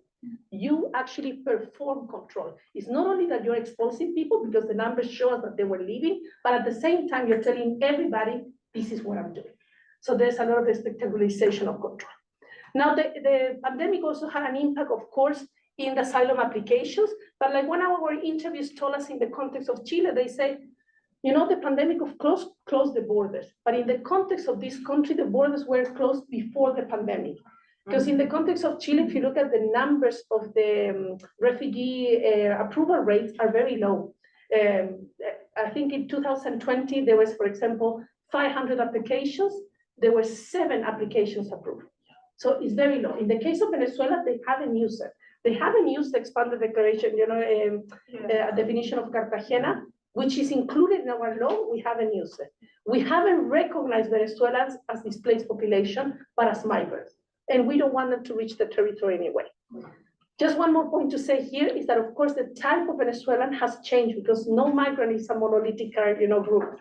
They're not homogeneous. The ones that came in 2015, they came by plane with money, they're engineers, they have good jobs. The ones that are coming from 2020 are poor, are the ones that have to move by foot. They are the ones that have less levels of education, and that also fuels some of these tensions with the local population. Finally, I'm sorry that I have to run this, but I know that I'm taking more time than I need, is the current crisis. The government of Gabriel Boric came into place. But then migration has changed and has become in the collective imaginary of Chileans, and this is true in terms of the statistic, but also it's a common fear, it's a social fear, that security is the main concern that Chileans have at the moment. And that is because the type of crimes that are being committed have changed. From the dictatorships, we didn't have many kidnappings. Kidnappings become a new crime in Chile.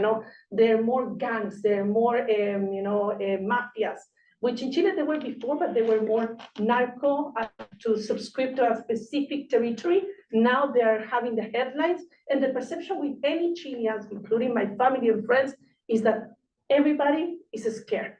Despite that many of them haven't faced themselves, they haven't been robbed, they haven't faced insecurity, but the perception is one of the security. And migration has been built as a security concern. So that was achieved as well. And what the government has done, and this is a combination between the pressure of the electorate, the people, but also the opposition party, is that the government of Gabriel Boric is also trying to perform control. And they're doing it in different ways. They have enacted a number of decrees, again, to try to shorten the time of appeal, for example, that people have to resolution. They have bumped also the expulsions, and the opposition is asking them to expel 12,000 migrants this year. But that is a huge cost, it's a very huge cost. So what they did, they say, okay, we're going to extend the permission for the army to be in the border. We keep doing that. Also, we're going to start a process of biometric registration, something that we haven't talked that much today, but it's an emerging agenda in the region. The biometric registration. Colombia did it with the temporary permits. Chile is doing it now for irregular population. And it's quite interesting because it's a voluntary process. So you tell the illegal, the regular person, say, come to tell us that you're irregular. We are not going to detain you. It's really for us to decide better our policies. But in the media, what happened in practice is that, for example, a lady from the Dominican Republic went to say, okay, I wanna register as you told me. And they realized that she had a penalty from like 5 years ago. So they detained her. Then she had a 10 years old. Then she said, I don't want to be with my kid. They said, okay, bring your kid. We're going to deport both of you anyway. And that becomes a huge issue, saying how you can guarantee the safety of people if you actually detain them and dispose them when they're doing what you told them to do, It's a very tricky situation.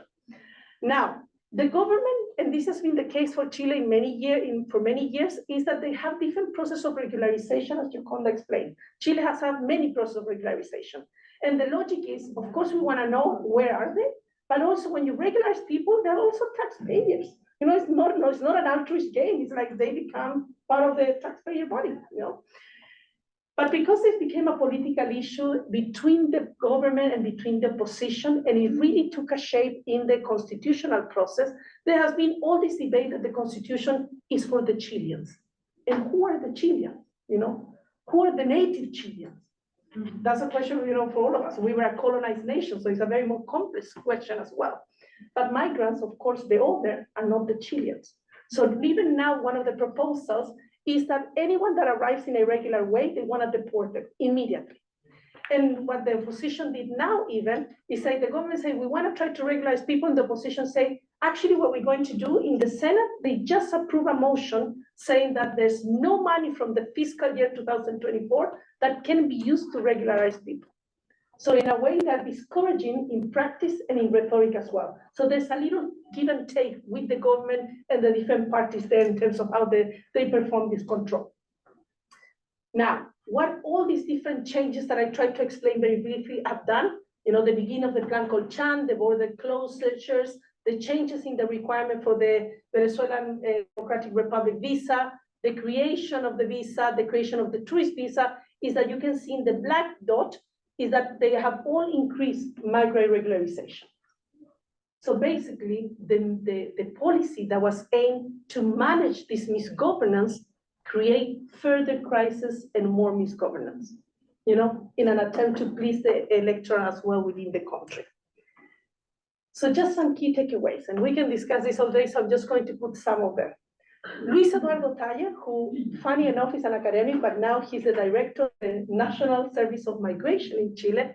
He had identified in a previous paper 3 moments in the migration policy in the country: the default policy period, the haddock policy period, and the clean up the house policy period. What we see now is that we have moved to the migration security policy period in the last couple of years. Now, this migration security nexus emerges as a response to a new form of misgovernance that calls for action, that validates the overdevelopment of policies and proposals as a part of the spectacularization of control for political gains. Now, this promotes a politics of a hostile environment, deterrence, and expulsions that doesn't contain the perceived crisis, but actually create new ones. And of course, the consequences are multiple. There's a complexity of migration categories at the moment. Right now, there's 16 different types of temporary migrant categories in Chile with the new law, that they're confusing for everybody. There's increased irregular entries because there's no safe routes. So the position is telling the government, all irregular migrants have to be deported. But sometimes there's no other way. Chile doesn't have many legal routes that people can apply that come, running away. They have to come for a project. There's dangerous journeys, there's increased smuggling and trafficking, but also it gives us an idea of something that Luciana was mentioned already. We have been discussing our research, is the idea of bordering practices that happen outside the territory. Let's going to externalize them, don't let them come. Within the borders, we question who you are. We might do a pre-admissibility interview to see if you can apply or not for asylum, but also inside the borders, because a lot of these short-term permits that many Latin American countries implemented also create temporality. The protection is temporal. People goes into regularity at some point. So everything was created as a humanitarian response is really a continuation of precarity. So these bordering processes happen outside, within, and inside the borders, which actually fuel more social tensions and create a lot of tensions, and racism between the local population of a particular area and the migrant population.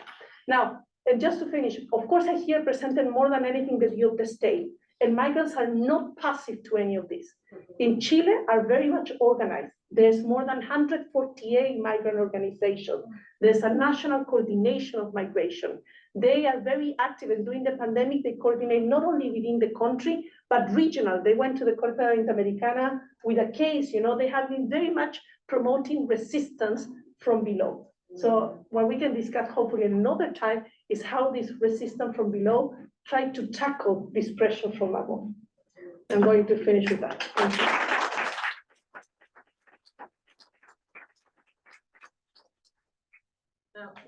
We thought, I think that having 3 papers instead of 5 would be ahead of time.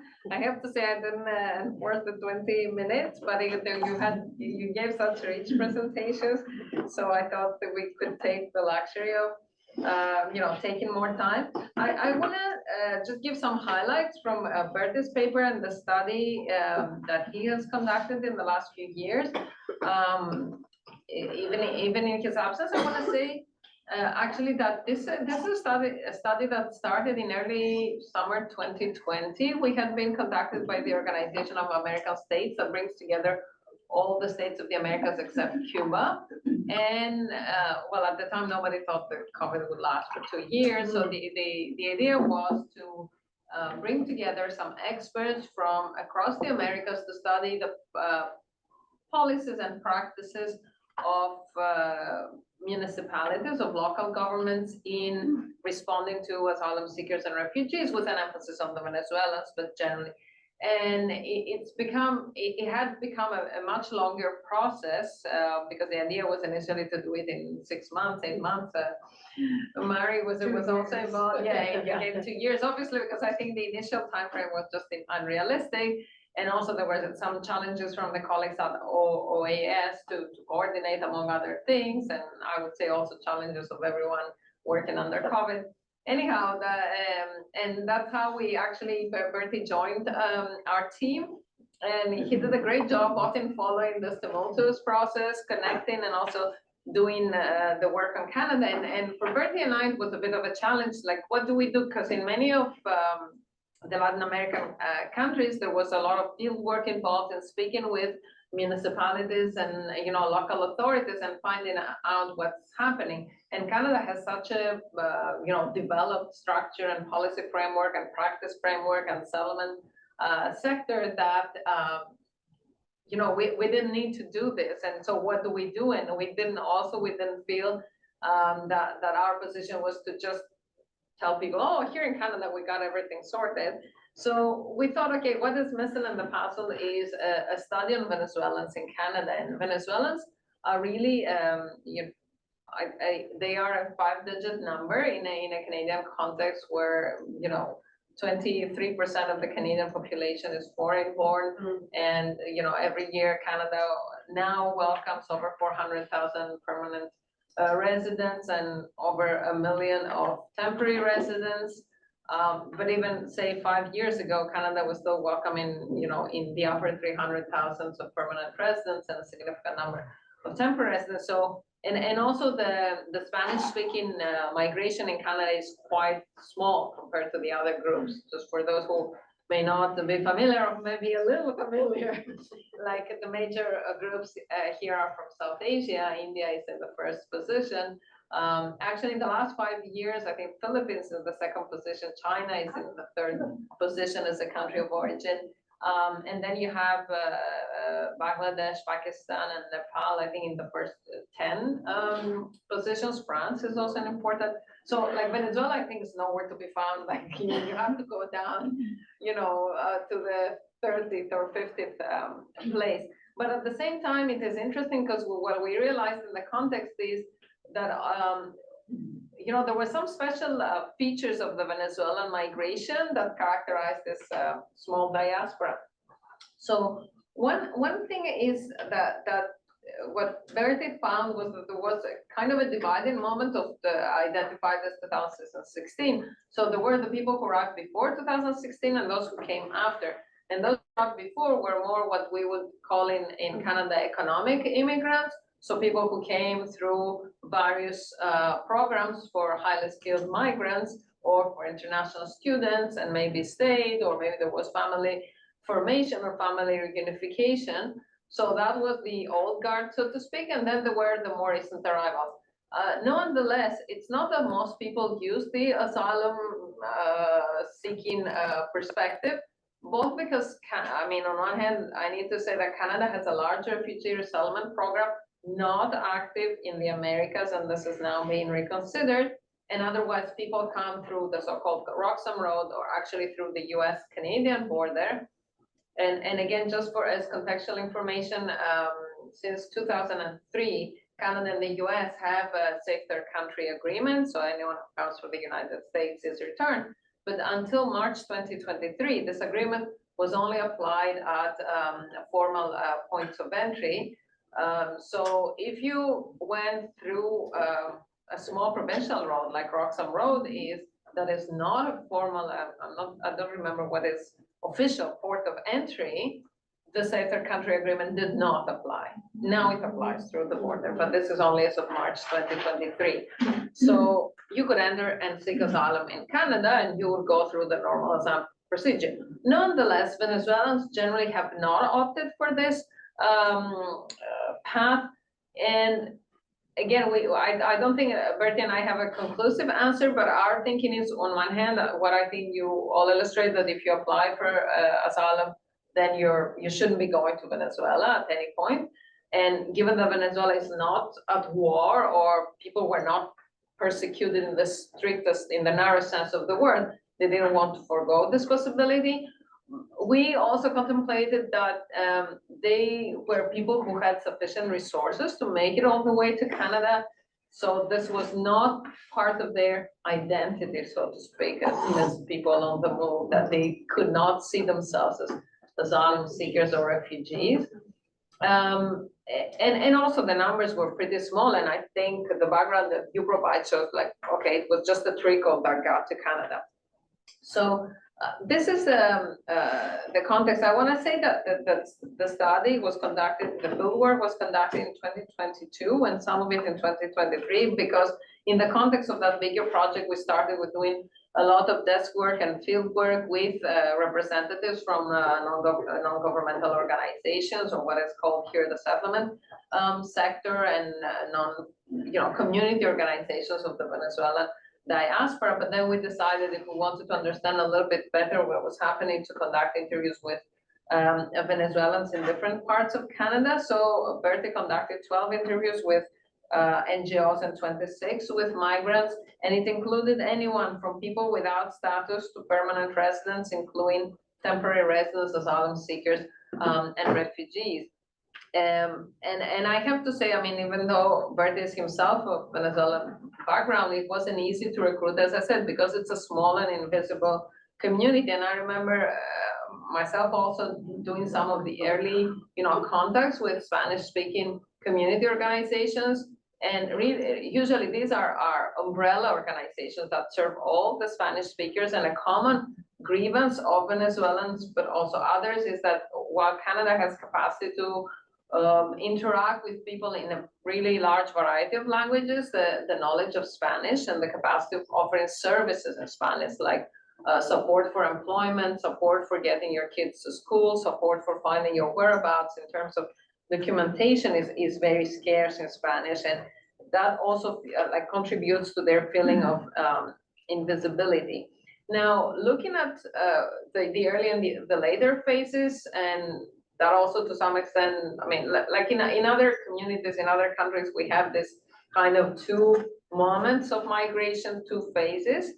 But what is interesting for Venezuela is that their differences were, maybe also in terms of age or whatever we would call class or migration project. But perhaps what is mostly the dividing factor is the way that the early and the later arrivals perceive each other in political terms. So they're very much divided in terms of their politics. And the early arrivals find that these new immigrants are Chavez supporters, populist leftists, and they are the cause of all the evils of the country. So another element that I think is more kind of class and signifying the long-term settlement of the early arrivals is that most of their community activities are kind of cultural, celebrations or religious or, music, etc. While the new arrivals, what they need is more employment support, housing support, reskilling if you want, or, finding their way into the Canadian labor market. So there is a disjuncture there in terms of the needs and what is provided. An additional challenge that Bertie found was that, and I don't know if this is the case also in Latin American countries, in Canada, there are 2 embassies. And there has been a little bit of a fluctuation between what the Canadian government recognizes and what it doesn't recognize. You remember there was the kind of the high moment of, what was his name? Guaido, when the United States also supported him, but then, you know, this, he lost support, so, and apparently who goes to which embassy also relates to this, you know, political affiliation. So, I mean, coming, like, drawing to a conclusion, a paper that I think is very rich, but we're still, I mean, the paper that we have so far is perhaps a little descriptive, and we're thinking of how do we make sense of this interesting data, is the difficulty of forming a community. So in the Canadian policy context, but even in the Canadian narrative of multiculturalism, different, you know, populations from different countries form communities. And it is very striking that Venezuelans neither feel a community nor have managed to form a community or to mobilize, and they feel very much kind of divided. And actually the NGOs interviews were really pointed to that they feel there is work to be done there in terms of supporting all the Venezuelans and helping them come together. Now, of course, the question arises to what extent, both, as I said, the different patterns of migration and different needs of each community. So the early arrivals need to kind of remember and keep the identity of the language, and the later arrivals needing really much more everyday, mundane, pressing, you know, issues. And then how do you even overcome this, you know, diasporic division that reflects the homeland politics?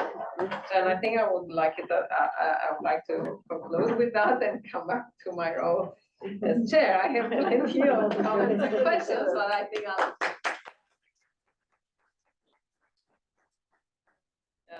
taking some from the floor. I think actually the presentations were very much in dialogue with several of the things that we discussed this morning, I think.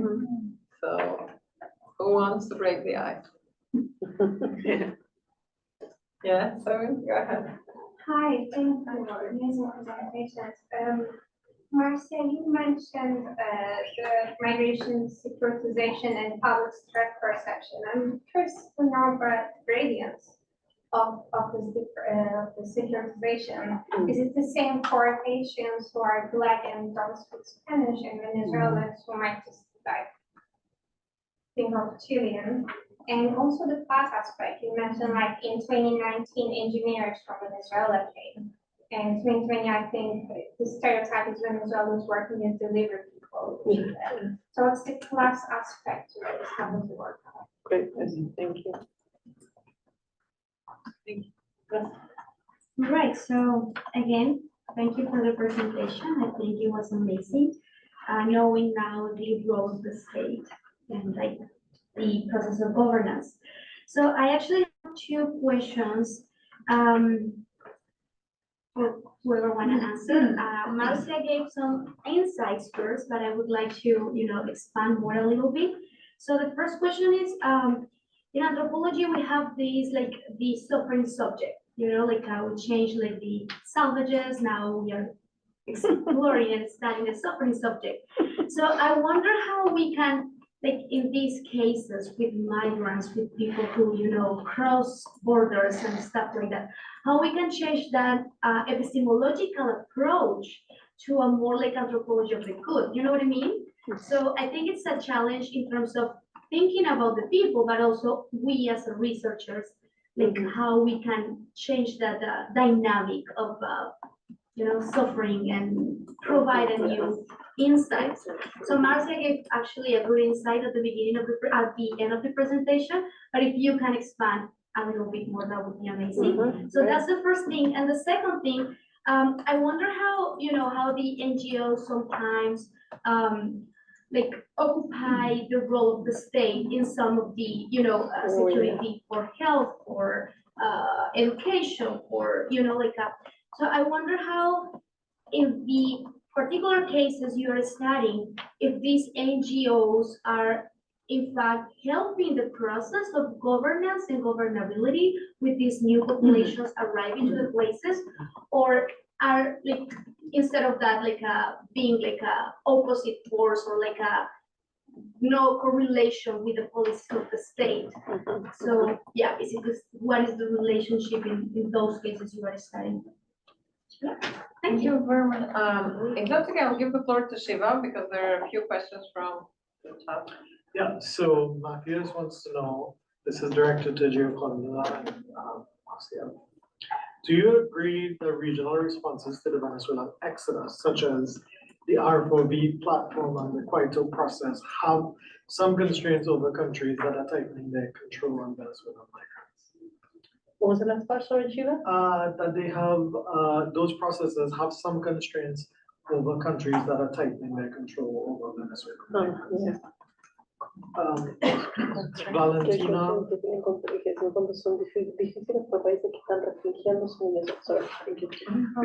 Valentina asked, what is the role of labor recruitment within Latin America in propelling regional migration? Are Venezuelans moving for work as well as for safety? She also asked what organizations or street level bureaucrats in Chile are relying on, Chile relying on for implementation of immigration reform. Marcia is popular today. So question is from Stephanie. She asks, why do you think Chile has so few recognized refugees despite the 2010 law? Are there political reasons behind that? And just this comment / question from Yao asks, during the Quito process, the Chilean authority held a Congress responsible for the current dynamics of migration control and the difficulty in integrating refugees and migrants. In this sense, Marcia, what is the responsibility of the executive branch in relation to this situation? What is the responsibility of what? Of the executive branch Of the in executive relation branch, to this situation? Thank you very much.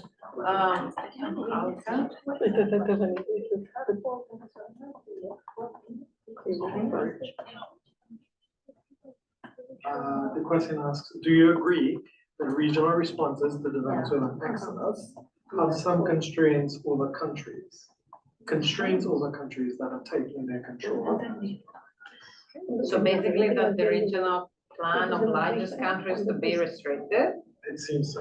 I really like it. How do you think about the regional response? Where you have different region countries doing even more? Okay, maybe they can, right, So if you can Matthias, explain, Matthias, well, maybe Matthias, you can explain in writing while we take Alka. Sure, this is the. I'm actually embarrassed to ask my question because it will expose how little I know about this part of the world. But one, I mean, in light of all these very technical, detailed questions that have been asked, one thing that I'm taking away is the very confusing state policies at the front end where there's the point where it intersects with the migrants, right? And so, and earlier in the last session, there was this thing, the state control, how it is being controlled, but there was the quote right at the beginning where it's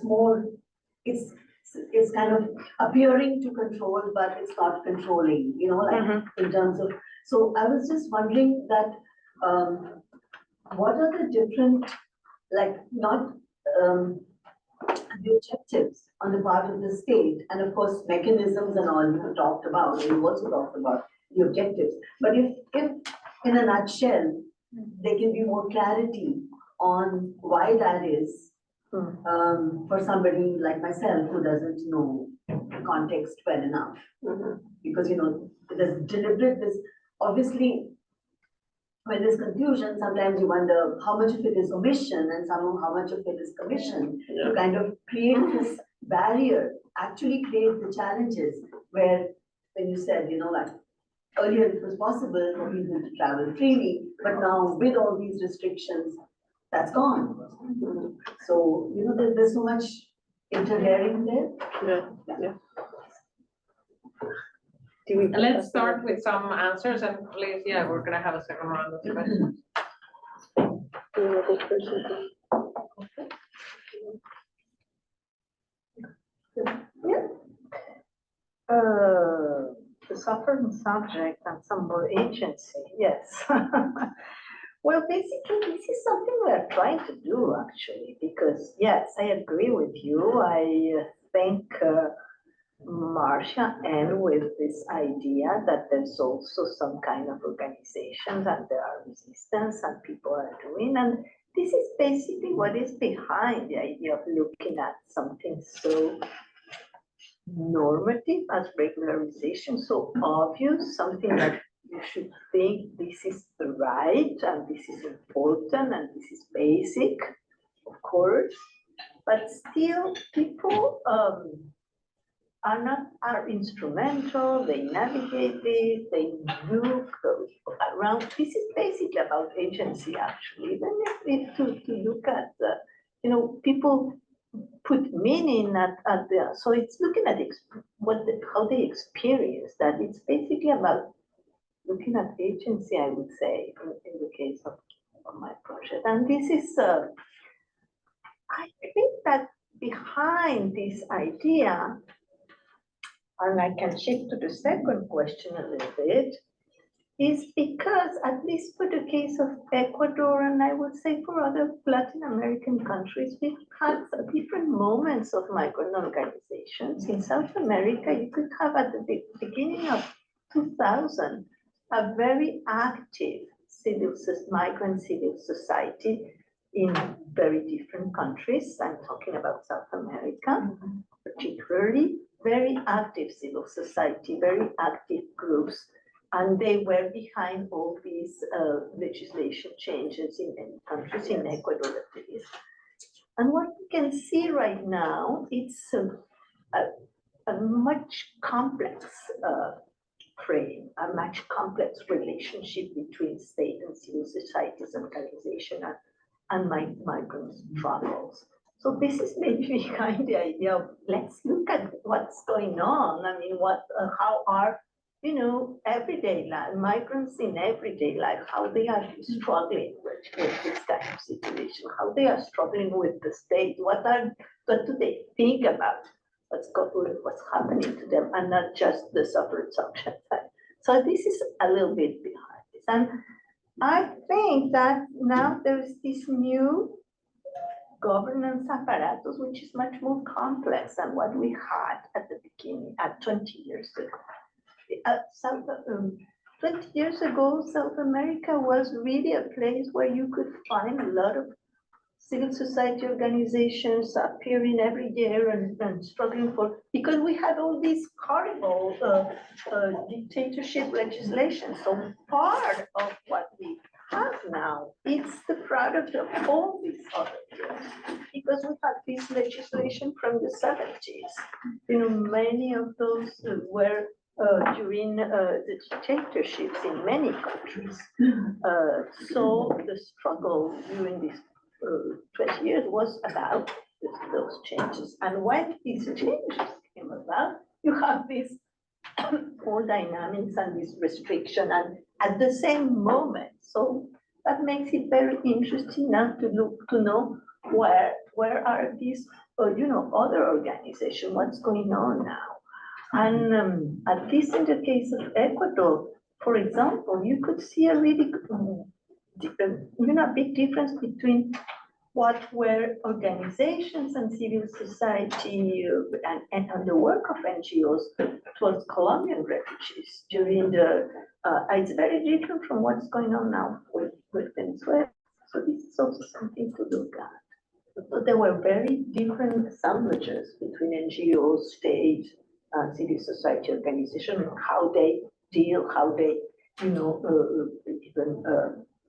how they deal and help and politicize Colombian refugees. And it's very different from what's going on now with Venezuela. And third, there is a rising Venezuelan organizations all over. In Ecuador, there are many organizations right now, and they are somewhat, responding, acting, a struggle. So it's beginning to change. So, yes, I think it's important and it's part, I think, of the agenda because we've been very shocked with all these changes from the state point of view and restrictions and the global order and what we know a lot about that. And I think it's time to look at yes, I agree with you in that sense. If the NGOs are replacing the state or resisting the state, basically it depends on what you look at. For the case of Ecuador, you have like very probably like two situations. Many of the NGOs are part of this international global governance, so they receive funds from IOM, they are funded by UNCHR, they are part of this global governance, they depend. There is a proliferation of small NGOs now of their jobs around this. So there's this industry.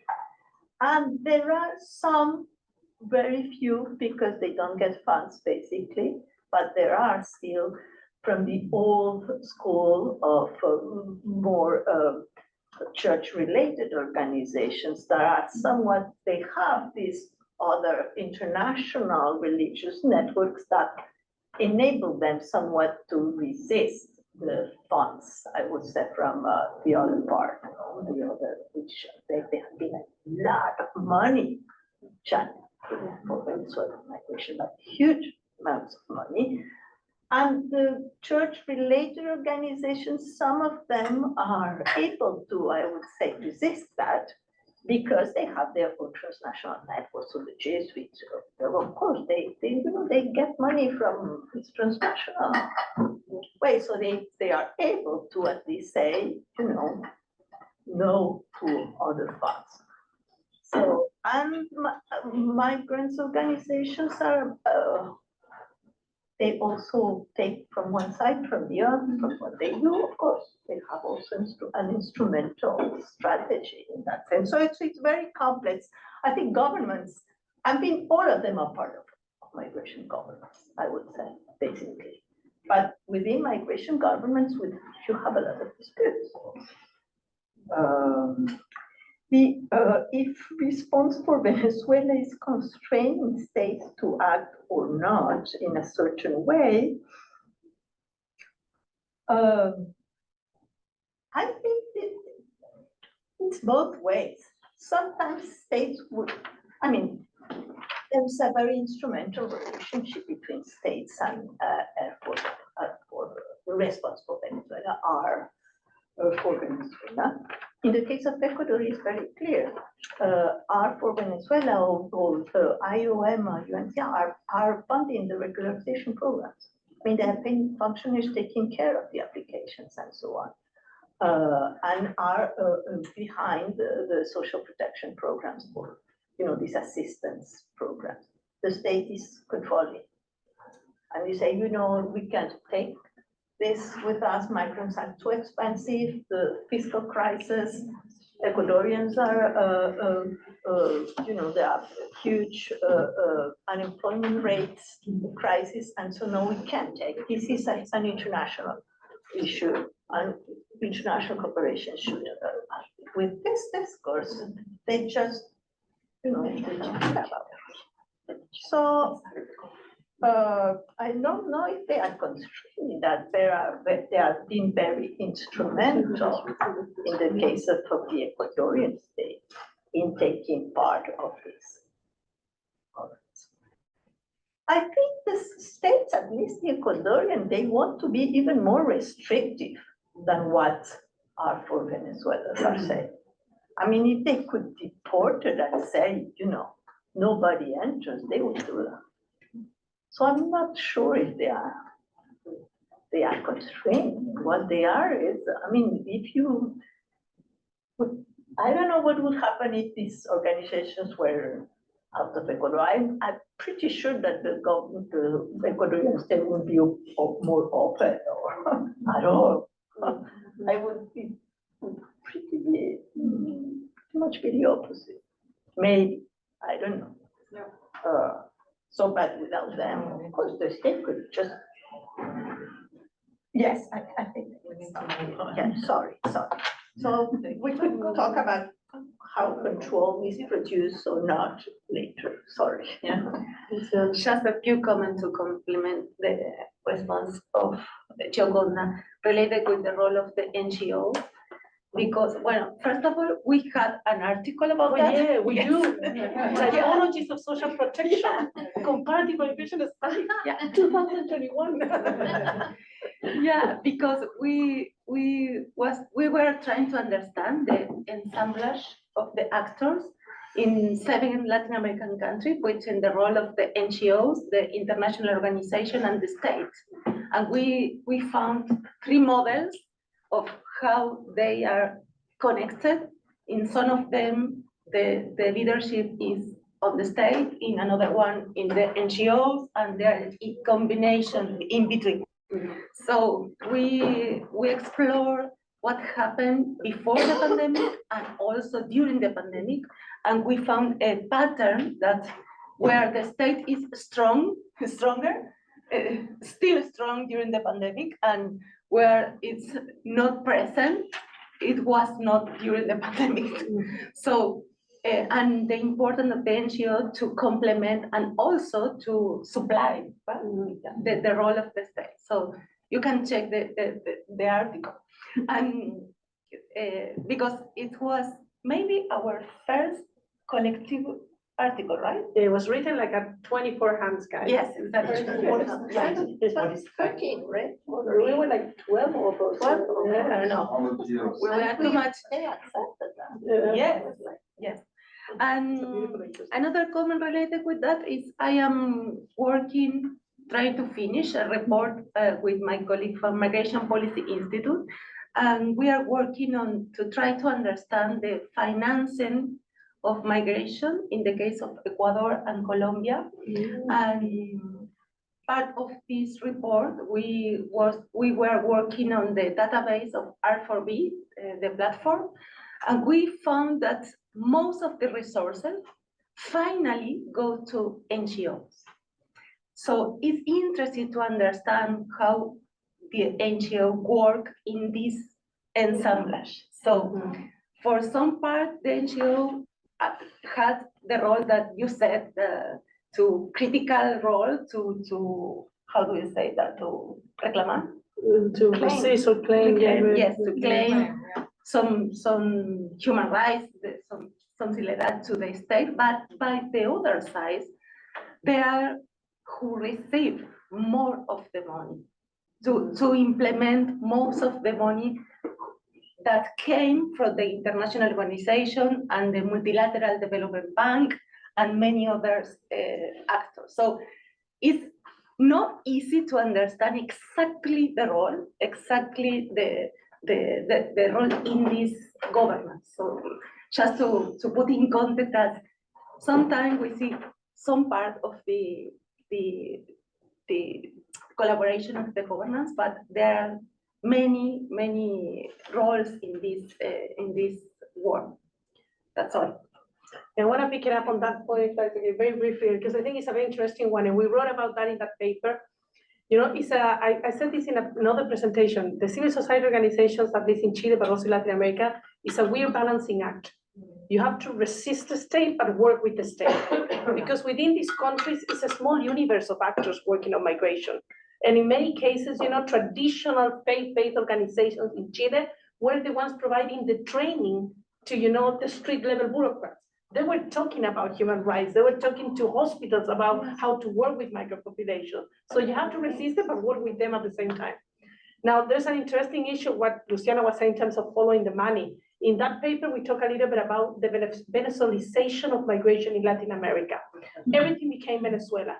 And the people that we interviewed was telling us, okay, you know, we are in the middle of the pandemic. We have these food parcels that we have to distribute. We have 5 parcels for Venezuelan, but we have 5 people from Bolivia asking, and we have no boxes for them. You know, so all the help was actually for Venezuelan migrants, but not for the Peruvian migrants or Bolivian migrants, but also wanted a food parcel. And in that case, they were trying to be very creative to see how they could distribute it to other groups, but in many cases, they were e-market. because the money sometimes come in market for specific migrant groups, which is not only from Latin America, happens all over the world. So it's interesting the political economy of humanitarian assistance as well to follow it up. Very briefly, your question, and thank you for that. You're totally right, you know. I'm always just speaking in the case of Chile, but happened in other Latin American countries. Of course, Chile, because of our history of colonization, is a very racist country marked by class and race, you know. The way that we are taught in school is that colonization, this wasn't like that. We were modernized and discovered. We were not colonized, you know. So there's something about who is a good migrant or not. Chile is very welcome of Germans, probably Canadians, people in the States. The blonder, the better, you know. The darker, the worse. It's really like that. And now how that manifests in the street level, I don't think necessarily the state per se is a racist state, you know, but it might be that there's extra requirements for people from Haiti, for example, in terms of accessing the territory, because there's a, you know, it's a black face coming to the country. Or, you know, there's a specific about the body, who embody that migration category. It relates as well with our color of skin, you know, and that happened at all levels. And it happened at the street level bureaucrat. I think it's more important, not that the policy itself, but how people deal with that in the window when you have to receive a paper. So in the case of asylum in Chile, what it has been discovered even before the pandemic is that they have all these pre-admissibility interviews, which is not existing in the law. The refugee law doesn't say that. If you claim asylum, they should give you the paper and you fill the claim. What they were doing is saying, are you sure you want to apply for asylum? Have you considered these other migrant categories? You know, kind of trying to assess before that, to the point that even the controller said it was illegal what was happening. Now that relates to the other question that our colleague, and just to say hello to Stephanie, she's also coming from Caminar, asked about the responsibility. Yes, it's Stephanie Lopez. She was asking about the refugee system in Chile. And it's interesting what you asked, Stephanie, because in 2015, there were around 600 applications for asylum in Chile. In 2017, there were 5,700. So clearly there's a collapse on the system that we saw everywhere. When Chile created the migration law, and this happened in all the policies from Brazil, but also from Chile, they wanted to portray themselves as very good actors in the international field. You were coming from the dictatorship, so you want to say, we are a modern state, you know, we are good in humanitarian setting, we're going to do resettlement, we're going to receive refugees. But the numbers were very small. Now they didn't have capacity to deal with those numbers, you know, and at the same time, the law in Chile says that if your refugee status is recognized, you immediately have permanent residency. So there's an issue of citizenship as well. Who is the one that is able to get citizenship? Because after you get the permanent resident, you can apply for naturalization after a period of time. So there's an interesting question there of why they didn't use that. One of the colleagues asked about the epistemological approach and how we change the dynamics of suffering. We pretty much take that question, and we have discussed a lot about what is our role in knowledge production. In Latin America, you know, particularly in South America in particular, until, I don't know, 10 years ago, it was super small number of people that work on migration. And it's the same people that work on migration, that are academic, that also work in IOM, you know, so also work in another organization. So the construction of knowledge, it was very small, you know, we produce the categories.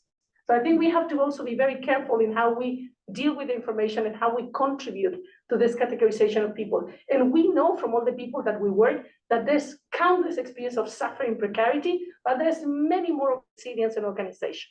And I think that's something that has come out very strongly. And Stephanie, again, I know she's doing a project about migrant leadership, but we have explored in our interviews and in a book chapter, in a book that we publish in Spanish, I talk about what I call inclusive resistance. That when we think about integration and inclusion, all these measures sometimes push for you not to be integrated, but actually are these grassroots organizations from migrants and non-migrants that become not only a resistance to the state, but actually they ended up being more inclusive, you know. They don't identify migrant category, they just welcome all, even Chileans, even others, you know. So I think it's important to look at that. Very quickly, we talk about the NGO. Do you agree of the regional, the regional response? That was an interesting question. Yeah, it is true that there are different responses in the region at the moment. There are different governments. They are not all the left, not all the right. one of the things that we were waiting, and I think they were waiting at the regional arena, what was going to happen with Argentina. Unfortunately, Milei came out, and that might make more difficult some of the regional responses, which in the context of South America have been mostly driven by Brazil and Argentina. They are the ones that promoted the Mercosur free residency agreement. They are the ones that promoted, they negotiated, put into practice. So now Lula is there, but Argentina might become a bit more difficult to negotiate. And our colleague Leisa Brumat from Argentina has explored a lot that process if you are interested. Labor recruitment, well, you have the Mercosur, so there's already that free agreement that doesn't cover everybody, and not everybody uses for the Venezuelan displacement either.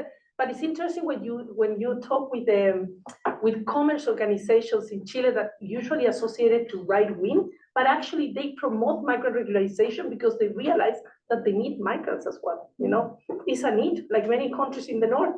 They don't want the low skill. They always tell you that they want the bright and the better, but actually they just want someone to do the manual labor that nobody else wants to do.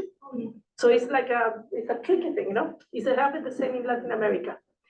And finally, I think the point that you made about confusing state policies, the objectives from how the state, you know, Casas wrote this famous paper, Why Policies Fail, Why Migration Policies Fail.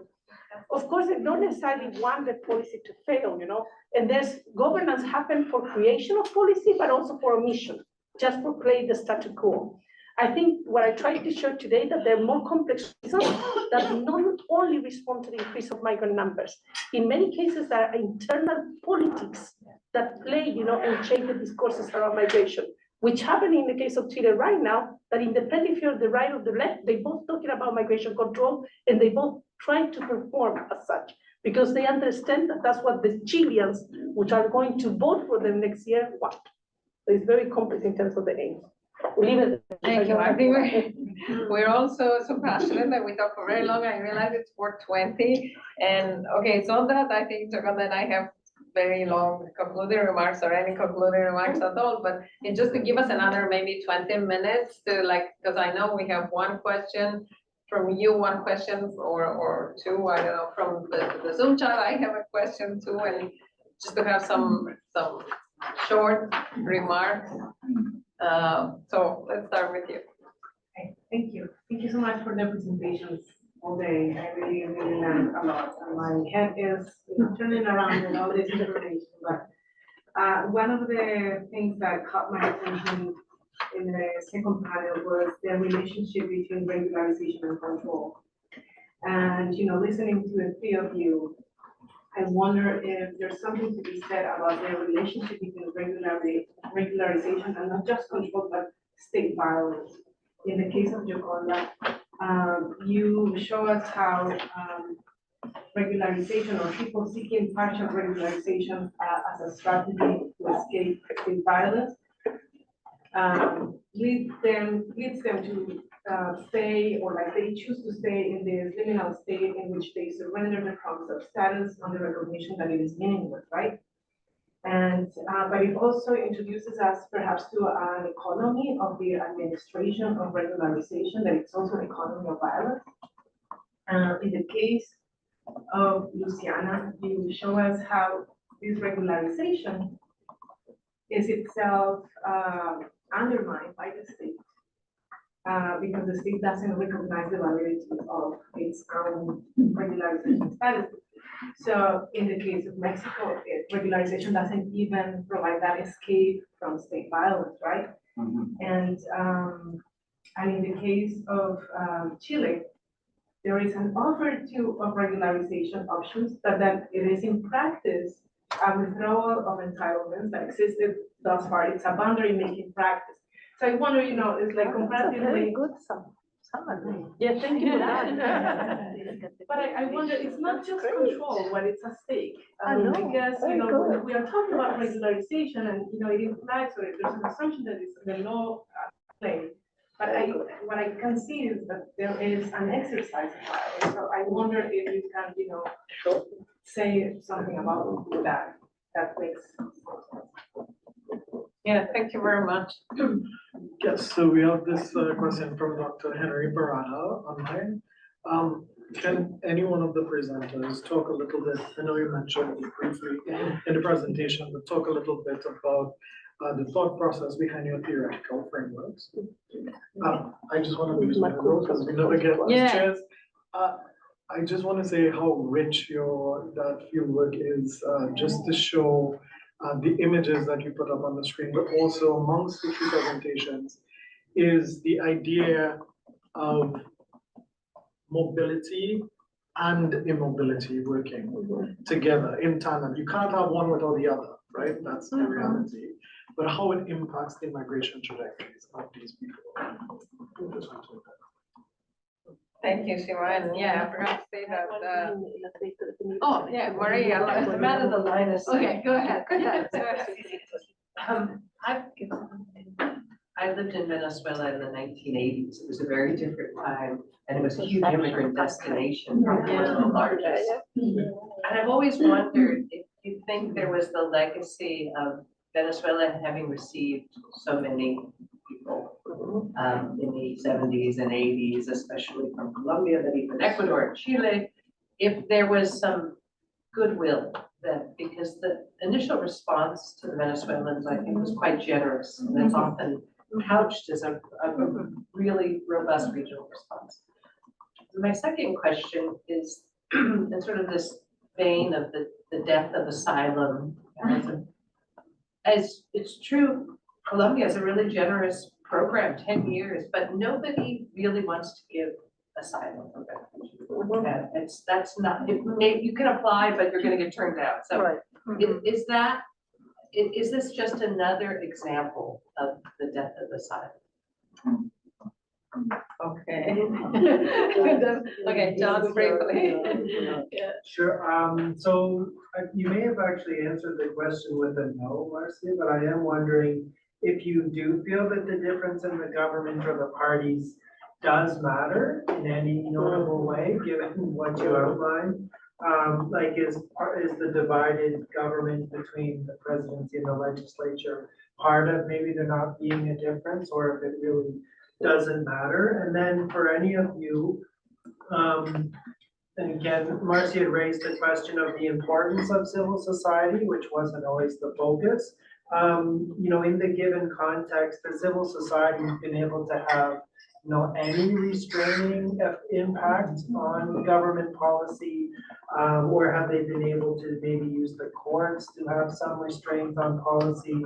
I'd be very interested in that. I know we had a prior harsher government that actually court cases really made a major difference in several policies. Thank you.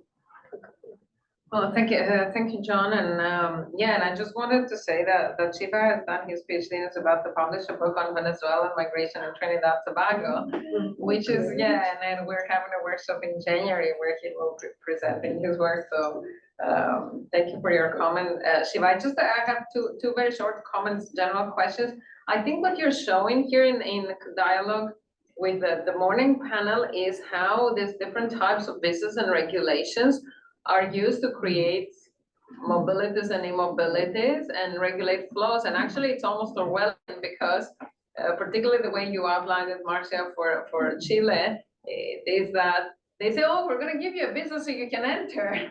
But it's basically, we're gonna give you a visa so you can stay out. And how this is constitutive of what we were saying this morning about what is transit, what is the destination, and of course I think both Luciana's and Joconda's paper also offer a very important insights on the agency, how migrants navigate the policies, which are very important. And I had a question or comment from this morning about, because I think all of you mentioned that like people travel individually, but also in families.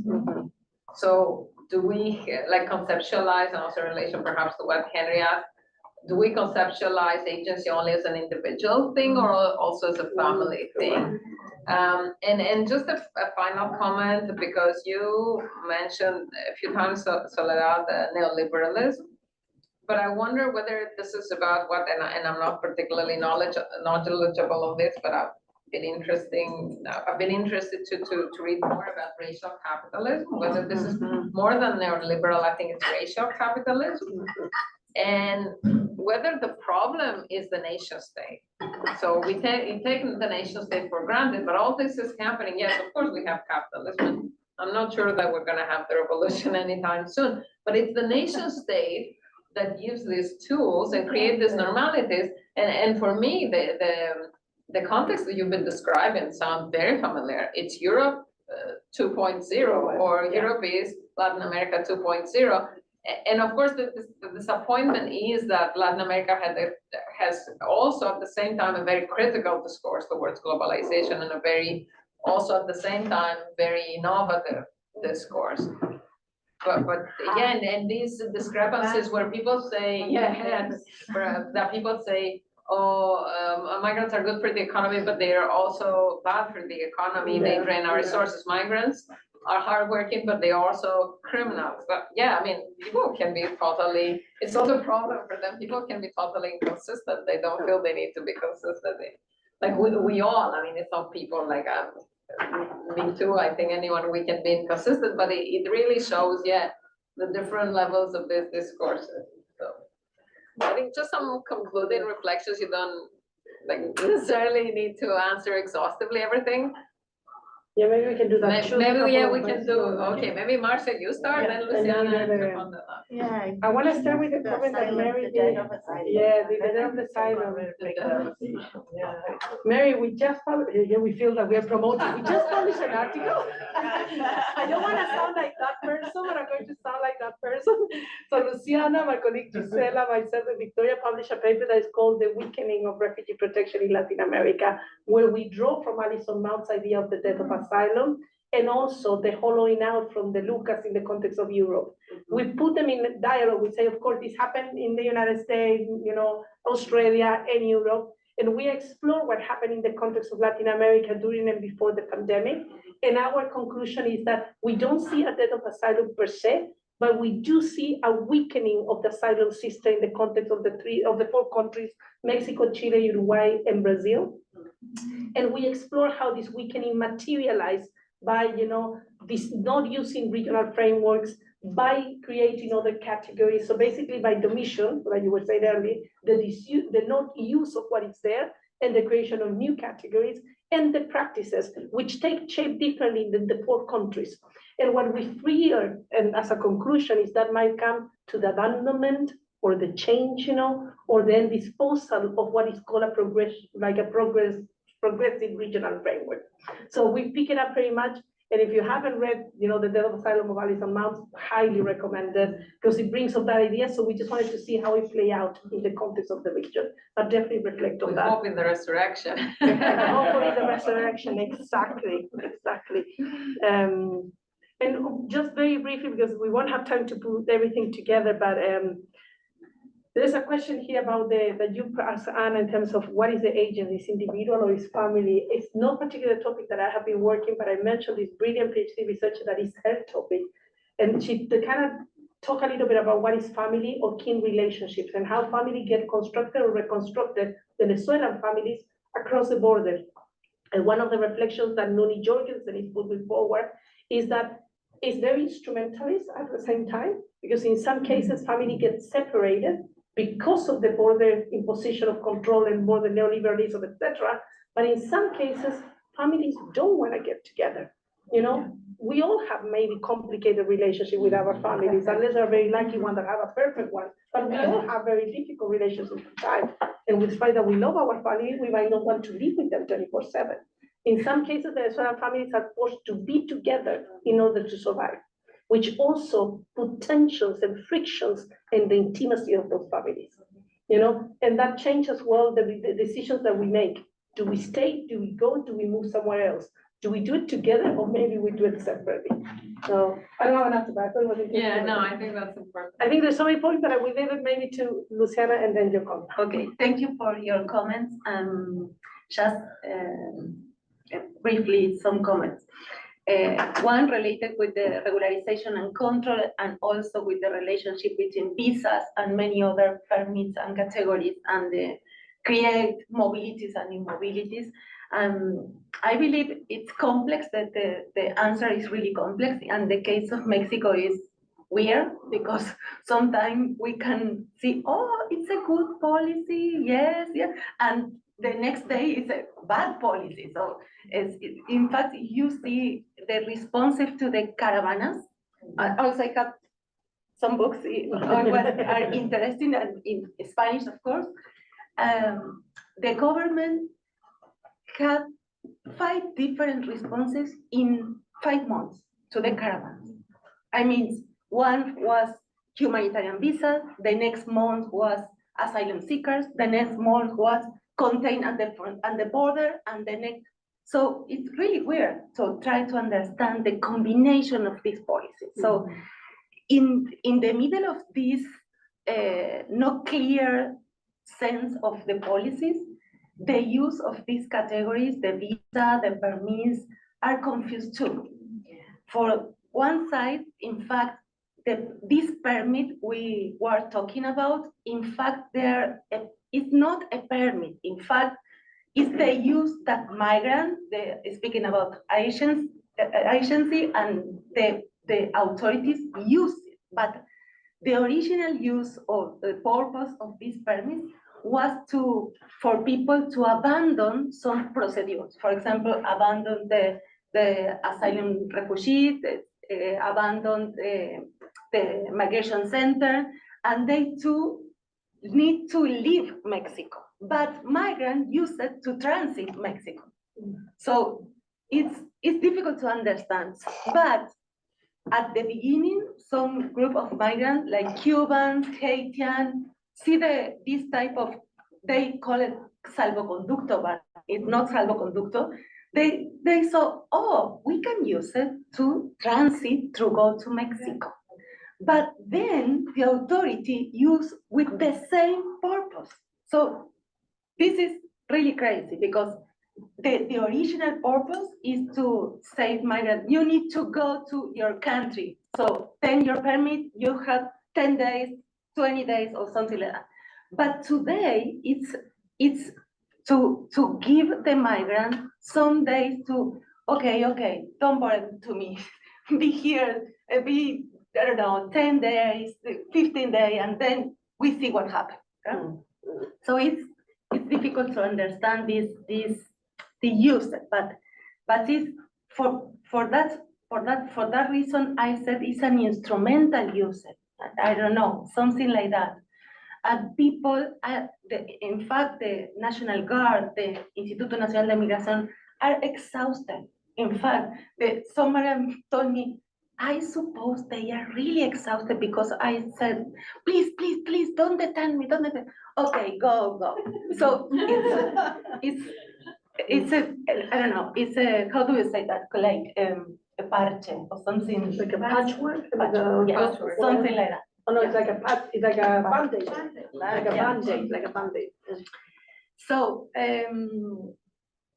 well, speaking about the question about how is the methodology, epistemological, but related with your comment about the field work, I believe it's really hard to do a good field work, because with this difficult context of mobilities and immobilities, we need to move and move. I don't know, it's difficult. We need to follow the trajectory to try to understand what happened. It's not easy.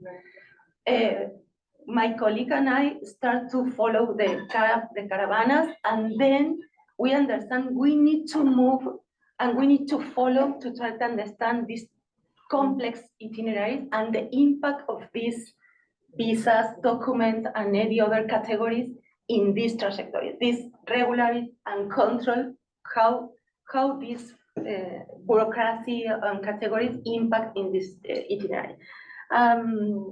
Finally, just a brief comment about the agency of the migrant. I need to explore more, but I have a lot of information about how it works, the itinerary of these Venezuelans, because they use a lot of information, especially in the case of Venezuelans, because before to move, they know all about the country they want to go. The law, the possibilities, the time they need to go in the country to obtain the nationality, the citizenship, and something like that. So it's a special group of migrants. They have too much information and they use it very well. They use it with the social media. Sometimes no, as I told you about the lawyer in TikTok, they spread really fake information. But the most of the time, people know and people learn how to cross to the jungle, how to go to any country. But most important, they know too much about the bureaucracy and the use of the categories. And this is another side we need to explore more to understand why these categories are working or not working, because the migrants use it and explore the use and how can they do with this permit of this category. So this is another side that I would like to understand better. Well, very short, the legacy, because it was left behind. Well, I don't think that states, it was because they knew some of people from, for example, Colombia or Peru or Ecuador were in Venezuela in the 70s or 80s. I think it was more a geopolitical answer. If you are against Maduro, you are welcome with migrants, just to be very simplistic. But the legacy has been used in a practical terms with mixed migrants. For example, there are in Ecuador a lot of returnees with grandfathers from Ecuador, and they are now Venezuelans coming. They are even, it's very interesting, they are reactivating some communities, some rural communities in the coastal part of Ecuador, from where their grandfathers left 20 or 30 years ago, and they are coming back to the same place. So this is also an interesting thing.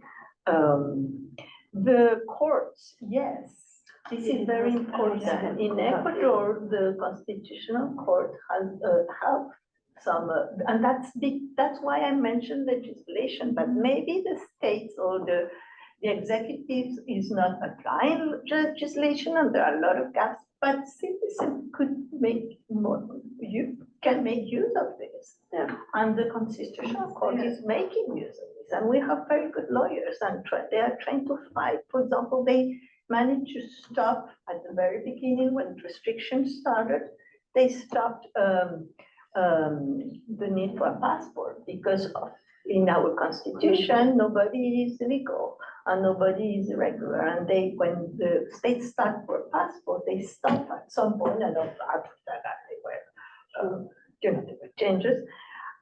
They've been working on providing children with documents, because some children cannot get IDs from Venezuela, precisely what I mentioned. They couldn't get IDs from Venezuela, and they were not recognized by the Ecuadorian state, and they are taking these cases to court, and they are winning some cases. So yes, this is something that should be activated also. We have a very good lawyer, and he's also now teaching a course in Flaxo, who's working on that. He's Javier Arcentales. He has a paper precisely on that I can send you through 3 cases, precisely that what they are struggling in court. So yes, it's important, and we should, make it more visible. Regularization and state violence.